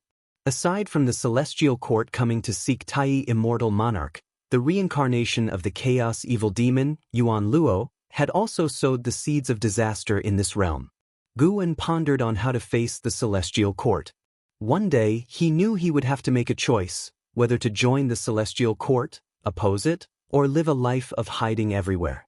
Just as Guwen contemplated the future, an exant appeared behind him. "Master, could you personally teach Nzizai a piece of great divine power?" An exant asked after performing a bow to Guwen. The most powerful divine skill she mastered was the Immortal Emperor's Eye, but this divine skill was strictly forbidden by Guwen to be passed on, so she dared not mention it to Nzizai. Nzizai's talent and comprehension were both excellent, and his current cultivation achievements were remarkable, excelling in all respects. However, this made him lack his unique skill, making an exant feel it was a bit unsatisfactory. In the Taoist field of the beginningless, everyone possessed a unique piece of great divine power as their trump card. Guwen responded, "He's not worried himself, so why are you so anxious?" An exant replied helplessly, "He will eventually seek revenge on the Baidu sect, where strong individuals abound and prodigies are numerous. With his abilities, it's hard to exact revenge. Since he will inevitably face the Baidu sect, why not teach him in advance?" "Is that so?" Guwen said lazily, showing little interest in teaching that boy Nzizai. An exant squatted beside him, grabbed his arm, and started to act coy, continuously pleading with him, abandoning her usual serious and solemn demeanor. If Nzizai saw this, he would no doubt be stunned. All right. Unable to withstand his beloved apprentice's coquetry, Guan could only agree. There's no better time than the present, I'll teach him today. An Exon, delighted, stood up and disappeared from the spot with him. A stick of incense's time later, a refreshed Nzazai, clad in clean robes, arrived behind Guan, respectfully saluting, unable to show the same disrespect to Guan as in his youth. Only after experiencing certain things did he realize how difficult everything he had now was to obtain. And everything he now possessed was brought to him by the ancestor. Even when his master took him as a disciple, it required the approval of the ancestor. What divine skill do you want to learn? Guan asked as he stood up, turning to face him. The breeze grazed Guan's black attire, and he still exuded the carefree immortal aura that transcended worldly constraints. On the way, Nzazai had already made up his mind, and he answered without hesitation, I want to learn a divine skill that can bring justice to the world, capable of forcefully suppressing all injustice. Guan's lips curled slightly, amusedly saying, Speak so righteously, isn't it just about wanting a sufficiently domineering divine skill? Nzazai scratched his head in embarrassment after hearing this. Seeing this gesture, Guan inwardly nodded in satisfaction. This was more like him in the past, not so weary and stagnant. I recently created a palm technique that may satisfy you, continued Guan. You just created it? Nzazai hesitated slightly, suspecting that the ancestor wanted to use him to test it out.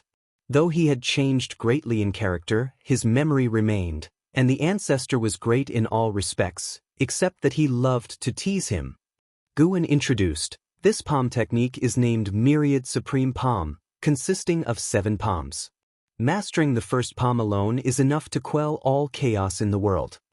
If you find any errors, ads pop up, ads redirect, broken links, non-standard content, etc., please let us know reports so we can fix it as soon as possible. Chapter 687, As Godly as Stabilizing the World. See Novelfire. Net website on Google to access chapters of novels early and in the highest quality. Myriad Supreme Palm. Nzazai muttered the name of this palm technique, having heard Guan say that the first palm could quell all the chaos of the world, which made him anticipate and feel pleasantly surprised. The name itself sounds powerful. Please, ancestor, teach me. Nzazai immediately knelt down, speaking with a face full of expectation. Guan looked at him, smiled, and said, The Myriad Supreme Palm is a secret skill I created after comprehending the Great Tao. It consists of 7 palms, equivalent to 7 kinds of great divine power. The first palm I will teach you is named World Stabilizing Like a God. Nzazai listened patiently. This was Guan's first time teaching him, and he wanted to prove his talent, so he was very attentive. Gradually, his mind became immersed. He was entering the Tao. It wasn't that his comprehension was astonishing, but rather Guan was guiding him with his Tao intent. Since an Exon had spoken, and Nzazai was the first to cultivate the Myriad Supreme Palm, Guan naturally had to teach earnestly. He was bound to ensure Nzazai's Myriad Supreme Palm would become renowned. Unknown how much time had passed. When Nzazai awakened, his eyes became clear, and it was now nighttime. He instinctively looked around and did not find Ancestor's silhouette. He took a deep breath, reminiscing about the insights in his mind, and his spirit trembled. He had never encountered such a powerful secret skill before. He hadn't even mastered it yet, but just recalling the inherited memory, he felt this secret skill was invincible in the world. This was only the first palm. What kind of incredible power would the 7th palm possess? For the first time, he became intensely curious about Ancestor's Tao practice. What kind of cultivation level was needed to create such a secret skill? Nzazai suddenly wanted to follow Guan by his side to cultivate. Previously, he thought Guan was annoying and would keep his distance, but now, he was curious about everything about Guan. How high is Ancestor's Tao practice? What kind of life has he experienced? Why does Ancestor refuse to appear in the world? So many questions aroused Nzazai's sense of rebirth, even filling him with fighting spirit. Thus, in the days that followed, Nzazai began to stick to Guan. As long as Guan was in the dojo, he would go to Guan's side to cultivate the Myriad Supreme Palm. As time passed, the Wuxia disciples gradually learned that Gu En had created a secret skill, but they didn't ask Nzazai about how to cultivate the myriad supreme palm. Without Gu An's orders, they didn't dare act rashly. This had been a rule cultivated over hundreds of thousands of years, where disciples would not exchange divine skills, and they had full confidence in their own divine skills. In the void, countless meteors floated silently in the darkness. The blood prison great saint and Fang Xian sat shoulder to shoulder, cultivating together. Fang Xian opened his eyes, exhaled a breath of turbid air, and his eyes became complex. How many lifetimes have you projected? The blood prison great saint's voice came from beside him, with a tone of exhaustion. Fang Xian glanced over, seeing blood prison great saint's expression was somewhat desolate as well. He replied, 27 lifetimes, all were bitter. The blood prison great saint followed with a sigh, 21 lifetimes, I was bitter too. Both fell into silence together. After a while, perhaps experiencing enough failures can prepare one for all future hardships. The strength of the primordial Tao Emperor isn't just about cultivation level and divine skills, but also a robust Tao heart, Fang Xian sighed. He could hardly imagine how many reincarnations the real primordial Tao Emperor had experienced, and what kind of mindset he had when looking at the great Tao at all things. Perhaps they hadn't heard of the primordial Tao Emperor before because he had already transcended, without any desire for fame or gain. The blood prison great saint nodded, saying, the higher my achievement in cultivating this path, the more I revere the primordial Tao Emperor. No wonder my master sent me to cultivate. I feel the primordial Tao Emperor is stronger than the Taoist Emperor. Fang Xian smiled and replied, that's inevitable. The Taoist Emperor relies purely on slaughter and does not cultivate the heart. The two continuously expressed their longing for the primordial Tao Emperor. Even though they had cultivated up to now, they still couldn't see the day when their Tao would be complete, but having each other, they felt more confident and less confused. Just as the two were having an unending exchange, a dazzling light erupted from the depths of the darkness, catching their attention. An overwhelming aura came, causing them to frown. Boom! A Jing Hong shot over swiftly, making the void where the blood prison great saint and Fang Xian resided as bright as day. The two looked up to see a figure above. It was a man cloaked in a black robe with chain armor underneath, standing in the void. His face was grim, eyes like a snake, looking down at the blood prison great saint and Fang Xian with furrowed brows. Blood prison great saint was the first to ask, is there something you need? Although the opponent's aura was powerful, he wasn't fazed at all. At worst, they would fight. It had been many years since he last battled. Fang Xian glanced at blood prison great saint, suddenly feeling this sworn brother was more belligerent than he imagined because he heard the eagerness in the blood prison great saint's tone. Although Fang Xian was considered a genius, he didn't like to fight. To him, immortal cultivation didn't necessarily require combat. Fighting was the ultimate last resort. The celestial court is arresting beings who are stepping onto the emperor road. Although you don't have the destiny of the Taoist emperor, the destiny on you too is very special, and you might be targeted by the celestial court. Leave the path of the great Tao soon. The black-robed man looked down at the blood prison great saint and Fang Xian, then turned and left, shattering the void in the blink of an eye and disappearing without a trace. The celestial court? Blood prison great saint frowned. He had heard this name before but didn't know much about it, only that the legendary immortal gods came from the celestial court, which also represented the heavenly Tao. Fang Xian knew more about the celestial court, and his expression turned ugly. He whispered, better to believe it exists than not. We should find a place to hide, at least stay away from the main plane of the path of the great Tao. Blood prison great saint glared and said, so what if it's the celestial court? This is the path of the great Tao. I've never heard of a force that could dominate it single-handedly. If they left, how would he carry out the tasks his master assigned? Fang Xian wanted to continue persuading when suddenly a vast oppression descended, enveloping them both, causing their expressions to change. They instinctively turned to look. From the direction where the black-robed man had appeared, a golden light unfolded rapidly toward them, accompanied by deafening footsteps, as if tens of thousands were marching together. the blood prison great saint immediately took out his Tao treasure, the heaven-breaking blood prison saber. With the Tao treasure out, the suppressive force he encountered immediately weakened. He grabbed the adjacent Fang Xian, who was immobilized by the oppressive force, and turned to flee. Humph! Where do you think you're going? The celestial calming god's cold snort came from behind. Before blood prison great saint could turn his head, he suddenly felt an irresistible pull. Even the Tao treasure couldn't completely resist this suction force. Blood prison great saint was greatly horrified and instinctively turned his head, seeing the endless darkness like a giant abyssal mouth engulfing everything, about to swallow him and Fang Xian. If you find any errors, ads pop up, ads redirect, broken links, non-standard content, etc., please let us know reports so we can fix it as soon as possible. Chapter 688, Unfathomable Ancestor Within the Wuxia Dojo at Dusk. Gu Wen was carving a wooden figure in the courtyard, Xinzhen was cultivating in front of the artifact refining cauldron, and Zizai was pondering deeply atop the courtyard wall, as the twilight glow cast an aura of tranquility and harmony over the entire courtyard. Suddenly, Gu Wen slightly raised his eyebrows. He sensed that blood prison great saint and Fang Xian had been captured, and the threads of destiny suddenly became blurred. Celestial Court.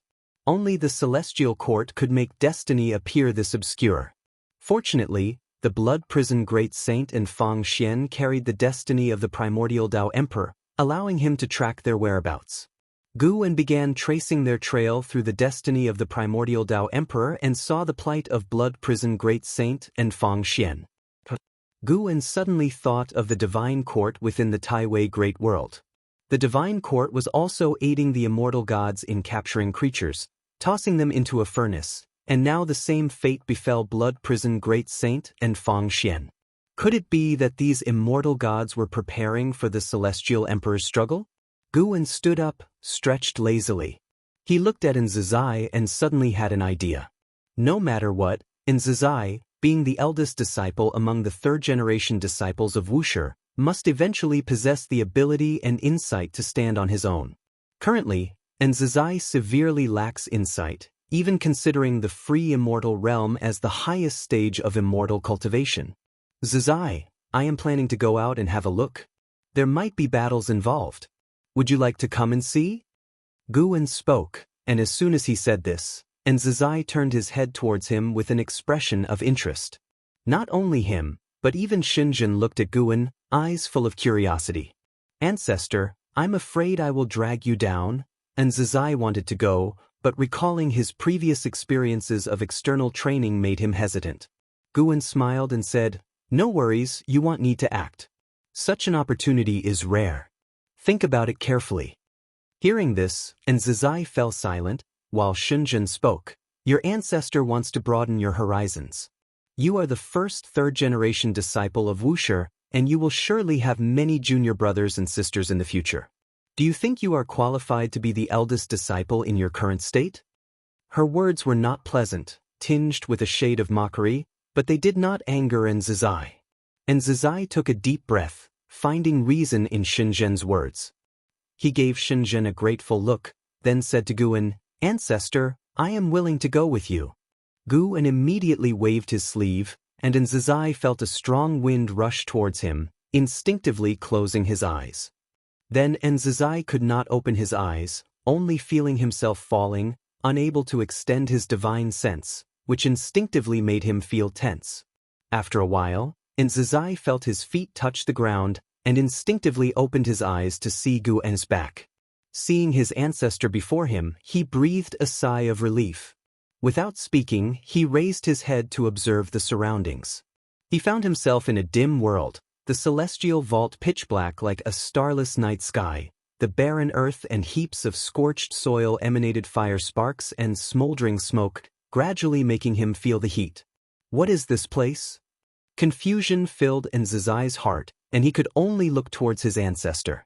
Gu Wen said, We are inside a great cauldron, where thousands of beings beyond the 9 heavens of the immortal path are suffering. Beyond the 9 heavens of the immortal path? Thousands? Zizai's eyes widened, his mouth dropped open in shock, his worldview experiencing a strong impact. In his understanding, the ninth heaven of the immortal path was the highest realm, and he could not envision how powerful those beyond it could be. Yet thousands of such powerful beings were subdued here. Above the free immortal realm is the Tao fruit realm, segmented into Taoist Zhang Zizai immortal, profound Yuan free immortal, and heaven-encompassing free immortal. Beyond that lies the golden immortal Tao fruit, segmented into innate golden immortal, heaven-balancing golden immortal, and Taiching golden immortal. Guwen gazed into the distance, softly introducing, leaving in Zizai even more astounded. There are so many realms above the free immortal? See Th Iyer. Net website on Google to access chapters of novels early and in the highest quality. What realm was the ancestor in? His intuition told him the ancestor might very well be a Taiching golden immortal. How else could he know so much? And Zizai nervously asked, "Ancestor, who is the enemy and where are they?" Guwen did not hide it. The owner of this cauldron is an immortal god from the celestial court. We came here because my steed was captured here. Is it Uncle Master Blood Prison? And Zizai's eyes lit up as he asked. Though the Blood Prison great saint was a steed, he was regarded as a disciple within Wuxia, and in Zizai had heard his name since childhood. Among the disciples of Wuxia, Blood Prison great saint was the second only to his master, with immense capability. Yes, it is him. Guwen answered, having already sensed the presence of Blood Prison great saint and Fang Xian within the cauldron. They were trying to escape the cauldron, but no matter how they exerted their divine skills, they could not break free. The other trapped individuals within the cauldron had long given up hope, opting only to meditate to resist the cauldron's flames as best as they could. Are we going to rescue him now? And Zizai asked excitedly. He was excited for two reasons: meeting the Blood Prison great saint and encountering the immortal gods and realms beyond the free immortal. He felt a thrill reminiscent of his early days of training away from the nine-spirit continent. No rush.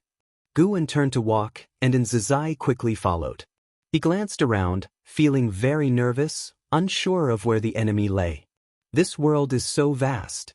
Is it really a cauldron? And Zizai was secretly astonished, unable to imagine the strength and features of the celestial court immortal god who wielded such a great cauldron. As they advanced, Zizai saw bones upon bones, human remains and demon remains shocking to the eye, the stances of some of the skeletons making his scalp tingle. He could imagine how desperate they must have been while alive. "Ancestor, how did you bring me in?" And Zizai refocused his gaze on Guwen, cautiously asking. Invading even the treasure of an immortal god seemed effortless, and Zizai truly sensed his ancestor's profound abilities, heightening his anticipation for the impending battle. "Just stepped in," Guwen answered casually.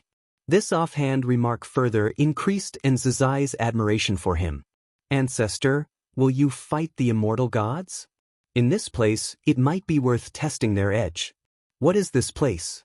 Where is this great cauldron located? Is it still within our world?"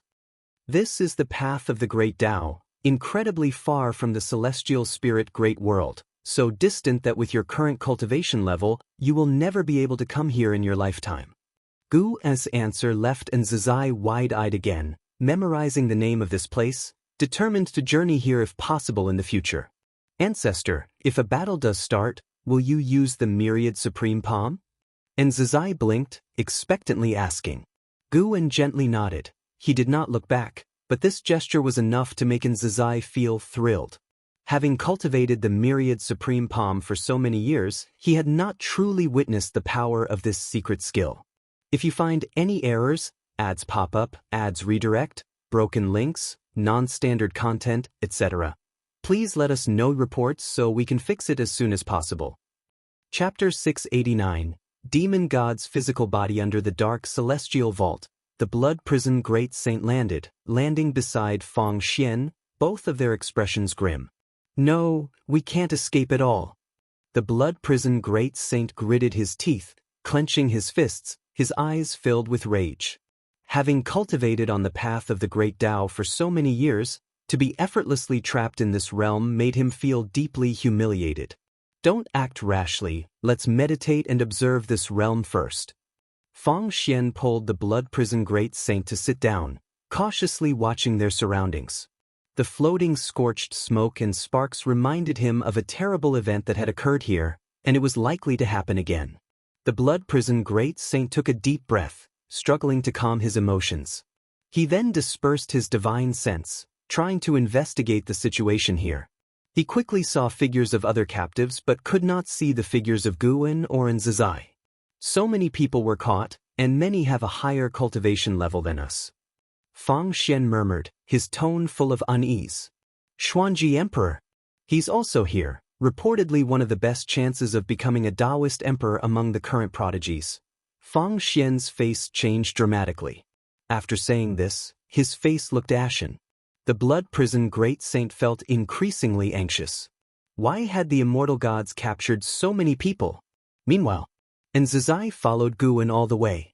He noticed that although his pace hadn't accelerated, the surrounding environment shifted significantly. This was a very peculiar experience. Although he advanced quickly, it was hard to notice unless he observed carefully. It must be the ancestors' doing. Nzazai looked at Guwen with growing admiration. As a child, he didn't understand why his master always obeyed the ancestor without question and wouldn't ask a single question regarding his commands, nor why other disciples feared the ancestor so much.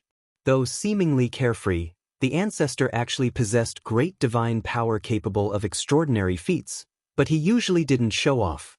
Nzazai silently vowed that he too wanted to become a person like the ancestor. True strength should be displayed at critical moments, not flaunted in daily life. We've arrived. Gu's voice suddenly rang, pulling Nzazai's thoughts back to reality. In that instant, he had the illusion that heaven and earth trembled. His gaze was drawn forward, his eyes slowly widened, pupils filled with astonishment. Following his gaze, there was a giant egg standing on the ground ahead, as massive as a mountain, towering 1,000 zhang high. The surface of the giant egg was like flesh and skin with veins, glowing red inside, faintly revealing a giant curled up within. Guwen looked up at the giant egg and used lifespan detection, but received no feedback. So, it's not for alchemy but for forging a body? Without a soul, could it be for possession? Guwen speculated secretly, sensing that the flesh inside the giant egg was already no less than the heaven-encompassing free immortal realm. This body lacked celestial Tao destiny, yet exuded a terrifying aura, one that the heaven-encompassing free immortal should not have. Guwen carefully deduced, finding this aura to be linked to some great Tao, and that this body had countless ties to the 3,000 great Tao. Delving deeper into his deductions, he saw a darkness, a cosmic plane beyond the 3,000 great worlds, oppressively bleak, with nothing visible. Though not much useful information was gained, he could confirm that the purpose of the Great Cauldron capturing so many living beings was to refine their flesh and merge it into this body. Ancestor, what is that? Nzazai couldn't help but ask. Just looking at the body within the giant egg made him shudder and gave birth to a strong urge to flee. Perhaps it's a demon god. Guwen answered, his gaze fixed on the giant egg ahead. Nzazai wanted to ask more questions when suddenly the ground trembled, and frightening earth fire erupted. He instinctively flew upward, his eyes glancing at the ground. Guwen still stood in place, the blazing flames around him causing no harm, his robe untouched by the fire, as if the surrounding inferno were an illusion. The speed of the earth fire's ascent was so fast that Nzazai had to keep flying upwards. In the distance, silhouettes of other living beings also rose, with strong auras bursting from different directions. Nzazai could sense anxiety in those auras. Ancestor. Nzazai looked at Guwen, calling softly, terror of the flames driving him to seek reliance on Guwen suddenly waved his sleeve, taking the giant egg into his sleeve. He then took a step, a fierce wind erupting from around him, spreading instantly, dispersing the flames along the way. In the distance, the blood prison great saint and Fang Xian still sat on the ground, using their mana to resist the surrounding blazing flames. Fang Xian frowned and was about to speak when a strong wind came from the horizon, blowing away the sea of fire around them, making them turn their heads to look. What's going on? The blood prison great saint muttered, tensing up, his right hand gripping the heaven-breaking blood prison saber beside him. Fang Xian didn't answer the blood prison great saint. He was probing the situation in that direction with his divine sense. Unfortunately, unable to see Guan, he couldn't find the source. Above the Qi Sea of the great Tao, golden light extended infinitely. Hundreds of thousands of heavenly soldiers walked upon it, swaying unstoppably. At the front, the celestial calming god held a saber in one hand and a black cauldron in the other. In his grasp, the black cauldron appeared tiny, its surface engraved with fierce beast images, lifelike and eerie to the point of fear. Suddenly, Esya the novel, the NT website on Google to access chapters of novels early and in the highest quality. The celestial calming god stopped, frowning as he glanced at the black cauldron in his hand. When he stopped, the hundreds of thousands of heavenly soldiers halted with him. Jianghu, standing amidst the crowd, gazed at the stance of the celestial calming god, curiously asking, "What's happening?" Beside him, Su Yu squinted and answered, "The soul refining cauldron seems to have a problem." Soul refining cauldron? Jianghu was even more curious. He felt a sense of awe and dread towards the soul refining cauldron, recalling scenes of it suppressing numerous prodigies. Even he, as a celestial god, felt intimidated. This cauldron was so ominous, full of evil.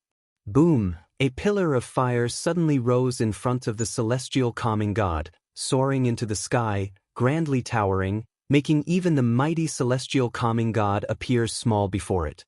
Within the fire pillar, the massive soul-refining cauldron slowly rose, becoming countless times larger than before. Who dares meddle with an immortal artifact? The celestial calming god's voice echoed, solemnly oppressive, like thunder echoing endlessly. All the heavenly soldiers were on guard, ready to form a formation at any moment. The soul-refining cauldron halted, suspended in the void, the surrounding fire pillar dissipating soon, quickly restoring calmness. The heavenly soldiers looked around, finding no enemy figures, forcing them to turn their gaze to the soul-refining cauldron. The top cover of the soul-refining cauldron did not tremble, standing as firm as Mount Tai, giving a sense of unshakable gravity.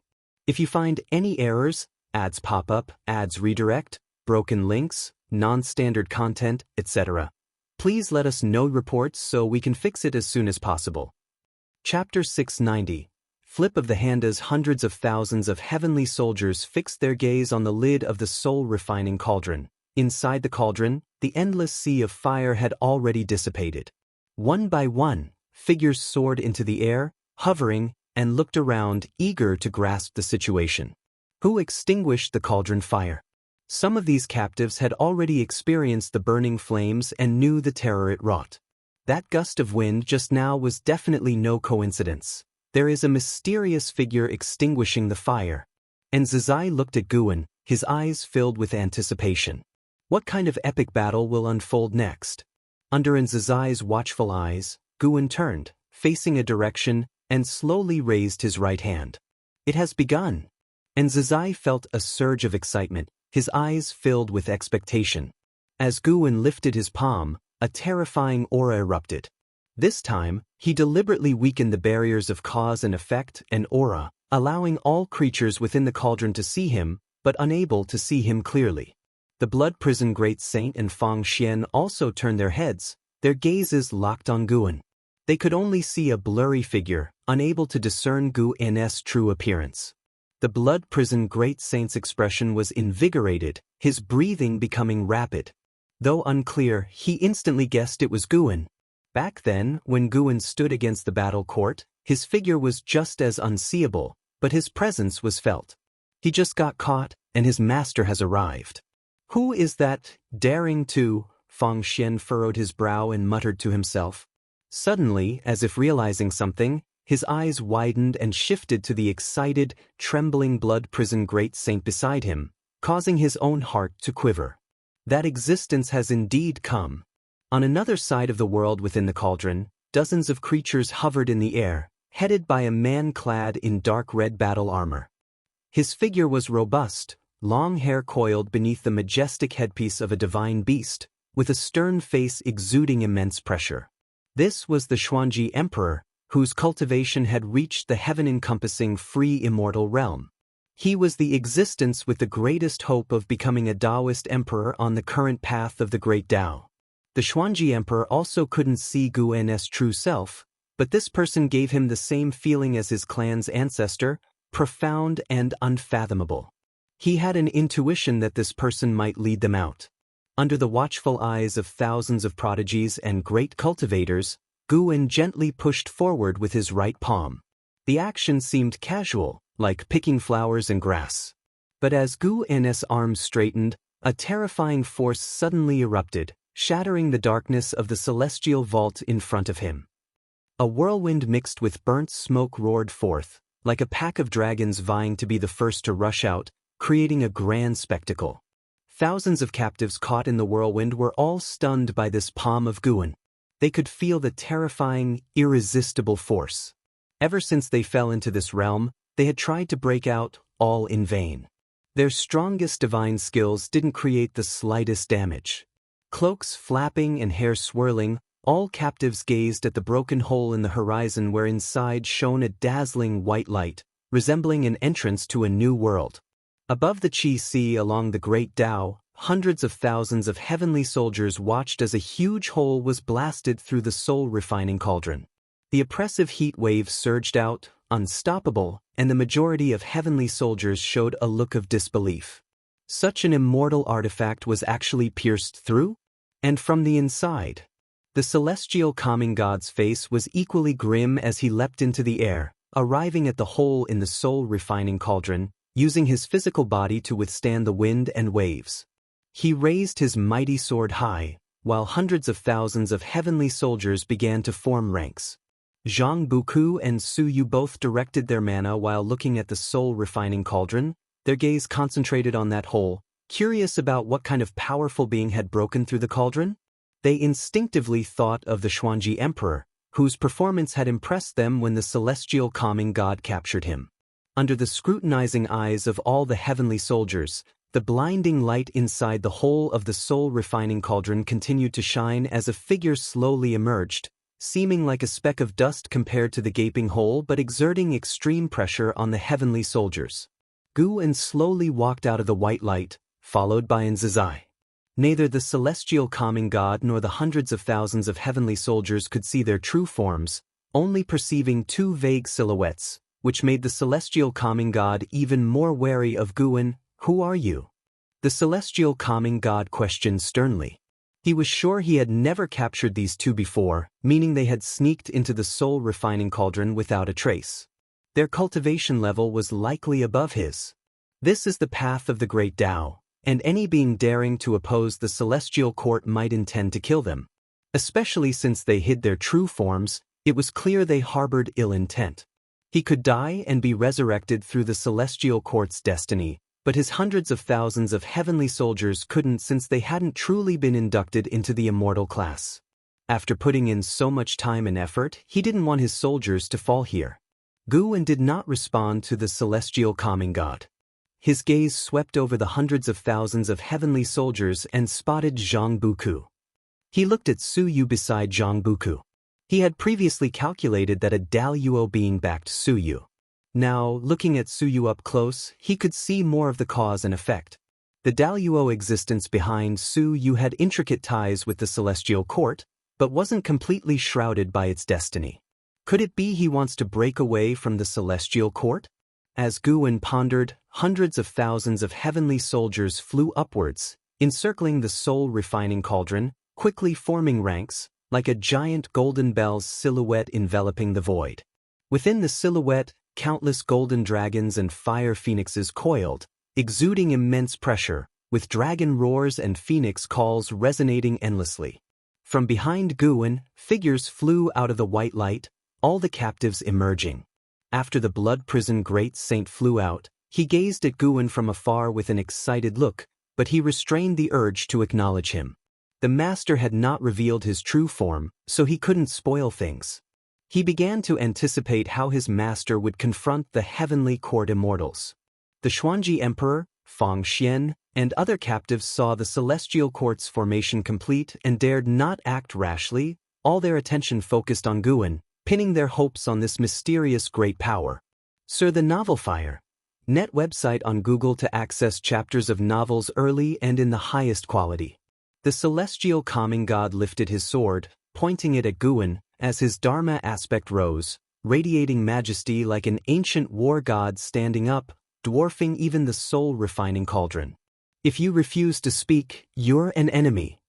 The celestial calming god shouted solemnly, thoughts rushing through his mind, but with so many enemies over the long years, he couldn't promptly identify who it was. Yet he didn't waste time in idle chatter. During the questioning, he was already mobilizing the celestial army's destiny of the celestial court, focusing it on himself. He was already at the cultivation level of a heaven-balancing golden immortal, and his momentum was escalating crazily. Guwen saw through the celestial calming god's little tricks but didn't mind. And Zizai looked at the figure of the celestial calming god and the grand formation of hundreds of thousands of heavenly soldiers. This was the first time he had encountered such an imposing scene in all his years. Watch closely, this is the first strike of the myriad supreme palm. Guwen's voice suddenly resonated in Zizai's ears, causing his eyes to widen. And Zizai fixed his gaze on Guwen, watching him raise his right hand once more. This time, Guwen didn't push forward but instead flipped his right hand upwards and then pressed it downwards. Not just in Zizai, almost everyone had their eyes glued to Guwen. Seeing his movement, no one dared breathe. As Guwen's palm pressed downward, an immense, boundless pressure descended from the sky, enveloping everyone, shocking them as they looked up. Hundreds of thousands of heavenly soldiers raised their heads uniformly, the scene utterly spectacular. They too widened their eyes in disbelief. The always composed and profound Su Yu's expression also drastically changed, exclaiming in shock, "How can this be?" If you find any errors, ads pop up, ads redirect, broken links, non-standard content, etc., please let us know reports so we can fix it as soon as possible.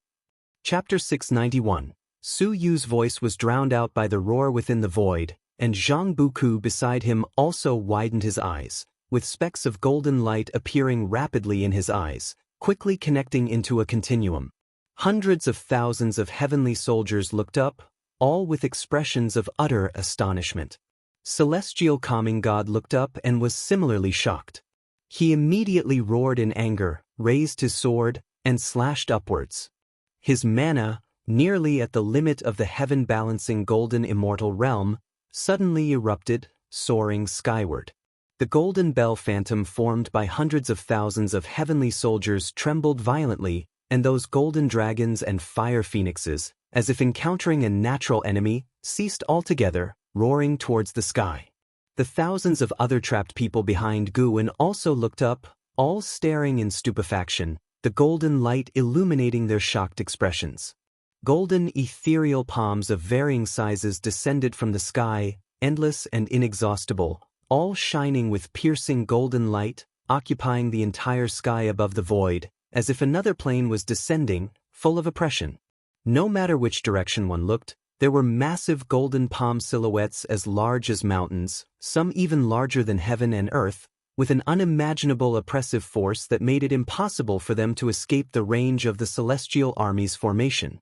Even the Xuanji emperor of the heaven-encompassing free immortals could not count how many golden ethereal palms there were. In the face of such divine skills, the heavenly court immortals were like mere mortals, insignificant and fragile. And Zizai opened his mouth wide, staring blankly at the relentless descent of the golden ethereal palms, his mind blank as he gazed at the spectacle. Time seemed to slow down, and everyone except the celestial calming god had no time to react. The celestial calming god wielded his sword to cut, and in the process of ascending, the vast mana transformed into a crimson qilin, surrounded by heavenly thunder. It was even larger than the soul-refining cauldron, but under the endless palm silhouettes of the god-calming realm, it was like a mosquito caught in a storm, ready to be overwhelmed at any moment. The descent of the god-calming realm was extremely fast, from appearance to arrival in less than half a heartbeat. Countless golden ethereal palms smashed onto the golden bell phantom, and the dazzling golden light made the entire void lose its color. Jianghu looked up with wide eyes. He instinctively wanted to use his divine skills, but his actions weren't quick enough, and ultimately, his entire body was engulfed by the golden light. Boom! Boom! Boom! As the cosmic void lost its color, deafening roaring sounds erupted continuously, and Zizai also closed his eyes, unable to see, and the incoming sounds made him feel as if the entire Tao universe was shaking, his chi blood freezing, causing extreme discomfort. Standing behind Guan, he felt this way, let alone the others. Blood Prison Great Saint felt both uncomfortable and excited, even though he couldn't see. The vast spectacle of the God-calming realm echoed in his mind. Such divine skills, he wanted to learn them too. Once he returned, he would pester his master to teach him this divine skill. Xuanji Emperor also found himself unable to perform magic, but he sensed a special fate not only due to pure and powerful cultivation but also a special fate supporting it. This fate was similar to the Taoist emperors, comparable to the Great Tao, yet independent of the Great Tao. This astonished the Xuanji Emperor greatly. Is there a kind of Great Tao destiny on the path of the Great Tao stronger than the Taoist Emperor? He had no time to ponder more, quickly realizing his consciousness was being dragged into slumber. And Zizai had a dream, dreaming of ancestors slaughtering indiscriminately among the heavenly soldiers and generals, no immortal or god able to withstand a single blow, a completely one-sided massacre. Suddenly, Ancestor approached him, frightening him into abruptly waking up, opening his eyes wide and sitting up, gasping for air. The morning sunlight pierced through the mountains and rivers of the earth, shining on him, giving him a feeling as if a lifetime had passed. He instinctively turned his head and found himself in Ancestor's courtyard. Shen Zhen and an Exen were sitting in front of the artifact refining cauldron, conversing in low voices, with no sign of anyone else. He couldn't help but ask, "Master, Uncle Shen, where's the ancestor?" "Your ancestor went out to play, estimated to be back by evening." An Exian replied calmly. It was Shen Zhen who turned his head to look at him, curious. "How was it? Did you witness your ancestor's hand?" And Zizai took a deep breath, nodded heavily, recalling the memories in his mind. He couldn't help but clench his fists, his eyes shining. He replied, "Ancestor used the divine skills he taught me, so strong, there must be at least 100,000 heavenly court immortals, not one could withstand a single palm from him." An Exen also became interested, turning to listen to him describe the previous battle. At the same time, Guan was staying in the mountain god temple of Tai Tsong continent. After picking the ripe medicinal herbs, he came into the courtyard, then silently activated the life span barrier, taking out the demon god body he had taken from the soul refining cauldron, still within an egg. He did not kill the celestial calming god and the hundreds of thousands of heavenly soldiers. The celestial calming god couldn't be killed, and those heavenly soldiers were innocent, simply following orders.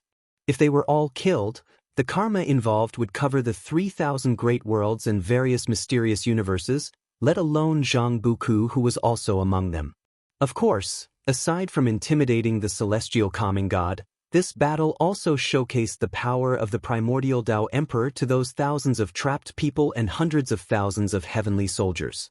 These trapped people and heavenly soldiers were all great powers and gifted prodigies. They would certainly perceive the fate of the primordial Tao Emperor, and they could spread the primordial Tao Emperor across their respective universes. At this moment, Guan was more concerned with the demon god body that the celestial calming god had refined. He observed carefully and found that this demon god body had a high tolerance for the 3,000 great Taos, meaning it could cultivate various great Taos with ease. For whom was the celestial calming god preparing this body? This body had no heavenly court destiny, so Guan realized that there were hundreds of such bodies within the 3,000 great worlds, and one was hidden within the divine court of Taiwei Great World. Ia the Novel Fire. NE*T website on Google to access chapters of novels early and in the highest quality. So many demon god bodies, and they are all being refined by immortals and gods, must be related to the struggle with the celestial emperor. Do they need so many demon gods to overthrow the current celestial emperor's rule? Guan was very curious about how strong the celestial emperor really was today. What was his concept of the heavenly Tao? Perhaps the disregard of the immortal gods for all living beings is related to the battle for the celestial emperor. Guwen looked at the demon god body, silently thinking. Profound mysterious Shinran sat beside him, curiously looking at the giant egg in front of Guwen. Even though the egg had shrunk a lot, the figure curled up inside still appeared large. Staring at the figure inside the giant egg, profound mysterious Shinran felt very uneasy, feeling that this body was terrifying, making him afraid to disturb Guwen. For a long time, Guwen glanced at profound mysterious Shinran and smiled. I shall grant this body to you, to aid in your possession. Do you agree? Upon hearing this, profound mysterious Shinran's face changed greatly, not immediately agreeing or refusing, but cautiously asked, what is the origin of this body? This body was refined by the immortal gods, true immortal gods. If you possess it, you will have talent surpassing all creation, but you will also bear unforeseen karma, which might drag you into immense trouble in the future. Guwen explained, making profound mysterious Shinran even more nervous. True immortal gods? The reason profound mysterious Shinran follows Guwen is because he devoutly believes in immortal gods. Now hearing of true immortal gods from Guwen, his heartbeat quickened. If you find any errors, ads pop up, ads redirect, broken links, non-standard content, etc., please let us know reports so we can fix it as soon as possible.